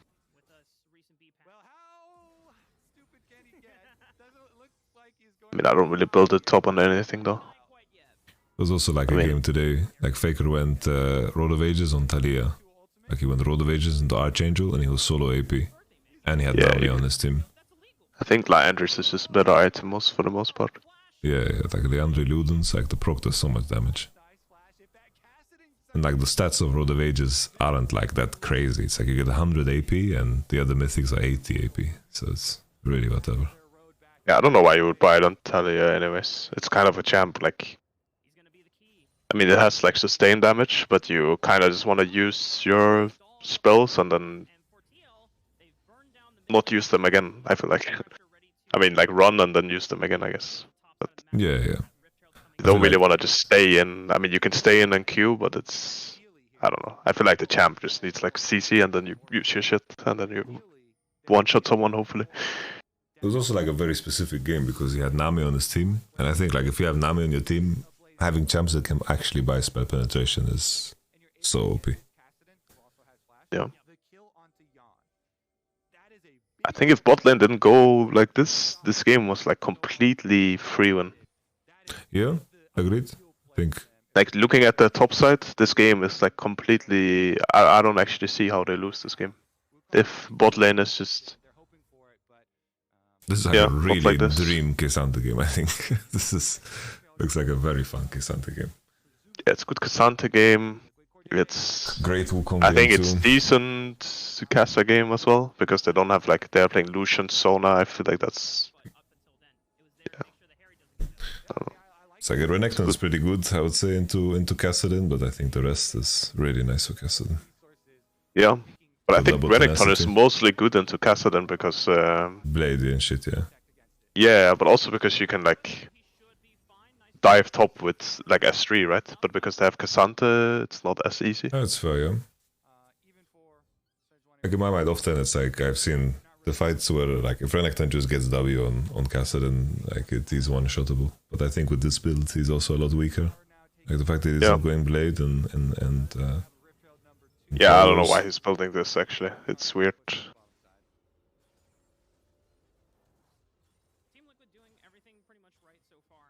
Honestly, I think if K'Sante went Gauntlet, I think he can just Renekton can't even play the game with this build. It's so absurd to see the Sunfire Aegis like this. And like he's gonna buy another armor item now. And he's buying Gauntlet now, I think. But he's against such an AP heavy team. Yeah, that's why I feel like you can never go. I mean, you can if you're playing against like no AP, right? But it feels really weird to go Sunfire and Gauntlet 1-2. Yo. I thought unless you're like so far ahead, you can get like a Necatron cloak, I guess. Maybe you're fine. I thought it would just go like Mercs into Iceborne. This seems so straightforward here, and then he would just be so strong. Because like Mercs is like enough, because Void is gonna be so late on everyone, and Nami and Seju are not gonna like already. Mercs is enough, I think. Who made the call to go top here and look to dive the Renekton when they're ending the game bot? I mean, I guess I got a little objective bounty. Yeah. I guess Summit did choose like. I don't know. He chose to die, I guess. He could have just run, I think. He was like completely fine. I like that Draven didn't walk on midwave the entire time when 4 people showed on bot, and now he goes. What? He's just actually spitting in his face. Lucian just kills him, you know? Yeah, I guess the Draven is just, yeah, if I die, it's fine. 0-3, wouldn't matter. I think there you dash, you W, auto Q, and then you just walk out of range because the W moves speed and R, and then he's dead. Yeah. But okay, Mercy. Please, no, I get it though. Like sometimes you feel like the game is so fucked it doesn't actually matter if you add another death to your account. Yeah, I played those. Oh, I played a lot of those, yeah.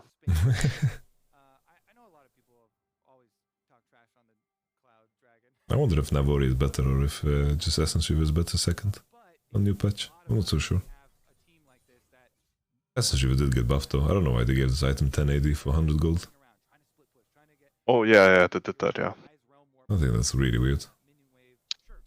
Shit, I got hit by an ad. Oh shit. Oh, 2 ads actually. Wow, you're making bank on me. If it's those beer ads, then probably I'm getting insane CPM. No, it's like some shooter. Oh no.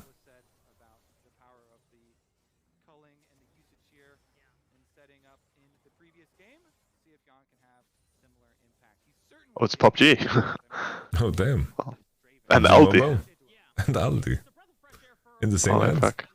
No, it's just 2 separate ones. Okay. But the other day I opened Keizo's stream, I got 6 ads. For sure he popped off on the ad incentive that he got from Twitch, you know?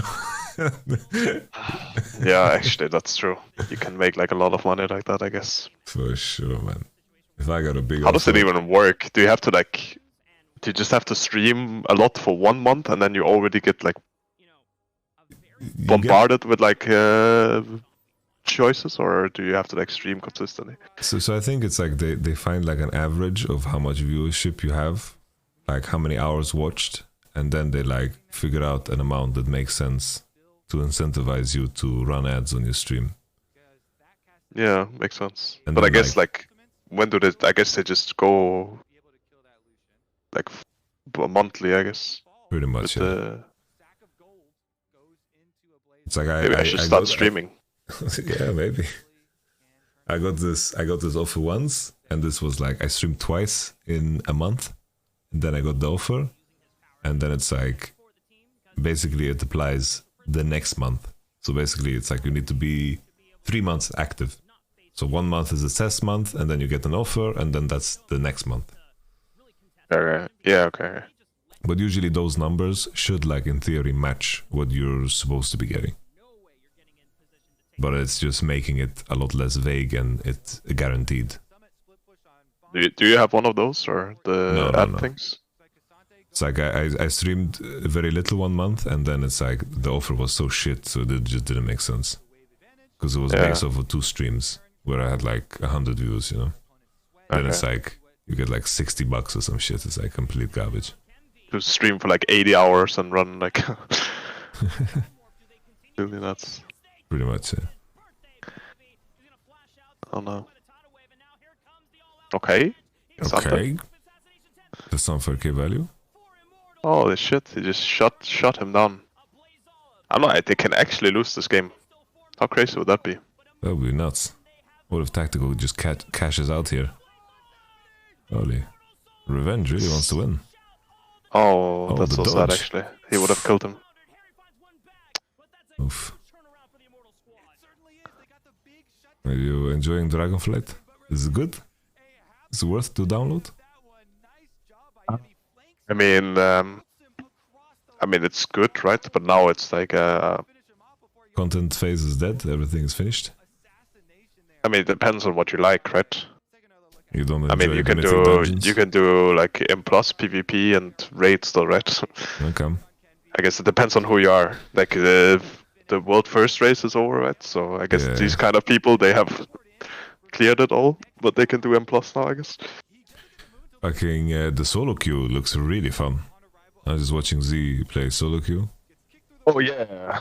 I mean, there's for sure way like you're not as reliant on other people, I guess. Also, if you do like PvE content, I guess the dungeons are fun and stuff for the most part. But it's really funny how like Zico's getting like giga tilted being matched like with the same person that like ints him. And it's like it's just the same. It's just solo queue. The solo queue experience is so the same everywhere. It's too funny, man. Yeah, someone asking you to try Final Fantasy. I think you would hate Final Fantasy. Fucking story-driven game. Yeah, I don't know. No fucking. I'm way. not into the artwork either. Same. Okay, so now they're just grouping mid. They have faith. They can win the 5v5. Summit completely ran it down. Okay. They use Wukong and Nami ult though. Oh. They need to fight this Drake. This is why I don't like Cassandra. I don't know. Oof. Just died. Yeah, you didn't have W. So you used your W wrong once. Yeah. Yeah, you did. I guess they get Soul and Nash.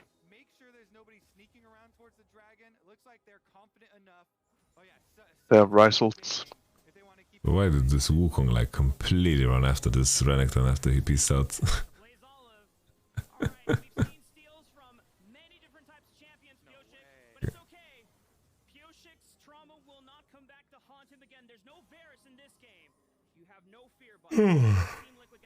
Yet they won the game before Castle and got 16. That is rough.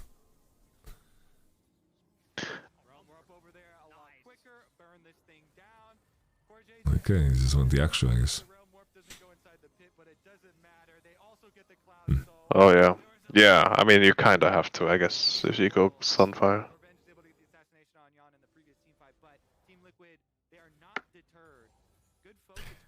So like the second thing with Road of Ages is like you buy Archangel into Seraph, and on a lot of the champions that are not Rise and Kassadin, where you can like get away with buying like not Death Cap or like not Void Staff, it's like you're just walking around with 3000 HP but you have no armor MR, so you're like still fucking paper anyway. Yeah, that's true. I mean, I think it's... I don't actually know. I don't even know the math behind it, but it seems like it's good on champs with like just high base damage, you know? Or like, that's just, yeah. Oh, I think it's really good on champions that can burn mana so you actually like proc the move speed of like the Eternity thing. Then it's like you can like utilize it. But I think if you're like a champion, if you rely like too much on having high AP, like champions like Cassio and Kassadin and Rise, they never relied on having high AP, right? So. Yeah. But also like for Cassio, it's like, I feel like in a lot of cases, like you have Leandris, feels fucking good, is really fucking strong. Yeah, that's true. So it's like it's always a bit strange. Because like I think Archangel, like only buying Archangel is perfectly fine. It's like you have Archangel and you get same mana from the other mythics. Yeah, I guess it's mostly Archangel that made like Cassio strong. Like when there was a shield before, like it was a so OP 1v1 on site. Yeah. Now it's a little bit worse though, but... What a game. This game was really bronze, yeah. This has been absolutely crazy. 2 games we watched. Bro, I need to watch that trade again. Like that fucking trade that they did on bot. That was way this too was dank. complete bot gap, yeah.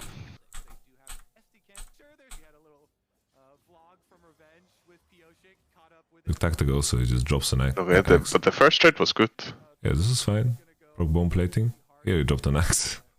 Okay, he just let his axe time out. Yeah, that sounds good. Fortunate.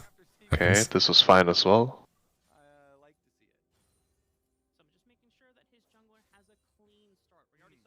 Now they have 2 axes. They just keep walking They forward. just go on Sona, but that's so weird, no? Why would you go on Sona here? Sona can't do shit here, they can just trade with Lucian. They go back. There should be like... Wait, you're watching on YouTube, right? Yeah. It's like so weird. Why would they go on Sona? Makes no sense. They have like free... Right here, he just like auto-attacks... Wait, the Halo Blade's active, right? Yeah, yes. Sona is not even, like, the thing is, like, Sona is not even in range to auto-attack Draven if he's auto-attacking Lucian, right? So you can just... For sure, you just throw your He's just full running Halo into... blades He's just Lucian, chasing and then Sona you're done. while getting auto-attacked like once or twice by Lucian for free. And then he's running into Sona auto-attack range as well, you know? And then here, Lucian is not flashing. What does he have? I guess he has no heal, yeah. Yeah, it's weird. Yeah, it's weird, yeah. Because I think if he flashes, the Nami is also dead. Yeah. I mean, Nami has no W, right? W is Nami 2 W low 1, it's like 14-second cooldown or some shit. Yeah, it's high. Because here, I think you just throw your whole Halo Blades into Lucian, and you're happy. You don't need to even continue. Yeah, I think you maybe just auto-attack once or twice with Halo Blades. I don't know. Actually, maybe, I don't know. Because I think also Nami, if they trade with Lucian, they can just make she can W and make it bounce onto the Draven, and they're so happy. They have like complete control of the wave as well. Like they could, and the wave is like kind of even, so they could like just get level 2 and zone them from like 3-4 creeps. If they don't do this as well. Once that they're the ones getting zoned. It's over. This is... I think this is just really, really well managed by Team Liquid because Gonic or JJ. I wonder if you play here with Seju is just to, like, if you see that the red has been leashed, you just chase the Wu, no? Like you just follow Wukong to golems. Yeah, I mean, I guess because Wukong has no red, and you have phase rush. You trade him, you phase rush out, and he lost HP, and you just play time, no? Yeah, you can. Yeah, there's like no way you die here. And then it's like if Ryze comes, you dive anyway, and Wu will be lower. Or you'll be in a situation where your team is going to be able to move to you because the enemy is defending the dive with 3 people. Yeah, actually, what Piosik is doing is really weird. He just leashed it for Wukong.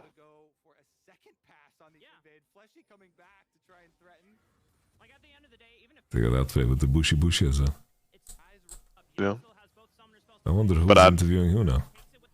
What did you say? But it's but he also just, I don't know, he uses 3 potions, the Draven, and then like I feel like he gets so low before the dive. Like he got like dashed on by Lucian, took a bad trade like way before this, and then also right before the dive he just eats like Sona Q and Lucian W for free. Like here he gets dashed on or something, I think, or maybe he just got dashed on. But it is weird that Lucian is not dashing, no? Right now. Yeah, I guess maybe they're afraid of Wukong, like because they saw. Oh, that's fair, yeah. That's fair, yeah. Like because Sejuani doesn't actually know that Wukong is hitting Crocs, right? Yeah, that makes sense. They see here he got dashed on.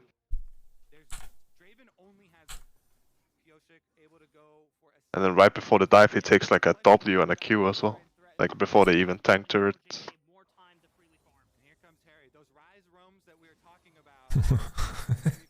Like he just walks up and says hello, you know, and then, I don't know, just dives.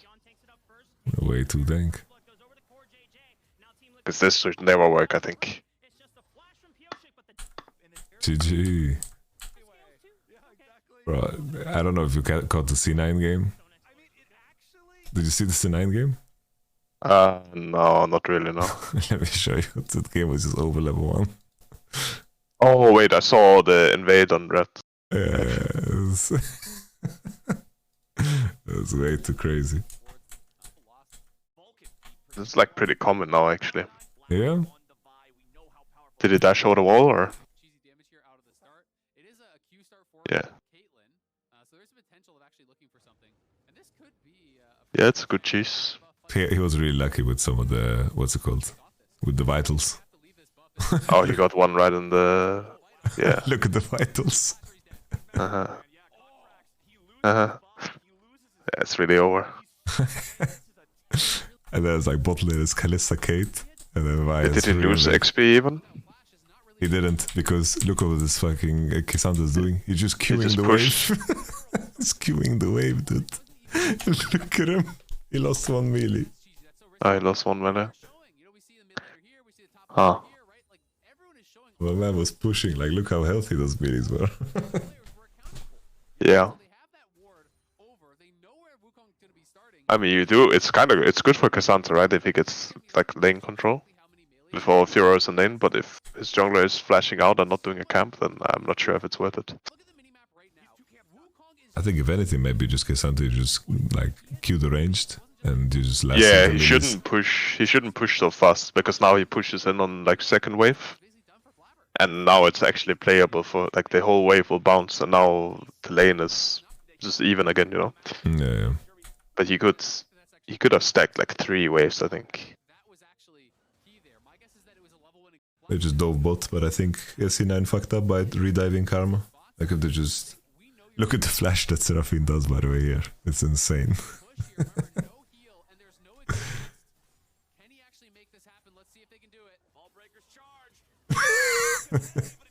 Whoa, what the fuck? And now they can just peace out. I think they walk out, the game is just over. Oh, they die here, or? Yeah, they both flash for to kill. Ah, and then they both die. Yeah.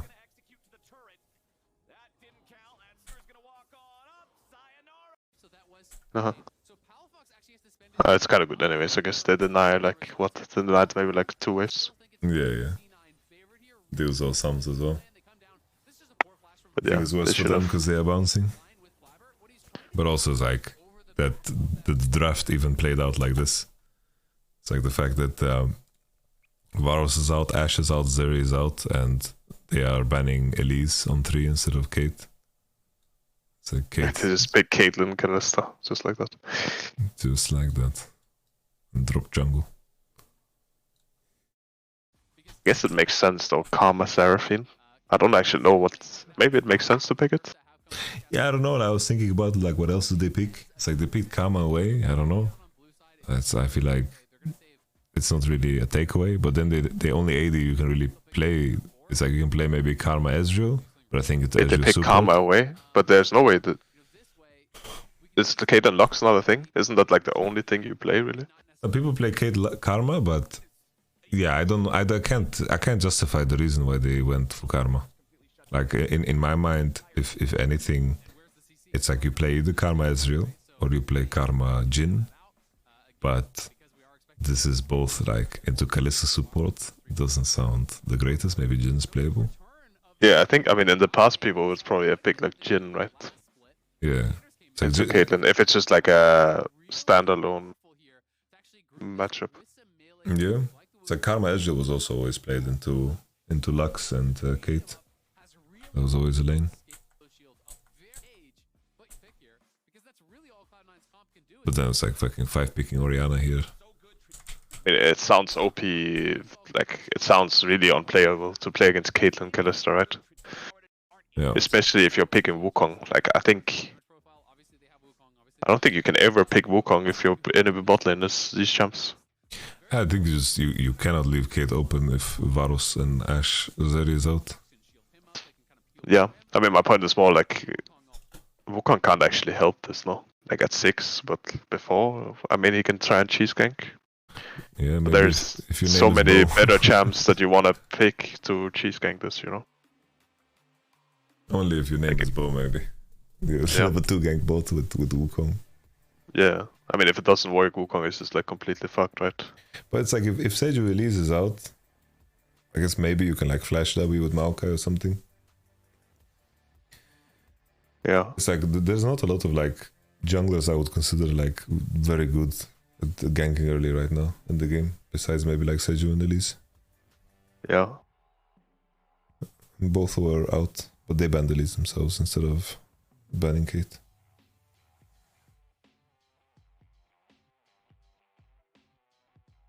Yeah.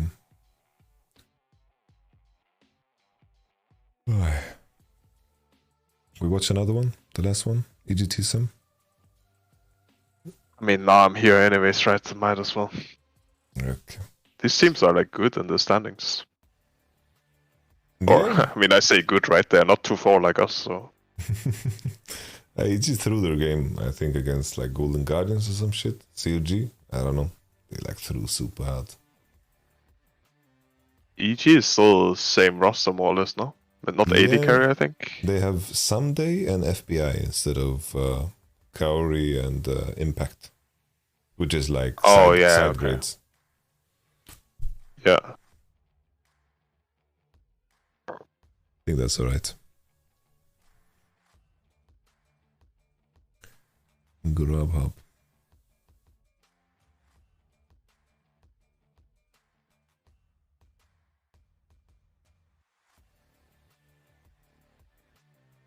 It's been funny to follow along how people overreact so much over BO1s. Everyone's saying G2 is shit now because they lose 2 games. Or I think they got completely outdrafted. It's like best of ones can be so fucking swingy. Yeah, I mean, they for sure got outdrafted in the Vitality game. Yeah. I don't remember the other game really, but yeah. I think they're just... I mean, they're not tryharding, you know? They're just trying stuff, I guess. Yeah. No, like you pick up 4 wins and you can coast. But I think you guys just need to fucking beat Astralis and then you're vibing, dude. Best of threes. I mean, if we beat Astralis, we are probably through, right? But yeah, I think we can beat the other teams as well.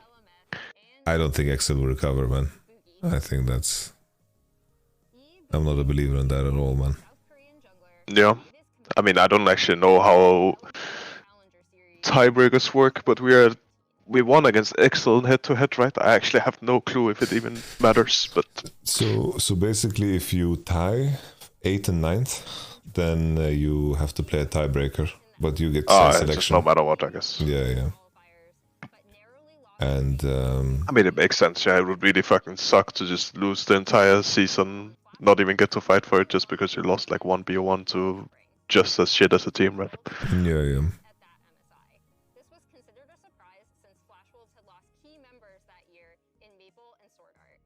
And then I think everything else, there's no tiebreakers, they just don't give a shit. Then head-to-head beats, and then you get the higher seed.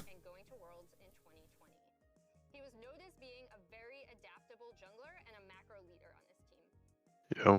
In 2022, while on Astral Esports, Boogie was one away from becoming a champion in 3 different regions: the LMS, the LJL, and the LLA. But his team lost 2-3 to Isurus Gaming. While climbing to rank 1 in LA, playing from in NA, playing from the LLA. What's happening on the stream? LCS with Boogie's in-game name. I don't know. It's weird though. I kind of feel like it's weird that we play on the same patch for the entire split. I mean, like half of the split, I guess, or whatever you want to call it. But there's not really like a better solution, right? It's like... Because it's like 3 weeks of regular season and then 3 weeks of playoffs. It's like if... How else would you divide it? Like maybe 2 weeks, 2 weeks, 2 weeks. But then it's like... It also feels kind of bad. Yeah, I mean, that is true. There's like just no good way of doing it. Yeah.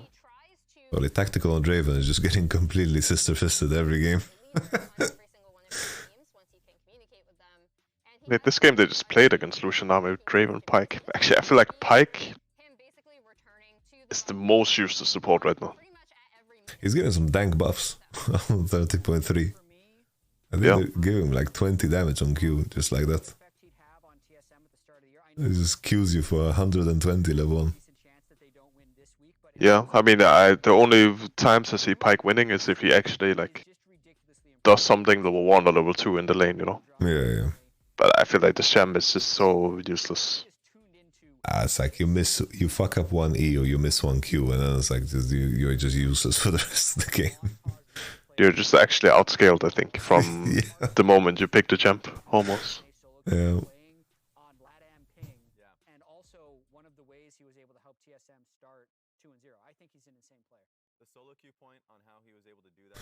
I'll never forget your fucking Pike games. I remember the game 4. Was it game 4 at MSI against T1? When you I think I played it last game. I think it was game 5 actually. Pike was so OP back then. Did it go to game 5 against T1? Yeah, at MSI it did, yeah. Oh, it was game 5, yeah. This was like the game with Caps played Lissandra. I just remember this game yeah, I think so, yeah. You were like taking mid-waves in front of 3 people on your own, just punching the wave. But Pike was really OP, yeah. I don't know, I don't even know what they changed on him. I guess they, I mean, recently, but I mean, his E did damage to the wave, his Q did damage to the wave.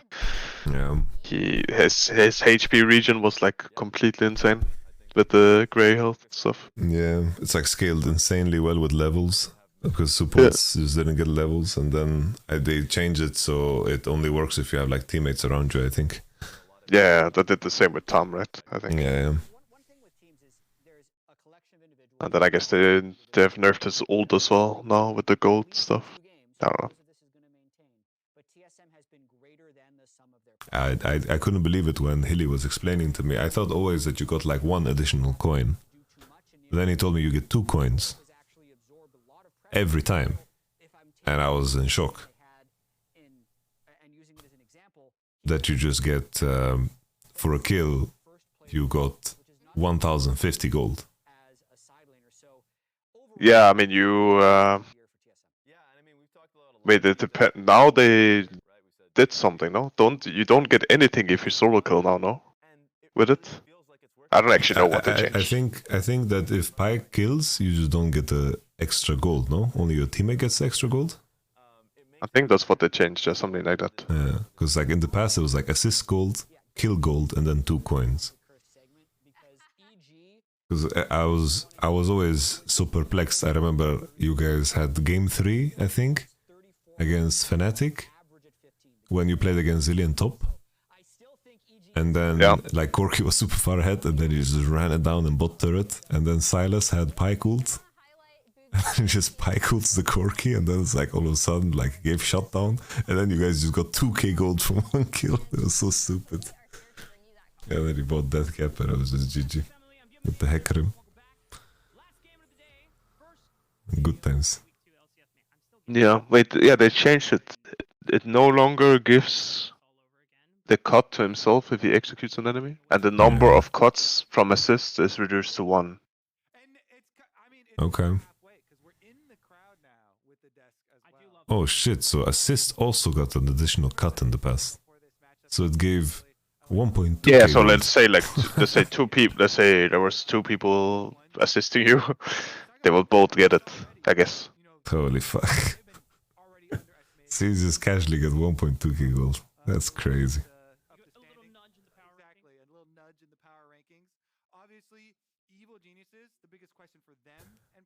Holy. Almost my whole old team, Heimerdinges Colossi, are coaches in NA. Mithi, Freeze, Nukdak. Only me and Extinct are missing. Even Freeze's brother is a coach. Oh yeah, it's true. It's actually crazy. Yeah. I don't know, I heard that they stopped paying, I mean they went down with like salary a lot in NA, right? Yeah. And it affected like a lot of the coaching stuff as well. But now they just have a lot of EU coaches. I guess, I don't know. I don't even know if it pays well. NA. It's crazy though that they made budget cuts and now they have the best rosters in a long time. Yeah.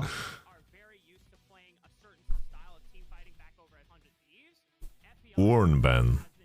Damn. It's the solo target ban. Crazy.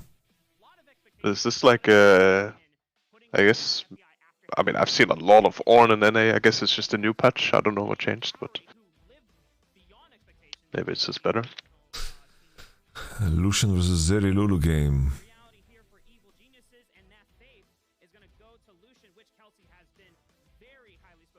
Solo's thinking about other tanks.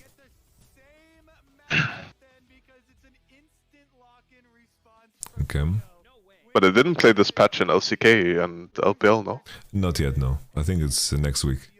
Because every game I see is the same patch we play on. That's what I thought at least. Yeah, usually like LPL and LCK are like 1 week behind on...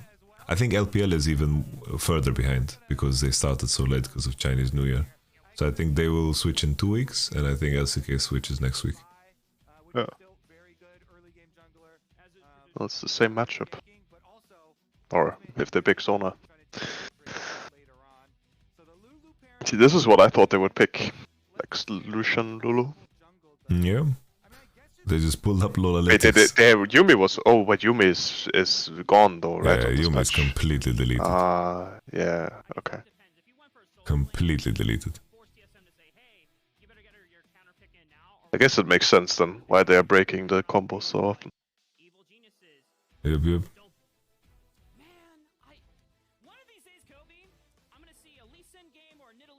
Wukong on 3. This is Vi Wukong. Wow. Azir on 4.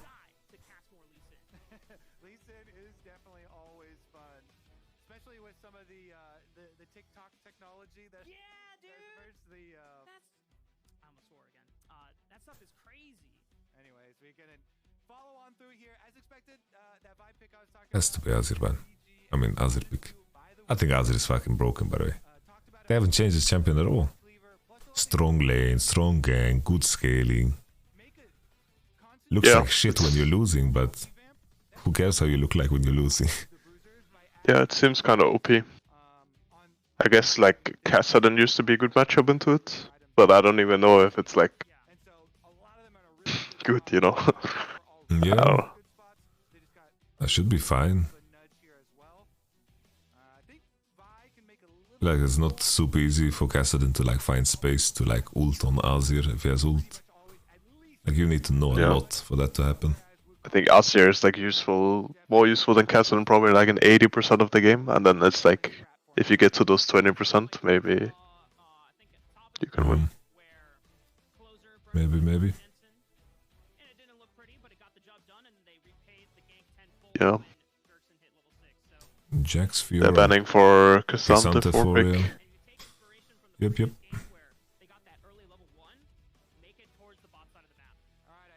Gonna pick Sion. This is really good Gwen game though. I mean, Wukong is kinda good against Gwen, but like Draven Nami, that sounds really useless against Gwen. Ew. You can't like... You can't like kite Gwen with Draven Nami. Like if you're playing like Starry or Lucian at least, you can kill the Gwen before he reaches you, but with this you just die, I think.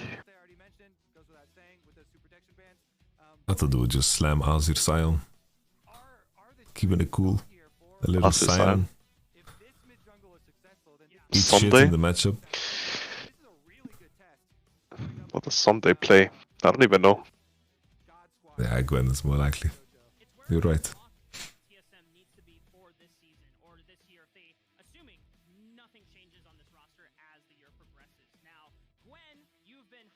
Does Jojo Pune play Azir? Azir, they banned Azir themselves. Oh, they banned it. Oh shit. He just has to go Rise here, no? I don't actually know. They banned Rise, the Kassadin Azir? Picking a Kali. I mean, you ban Kassadin to blind pick something, right? I guess blind pick a Kali, I don't know. Yeah, he has to pick Rise. I think if enemy picks Rise into a Kali, that sounds pretty hard. Yeah.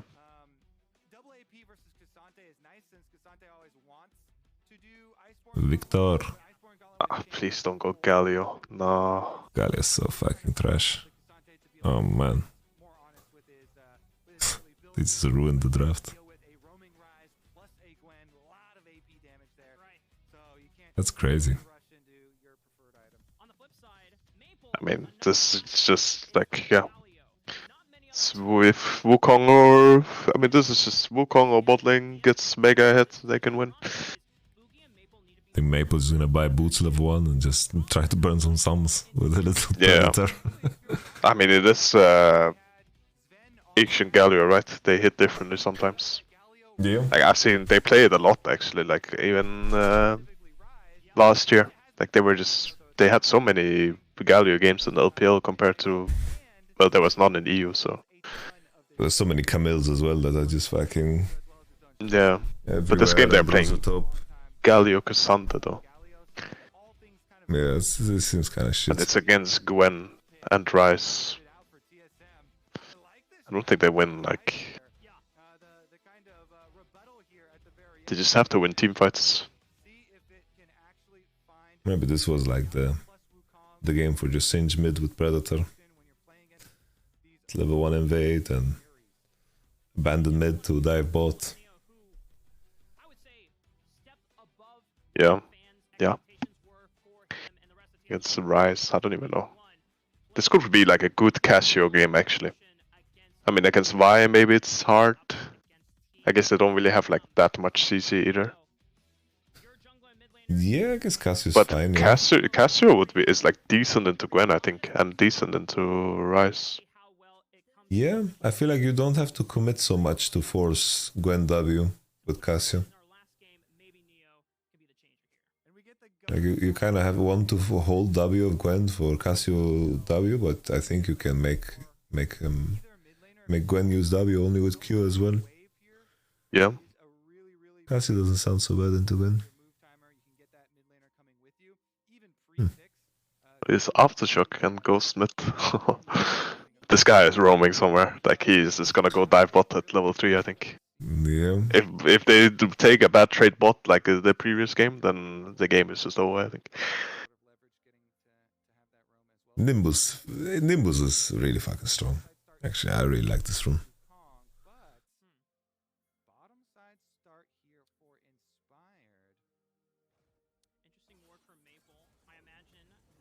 Sort of learned to watch the VODs. Yeah, but this is kind of bad though. I think. I don't think starting E on Gwen is very good. Oh, I think the game is over actually. Oh my god. They didn't even pick up 2 axes from blue.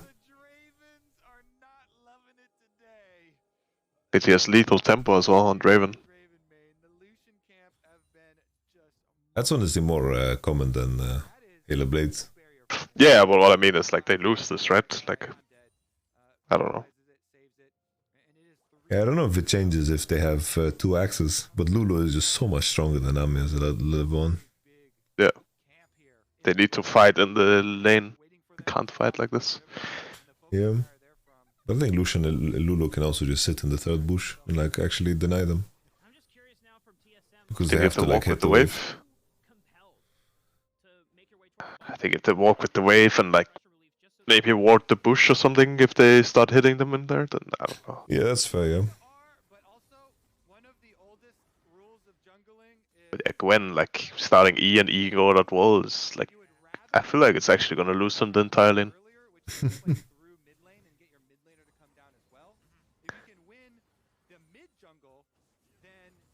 Bro, this game is so sad, it's already over. Imagine being Galio mid and this is your bot lane. Yeah, then you would probably, if this was Marek, you would not play Galio ever again. Oh. Do they have damage? They have damage, holy shit.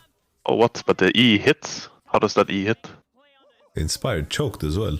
Yeah, Inspired should have tanked the E and they would never lose this. He also basic attacked both, so he like reset his passive. Yeah, I mean, he could have traded 1-for-1 as well. Okay. Galio still has flash as well. The game is on. I mean, yeah, I mean, the game is not completely over. They can still impact bot, I guess. If Draven can crash his wave, then it's perfectly fine. Yeah.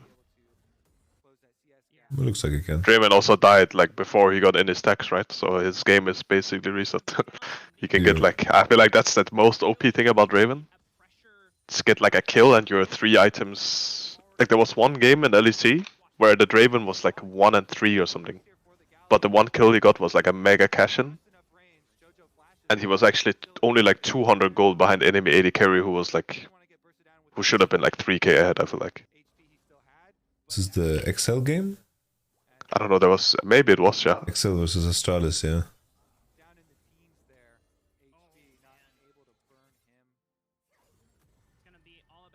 Like, I was watching it backstage, I was probably not watching the entire game, but I feel like there was no way this Draven should be like even gold with the enemy AD carry in that game at least.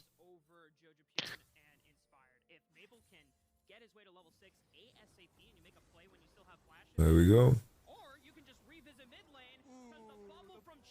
Holy fuck. Yeah, Eastern Galliers just hit differently, I don't know.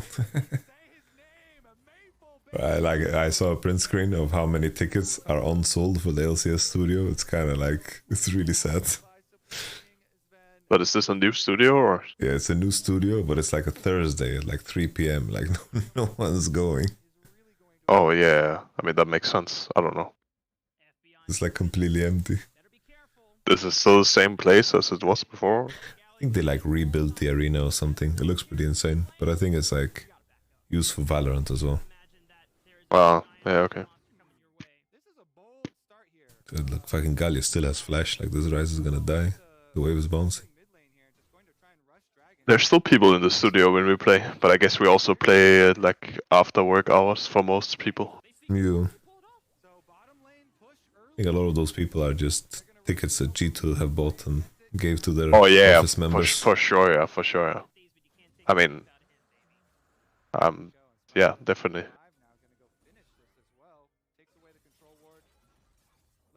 Sending buses of people to this fucking venue, bro.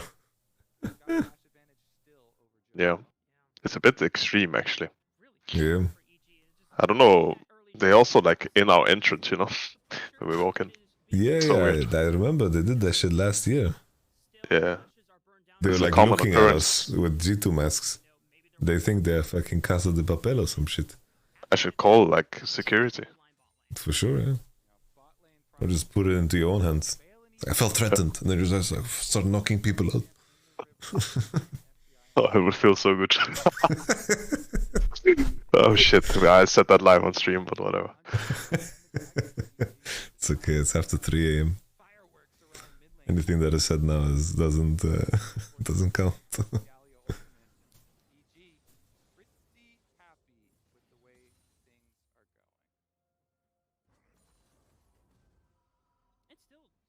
Okay, a little...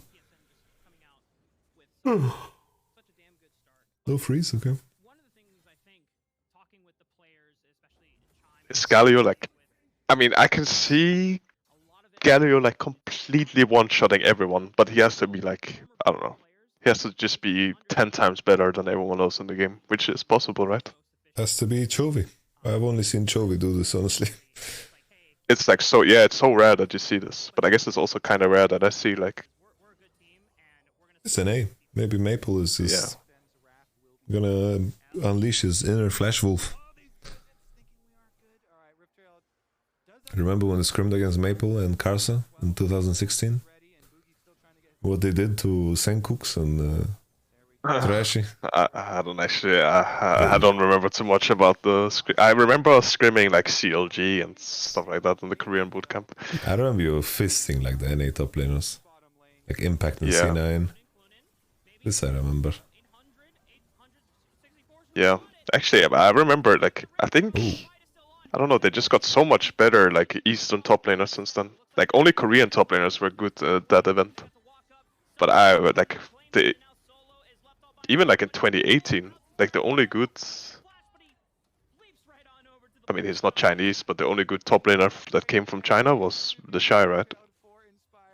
But I was playing against like Looper in 2016. You did well into Looper, I remember. Yeah, he was getting completely fucked. He was getting molested. Were you Rumble or was he Rumble? I mean, I think the game where he was getting, I mean, he was not getting fucked, right? But he was like losing, winning. Like I was playing Gnar into his cannon, I think. And then I also, I played against, like in 2018, I played against Let Me. And that guy was like, it's kind of whatever. Yeah, Let Me like gave us a complete free win when we played against RNG. Like, we played Draven and we like per level 2 ganked, level 3 ganked bot. We went level 6 with Sion, ulted bot. We went Ryze ult bot, Ryze perma bot. We ganked him 50 times. And but nowadays you would never play against like a guy like this. Like this guy would never make it to Worlds in the first place, right? Like, his like, team with for someone sure. like this on the team, they would never qualify to Worlds, I think. For sure, yeah. And it's like we have Draven, and then we swap top, and we just cash out on the top laner. Yeah. After enemy Kaiser survived like 50 ganks and Draven's not cashing out, and Kaiser's head on CS. I mean, I think Gimgoon was not like as bad, but he was for sure also like way worse than what top laners are now, I think. No, for sure, yeah. I remember when you guys locked in the Pyke in the first game. I thought you playing the Pyke. I thought you guys' solution to getting ganked by Doinby Nautilus is by just abandoning one lane, just going into mid and fighting there. And then my man fucking Caps dropped the Pyke against Nautilus Leeson. Yeah, I mean, we spent not the entire week, but there was like one day where I 1v1 the Caps. And I was winning, like, I was playing Nautilus mid, and he was just not winning any matchup. Like, it was just not winnable. Like, he was playing, like, Olaf mid. Like, there was the EU solo queue, like, Royal Cannon or whatever. He was playing, like, a lot of Olaf mid at that time. Okay. So Caps just played, like, tried Olaf mid into Nautilus as well, and he was just losing, like, level 1. He just lost. Oh shit. And then I don't even know. I don't even think we tried the Pyke matchup. I think he just decided that Pyke would be the way. And then we got invaded level 1 by Nautilus Lee Sin. Like they just split map, and Pyke cannot fight anything. So it was just GG. Yeah, that's definitely rough. Yeah, Nautilus was not so balanced. You could like buy whatever the fuck you wanted, and you would just get carried by your base sets. Yeah. Good times. Goodbye, Kisante. Oh, Galio shield. Holy fuck. Way too dank.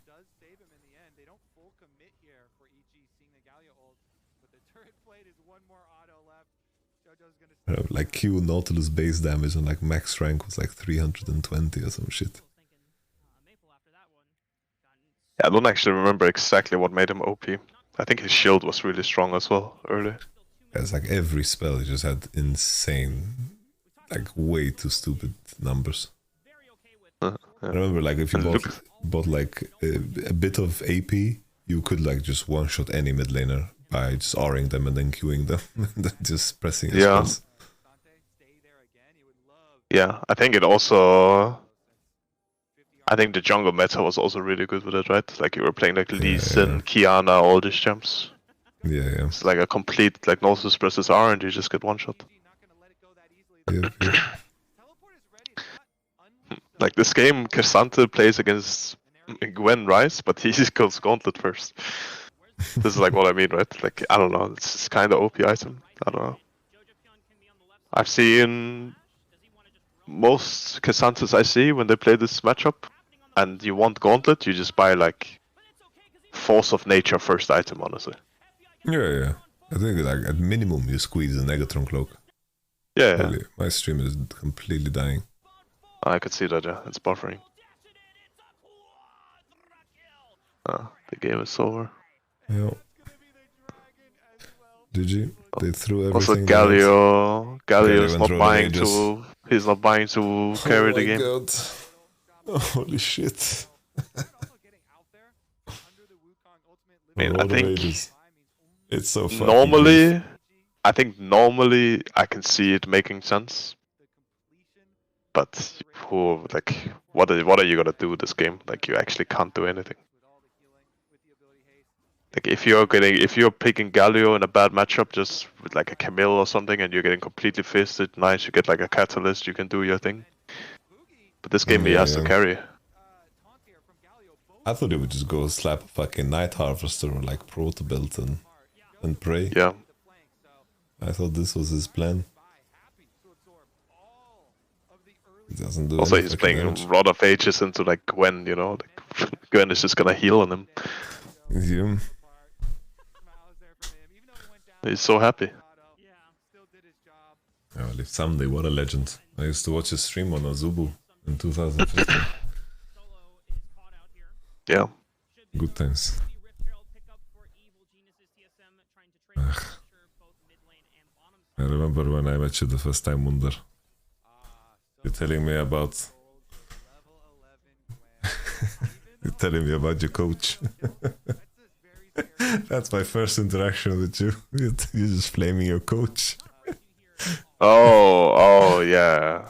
Oh, that was in the like whatever facilities that you guys were using, right? What the fuck was it called?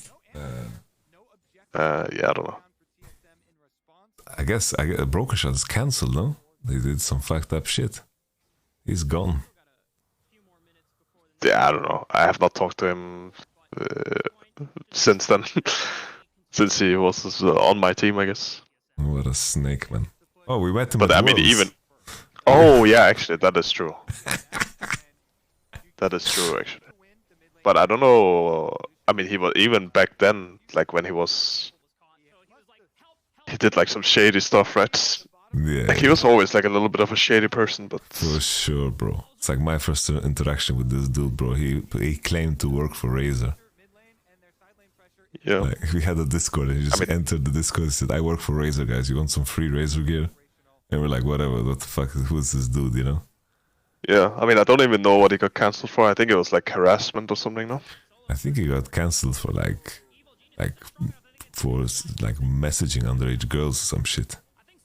Yeah, because there was like screenshots. I remember even back then there was like screenshots of him like, I mean, asking for like nudes and stuff. But I mean, I guess that's like, yeah, he pulled like some Hashinshin. harassment. Yeah, I guess. He went full Hashinshin. Full Hashinshin. Oh yeah, that guy as well. Jesus. Bro, this guy, he lied that he worked for Razer, and then he kept coming back.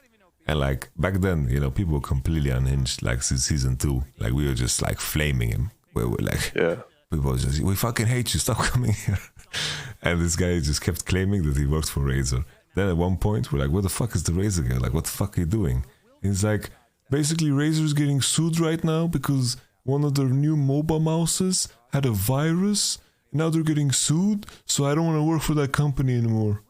And it's like, what the fuck are you saying?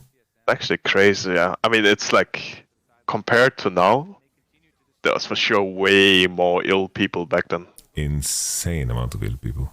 Bro, Brokershard also, I remember he lied about having cancer, dude. How fucked up is that? And he also lied about getting shot.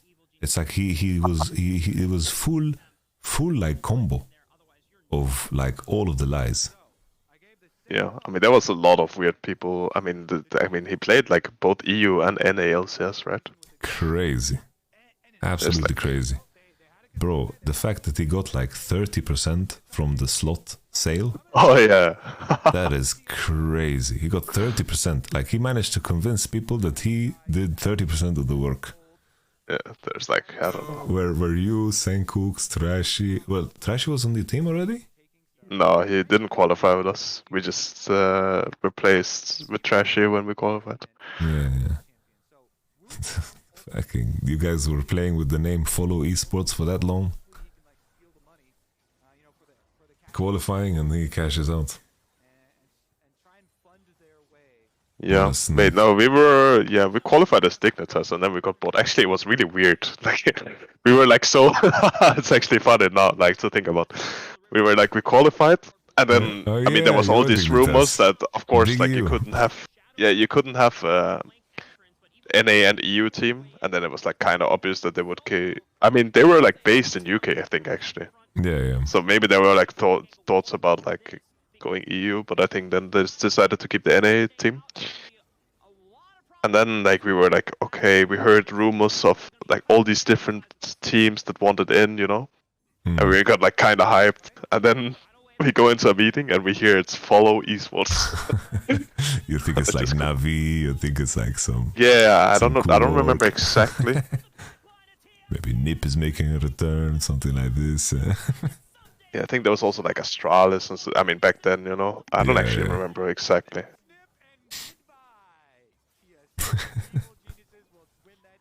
Crazy. Yeah. Bro, I remember that the last time I saw him was when fucking Gripex was giving out our pizza to everyone and Brokershard was eating our pizza. And then it's like, I don't mind anyone in the world can flame me, but this guy, I don't let him flame me. I couldn't fucking take it. He called me a dirty Palestinian in front of everyone. He said it in Hebrew or something, no? Like, wait, did he say it in like in? I don't actually remember. I thought you guys spoke some other language. Like he did it in a really like insulting way, and usually I don't give a shit. Like I really don't care, but this guy did it, and I just my reaction. I walked up to him, I grabbed him, and said, "I'm gonna make you drown in your own piss." That was just so fucking classic. I had forgotten. I think it was like it started with a classic. You wanna take this outside, no? Like, no, it just went straight to I'm gonna make you drown in your own piss. Oh man, I had forgotten about it completely, but Mitch always fucking reminds me of that shit. But I don't know. I remember you. I just don't remember if it was all in English because I don't know. I guess maybe it was English. Like he made like I remember he made like this spitting sound, you know, like fucking filthy Palestinian. I was like, what the fuck are you saying? Okay, maybe that's what he said. Yeah, that's probably what he said actually. I'm starting to remember now. Like my blood was cooking, dude. Like this small person is talking shit. Jesus Christ. Yeah, I think he was the type of guy who like thought he was closer with people than he actually was. Because maybe he actually just thought you liked him, you know? I don't know, actually. I don't know, man. Maybe he just got the impression that everyone like didn't mind him. Oh, it's like he had this way of, it's like he was so pathetic, so you'd like feel sorry for him, you know? So you would like throw him a bone, but that bone would make him stick around. Yeah, that makes sense. Yeah.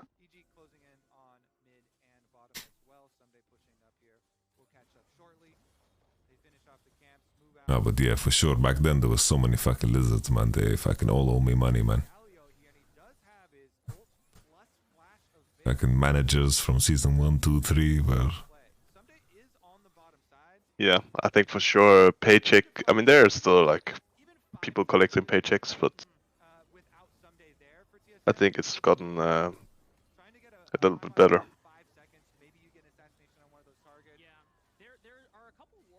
Yeah, no, for sure.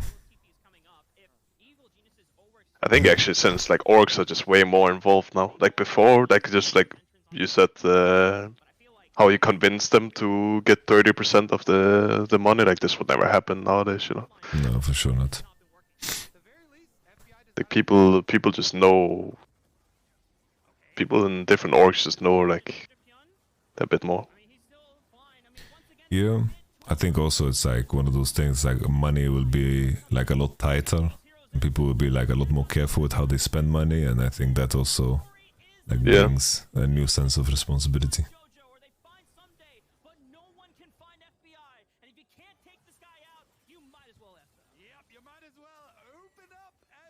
Draft is unwinnable.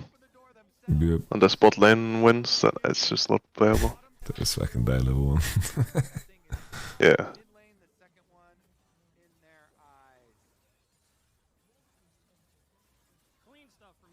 Yeah, Peter Zhang was kind of funny, that story about how he needed money for his surgery on cooldown and convinced everyone to borrow money. That's crazy, dude. Wasn't his son like an agent or something as well for the players on his team? Yeah. Yeah, that just sounds weird. I don't understand,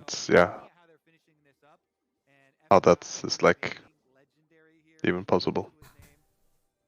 Like he would be involved in the process of finding players, and then he would be an agent for those players, so we get a cut of the players that he would recruit. He would be the coach of TSM and also talk to TSM on behalf of a player's salary. Oh, yeah. How would that even fucking happen? Like, I don't even understand. It's just fucking... It's just a fucking money glitch, dude. You just downloaded Auctioneer and used it on fucking LCS. Yeah.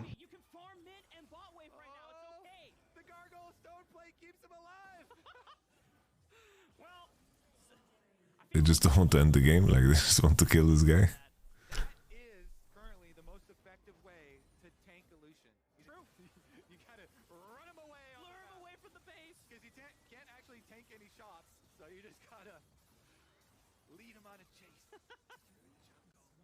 Someone bought coaching from Broken Shot. When? Like recently? Or? Look, do you see my stream? Oh yeah.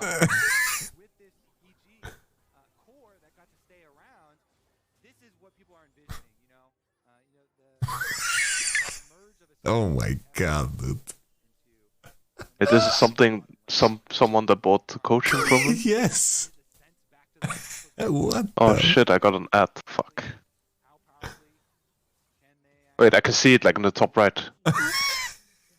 Oh my god. I mean, this is just... my god. I mean, this is very special, I guess. I don't know. It's so fucked, dude. Oh, it made this guy burn in hell, dude. That is nuts. Do you think he's sticking to his diet? He was always saying that he was on some diet. He's on the craziest diet. I don't think it's actually like healthy to diet for as long as he is. I think at some point you have to like stop dieting, you know. It's just a never-ending diet. It's out of control. Oh man. Oh, that's fucked, dude. Look at his likes on Twitter. He's still on Twitter. Didn't he delete Twitter? Let me look. There's no way this guy still has Twitter. No, he deleted it. I see out of context Ram Jamal. Wait, he actually still has. He's going. It's here. No Wait, he has? Bro, I thought he completely. What? He just posted. I still do. Wait, that's not him, no? No, this is not This him. is just a fake. This is a fake, bro. This is. Bro, this is a fake. This is just a parody account. Alright.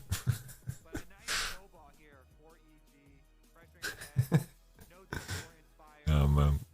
I remember also the first time I met Jensen. It's like Jensen was always talking so much shit, you know. It's like we were playing on the same team, so it was whatever, you know. But he was always talking shit about he's gonna beat us up and he's gonna beat everyone up. And then I see him first time on Gamescom, bro. He's coming there with a tank top. And when he sees that I see him, he just starts fucking laughing because he knows what I know and what I'm realizing when I see him. He's been threatening me online for 2 years. That was funny as fuck, actually. I kind of miss, like, yeah, those kind of things. The lands and just seeing people. Yeah. No, for sure. For the first time, I guess. I mean, it's kind of different now. I guess everyone knows each other, right? But when you didn't know each other, it was like actually fun. It's like it was way different because it's like using Twitter and Facebook or whatever was really like uncommon. So it's like the game was actually like used to socialize. Yeah. There was no Discord or that's nothing. true. So it was like actually like having friends in League was actually like relevant, like in friend list. Or like knowing the same Discords, and it's like you kind of just built like groups of people that you hung out with, which was super cool. I was really into it, like using Twitter for the sake of like meeting people or talking to people. It's like this is too weird. Yeah, it's just not a thing. Because I imagine you also like you always had your like Danish crew, your Danish homies. Sitting on TeamSpeak and all that jazz. Yeah, I mean there was way more time actually just for like all this kind of stuff. Now it's like, I mean now it's like a job, right? Like more or less. I mean you are kind of like working pretty much all day. I mean. Yeah. Like back then you would have a tournament, you would not have scrim full time. You would just like kind of wing it a little bit more. Yep. No, for sure. I guess everyone also kind of grew up. Yeah, in a shape or form. I don't know, I feel like the days are so limited. It's like, I wake up, I watch Korea, I watch LPL, and then it's like, I go gym, I come back, I watch some more games, I play a solo queue or two, and then the day was over. I thought I would have free time if I don't coach, but... It's actually weird. It's like so draining. I feel like I'm just like drained from scrimming only. Yeah. I'm just getting old, I think. Maybe. Or maybe it's just because our scrims are. Maybe if our scrims were really, really insane, maybe I would like be more energized. Yeah, I feel like having some kind of guarantees that your effort will be meaningful, I think that goes such a long way, you know? It's like, if you feel you can come into a day and you can try out for your life and actually feel like you like made a difference to like move the team in the right direction, but sometimes like other parts of the game are like just stuck, and like other players maybe don't figure something out, or you like maybe some early game mistake happens and whatever you did just doesn't matter. Like that part can be fucking draining. Yeah. Yeah. I think you have to solve this by playing fun champs in Scrim. You know, so you always feel like you're doing something, you know.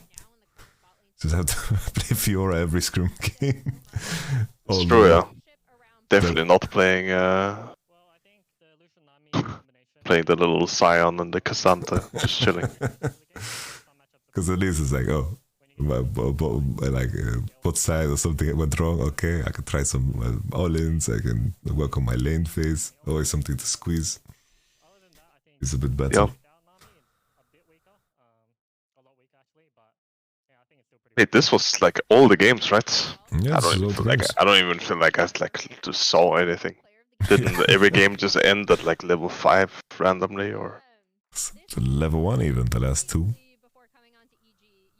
Yeah, that's true, yeah. Crazy.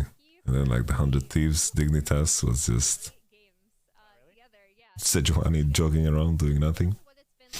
Actually, I think if I was, I don't know. I don't know if I would be able to just watch. I mean, for sure, I would not be able to watch NA. It just seems, actually, just Pro League in general. It just seems like it's just lost in draft or decided on after 5 minutes. How's that fun to watch when the game is decided? Yeah, I don't know. It's like some when new champs appeared. I feel like the game has been so stale. It's like what did we get new this year? It's like Jungle Pet, and it's like Jungle kind of Jungle just got worse for laners, I feel. It's like you can't even fucking take the jungle away from your jungler anymore. Fucking try to do golems in minute 10 and you just fucking die to them. Yeah, I mean, I think the only games that are like not decided after 15 minutes is like when you have like completely same comp as enemy team, basically. Yeah. Because if you play something else, then there's always like some conditions that needs to be met, like almost always, for you to even have a chance of winning the game. Yeah. Well, I think it's like some series are interesting. I feel like LPL is pretty interesting. Yeah, I guess that's true. I guess it's just these games that are like, I'm biased on these games. I mean, this game, for example, like the Cassandra Galio in with bot lane loses level 1, game is over. Yeah. For example, like, yeah, it's just, I feel the LPL is just a lot more interesting because there's so much play around top. Like, it's just a different game altogether. Yeah, I guess. Ugh. But I think it's also only interesting. I don't know. It's just they have like their weird agreement of how to play the game. But when it comes to like gets to Worlds, I mean LPL teams are kind of crazy as well. But the game is just like decided again. You know, everyone just learns how to play the game. Yeah, it's like in BO1, so like LPL is always kind of strange. Yeah. But it's like, like even JDG versus T1, it's like, I feel like Zeus got away with murder in those games. Yeah, I watched T1 today and they were like just completely trolling, no? They were completely trolling, yeah. Even the game they won, I think. Yeah, the game they won, I don't know. They were actually not playing to win, it feels like. So. Yeah. It's like they were just dying on side, and then it's like Hammer Life just gave away the game by just starting Nash and refusing to turn when the enemy is entering. That's fucking Irelia build. Oh yeah, they are really built. Yeah. And then the other games, I don't know, it seemed like Draft was really unplayable for T1. Yeah. I really liked, they did like Draven blind pick with a lot of AD bans when they had Elise first pick. Looks pretty good. And then I think also like, there was that one game, like Faker bought Road of Ages into Archangel with CDR boots on Talia solo AP. And then like Draven was playing against Wukong and K'Sante, I think. and he bought Collector second. Like it was. Oh yeah, yeah. That was, yeah, I don't know. Really. Yeah, I don't actually know why it would ever be good. I also played Ornn with like a guy who had Rod of Ages on my team. Wait, I say that like I'm ever playing Ornn in solo queue. Okay, I played Ornn in Scrim one game. And I was like, I looked at like, I wanted to like see what it gave if I upgraded Rod of Ages. And it was like, it gave like 20 AP and like 150 health and mana. Like, what the fuck is that shit? Yeah, that is pretty terrible. Oof.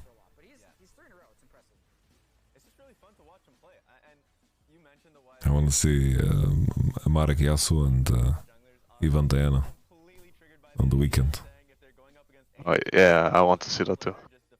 And then they're gonna drop the cartels that you teased at the beginning of the season. Actually, it's true, man. Cartels with Rod of Ages. Just gonna heal yourself and get move speed. Never turn off E. Okay, bro. I think we should be sleeping, bro. Yeah, I think I should go to bed too, man. Yeah. I mean, it's fine. I can function on 6 hours. You're a machine. Hey, Wunder, this was a pleasure, man. Take care of yourself, okay? Best of luck this weekend. Take care, take care. Greet the boys from me tomorrow. I will, yeah. Take care, my man. Bye-bye. See ya. Hey, homies, it's time to go to good night. What do we host? What do we host, guys? This was a lot of fun. Yeah, I really like Wunder. What do we host? Who's online even? Good question.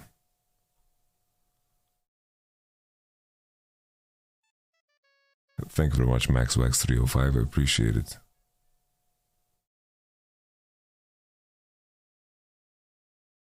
Self-coaching to challenger. Westrise. Guys, is this real Westrise? Bro, Westrise is a fucking legend, by the way. What the actual fuck?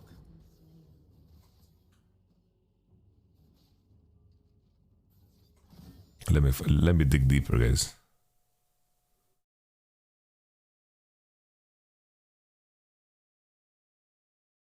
Malice. Do we raid Malice? Sanchovies. Let's order Sanchovies, guys. Nutritious?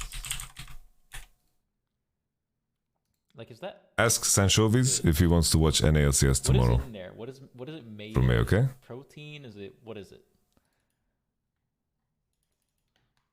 Bro, what is this fucking resolution he's playing on?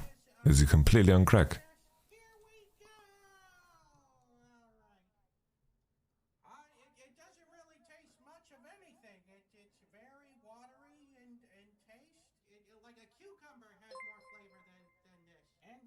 Mystery Amato Cannon.